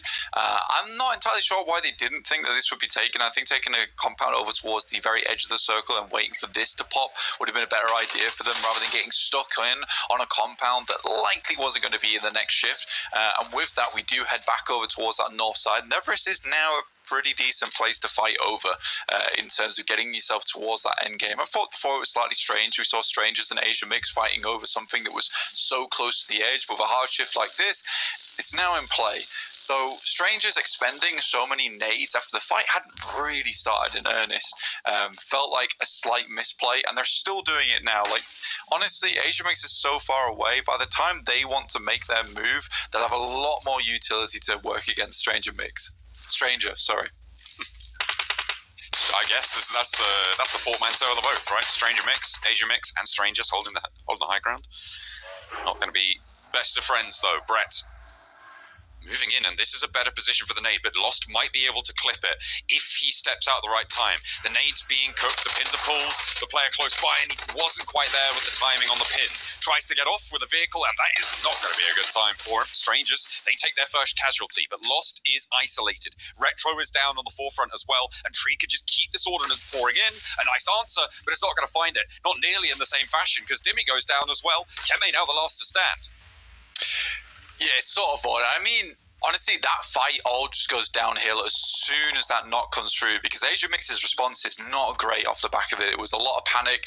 Realistically, in that situation, all you do is everyone pulls the pins on the grenades and starts sending them over towards strangers. They push because likely you're going to get 1 or 2 knocks, reset the momentum on the fight. But I think this is now fairly over for Asia Mix, and strangers will get a full reset on the util, which is huge for them. There's not really many other teams here. Brothers in Arms, though, could be a problem. They're going to roll straight on in very, very quickly, and Monkey's going to go and deal with it single-handedly. The rest of the team picking through the boxes. Needs to be careful. Nades need to be on point. Carry Boy, Zodiac have the challenge, and that is a beautiful nade. Monkey doesn't take damage from his, and Strangers have the suppression from the back lines on this ridge. This is good play. This forward position from Monkey, it was risky, but it's really paid off well for them. Yeah, it was sort of required as well that they didn't get backstopped, but they knew they needed to get the reset on the nades. Blue Team DX now actually coming over towards the north side of Everest. What is this? This is like three-way fight. If Stranger Things can win all strangers, can win all Stranger Things. I've done that twice now. If strangers can win all of these fights, they'll get so many eliminations. This will be a huge game for them just for being kings of the hill, essentially. They might even release season 4. Whoa. That'd be crazy.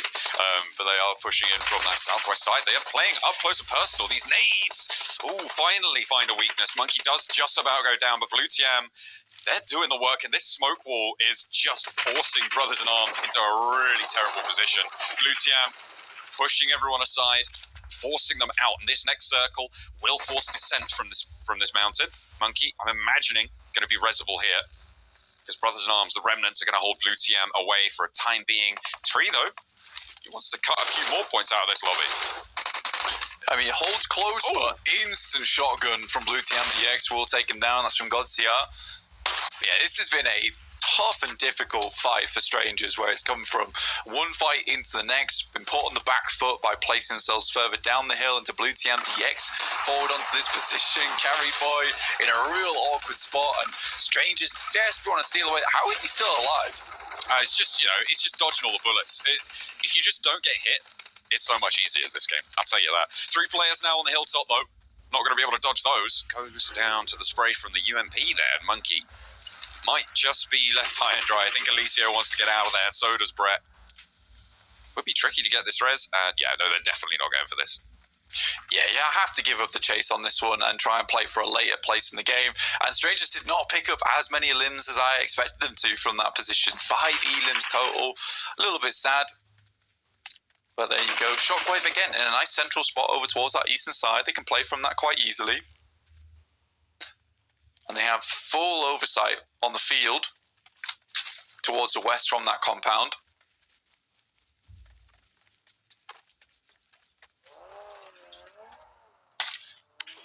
That compound, one of the few safer areas. Dagestan. Shifu is down, so the rest of the team need to stand up for him. That nade, I mean, is okay. That should have been a flush, but he hit uncontested. He hit the side of the window with that nade. I've done that. I've done that plenty of times. Finally, there's something going on, but it's 17-15 actually taking damage, and there's another knock over towards Dagestan. Magnum now wanting to pull out the res, but Banner wants to slow it down, goes for the spray and the challenge. The pump action not going to be able to land, but the second push-up does. Might lose Shifu for it, but he gets the flush done. Yeah, this has been fairly good approach from Zadira, honestly. He is the massive factor in this fight that is making this doable and possible for Dagestan. He's been able to peek the ridgeline every time they peek out with support from Magnum in the front lines. Yes, they lose Shifu, but Shifu managed to live through so many nades that it actually worked out kind of well for him. Magnum with the nade. Onto the corner, watches the side of the smoke. That was a perfect nade. Surprised it didn't get a knock or anything more, but Magnum descends with the pump action. Goes for one, looks for Phantom as well around the boot of the car, or the trunk if you're American. But either way, any way you slice it, it's going to be an elimination and a team wipe against 17-15. Dagestan can play on as 3. Yeah, that is the big thing. The Dagestan aren't just Shifu anymore. They have some very good squad mates on that side. Zadira plays an insane game from that backstop position. Makes it so difficult for 17-15 to do anything. Next circle will center up over towards Shockwave, and now everyone wants that compound. It's the only playable compound here. Otherwise, you're pretty much playing from the crags in Everest and or snaking this one in through the fields. For Team Spirit, Getzo and Star, this is more about picking up points as much as they can. Unlikely to get a huge amount further into this match. Morris with the spray onto the vehicle, a lot of damage being eaten. I think that vehicle's out of commission now, but Eliseo gets to cover for the Strangers. Down they go. They're going to try and take the scrap. In the meantime, out on the west side, it looks like there's an opening being found. Default is knocked in the background there. There is that south factor with Getzo playing close. That's a lot of players for one person to handle. Star Esports going to back off their forward point, maybe even get the res onto Default. Yeah, some potential there. That is some good information for Matic. Really good information, in fact, and Ked just has not moved, so fully open for this next nade. Thought he wasn't going to get out of the way of that. I thought he was just going to watch it. Goodness me. Does step it out in time. As the rest of Team Spirit swinging on down, establishing their line. Have to push east in a moment. Matic wants to spray onto Duchu. Yeah, you can't be doing that. With no smoke cover, into 2-3 players from Team Spirit. It's not going to go well. They find out all about it. Matic on forwards. He wants to actually put pressure onto this res. Put pressure onto this knocked player, but that nade's going to do the job for him. Oh, goodness me. 9 eliminations now for Team Spirit, and this west side's looking good for them. The Kitsune? That's okay. Pretty damn good strafing there coming through from him. He is knocked, but Nomi's quite close by. Might be able to do the damage. Default takes a heavy hit, and in that ditch it is fairly nadeable. And they should be able to get Kitsune up, I believe. I think they've been doing that for the last while. 10 eliminations now, double digits already for Team Spirit. Dagestan, they've got 4 for their own. But that south side is going to be pretty tricky now. I think this next phase for Dagestan may be their make or break time. Default just dancing about, trying to pull a Kitsune.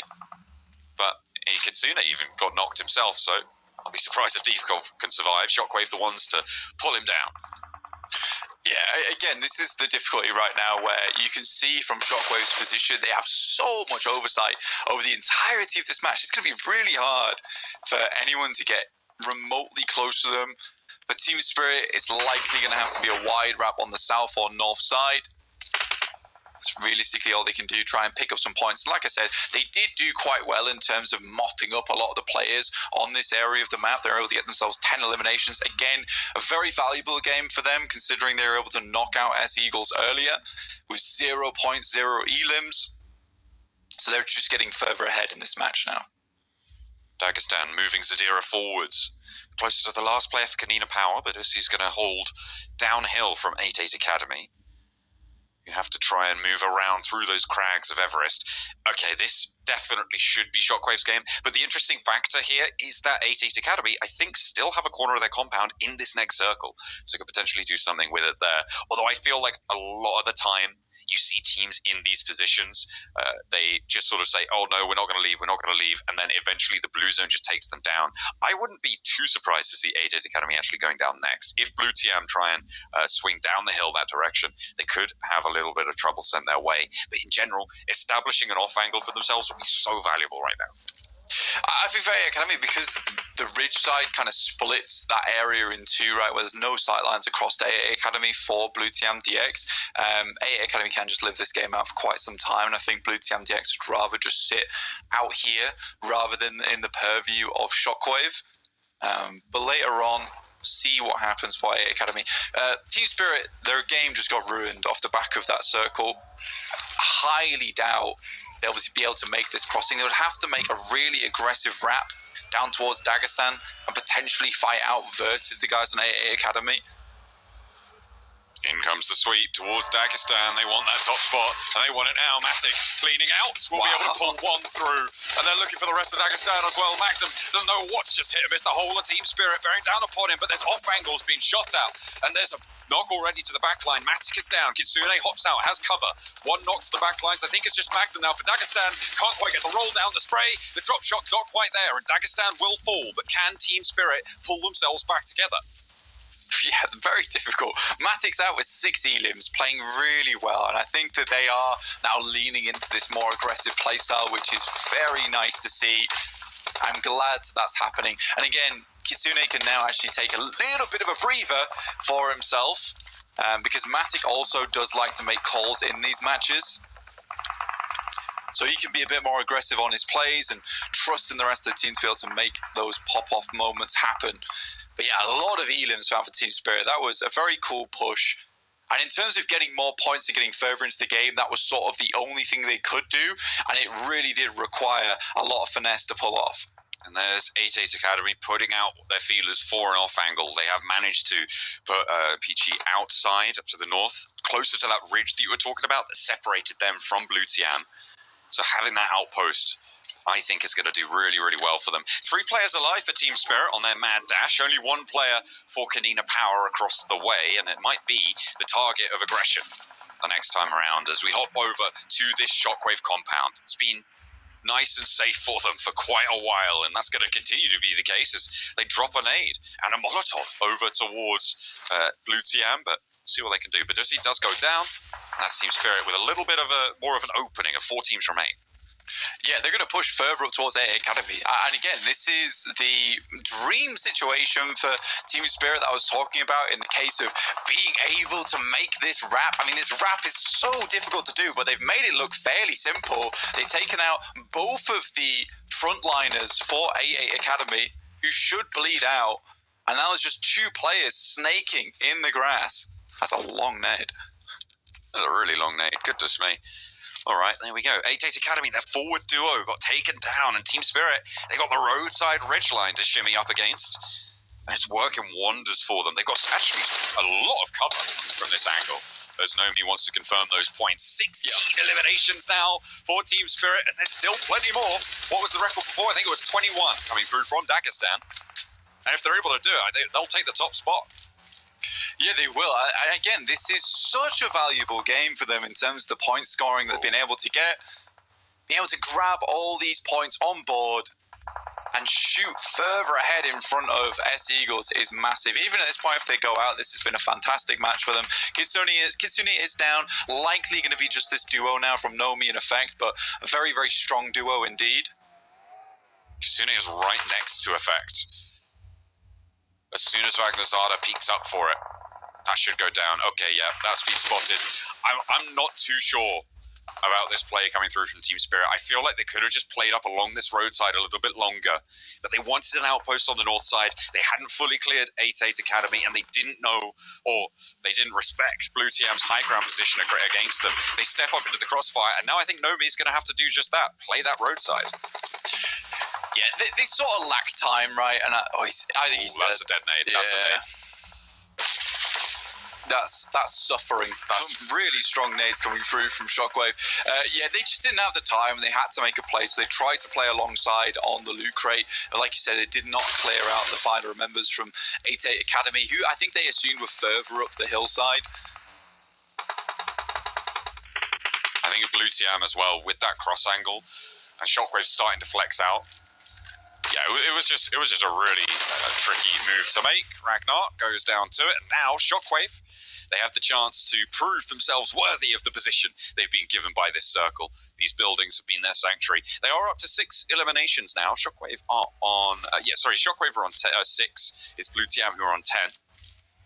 So they try and descend from Everest. They were the team that swept across the whole of the ridgeline of Everest, and now they're up and onto another ridge, facing off against Shockwave. Yeah, again, for the boys on Shockwave, this has to be a chicken dinner for them. They have all the room in the world to play with. They took out one of the outposts. Now just 1 player remains. Nade in from the back lines, bounces up and actually gets a lot done.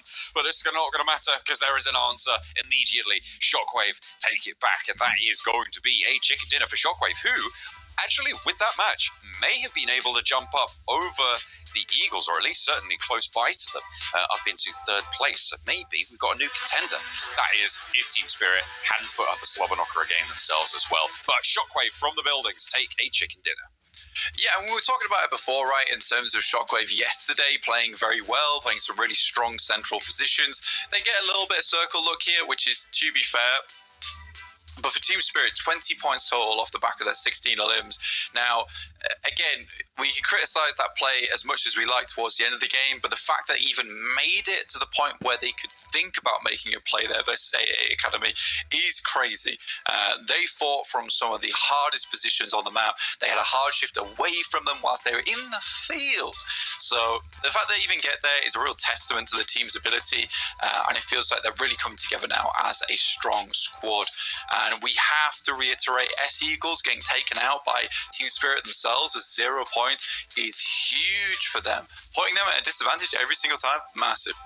Yeah, absolutely. They have really laid down the law, especially in that fight. S-Eagles almost looked, frankly, almost looked clueless, right, in that scenario. And Team Spirit gave them what for. So perfect scenario for Team Spirit in that engagement. Beautiful to see. I'm not sure if they've put up enough points to be able to leapfrog Dagestan just yet. I think Dagestan got 5 points on that match, so I think it will be a little bit closer. But still, they have got themselves right back up and into the running, rather, for first place as well, which was that little bit of a gap before the game started. Now it has shrunk to almost nothing. Yeah, it's really good plays from Team Spirit. And again, I think this did just require a couple of days of feeling out the lobby and figuring it out. And this is what the top teams of the world are good at, is how do we play against these teams and how are we going to go about it? Because they've gone from being a little bit less aggressive on their pushes to very aggressive, because I think they realize now that a lot of these crashes, a lot of these fights that they're taking, they can win them because they are playing against worse teams than themselves.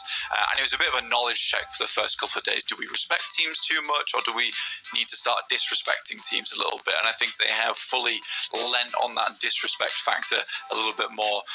Dagestan, again, good fight from them and good capability. They were in a position where there was a lot of sightlines their way, and Shockwave just take the game off the back of some strong positioning and then some good flexes at the end of the game.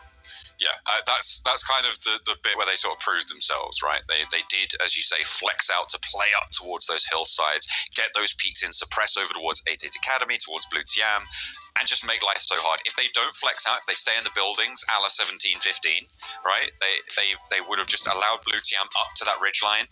Those nades find their way through the window, and they just go down 1-2 knocks, and all of a sudden it's chaos, and it will descend. So you're right, those flexes absolutely pivotal at the end for Shockwave, and they didn't really have an impact onto third party either. And I think that in general, that plays into this disrespect kind of vibe for Team Spirit, right? That they have, that they're being allowed to go for these plays. It's not even that they necessarily disrespect the opponents they're crashing. It's the fact that they don't think that teams are going to third party them in the same way that they would do at a higher level of tournament. We had a lot of chaos there, but we're going to take a little break from the chaos very quickly, and we'll be back with the next game on Miramar shortly. See you there.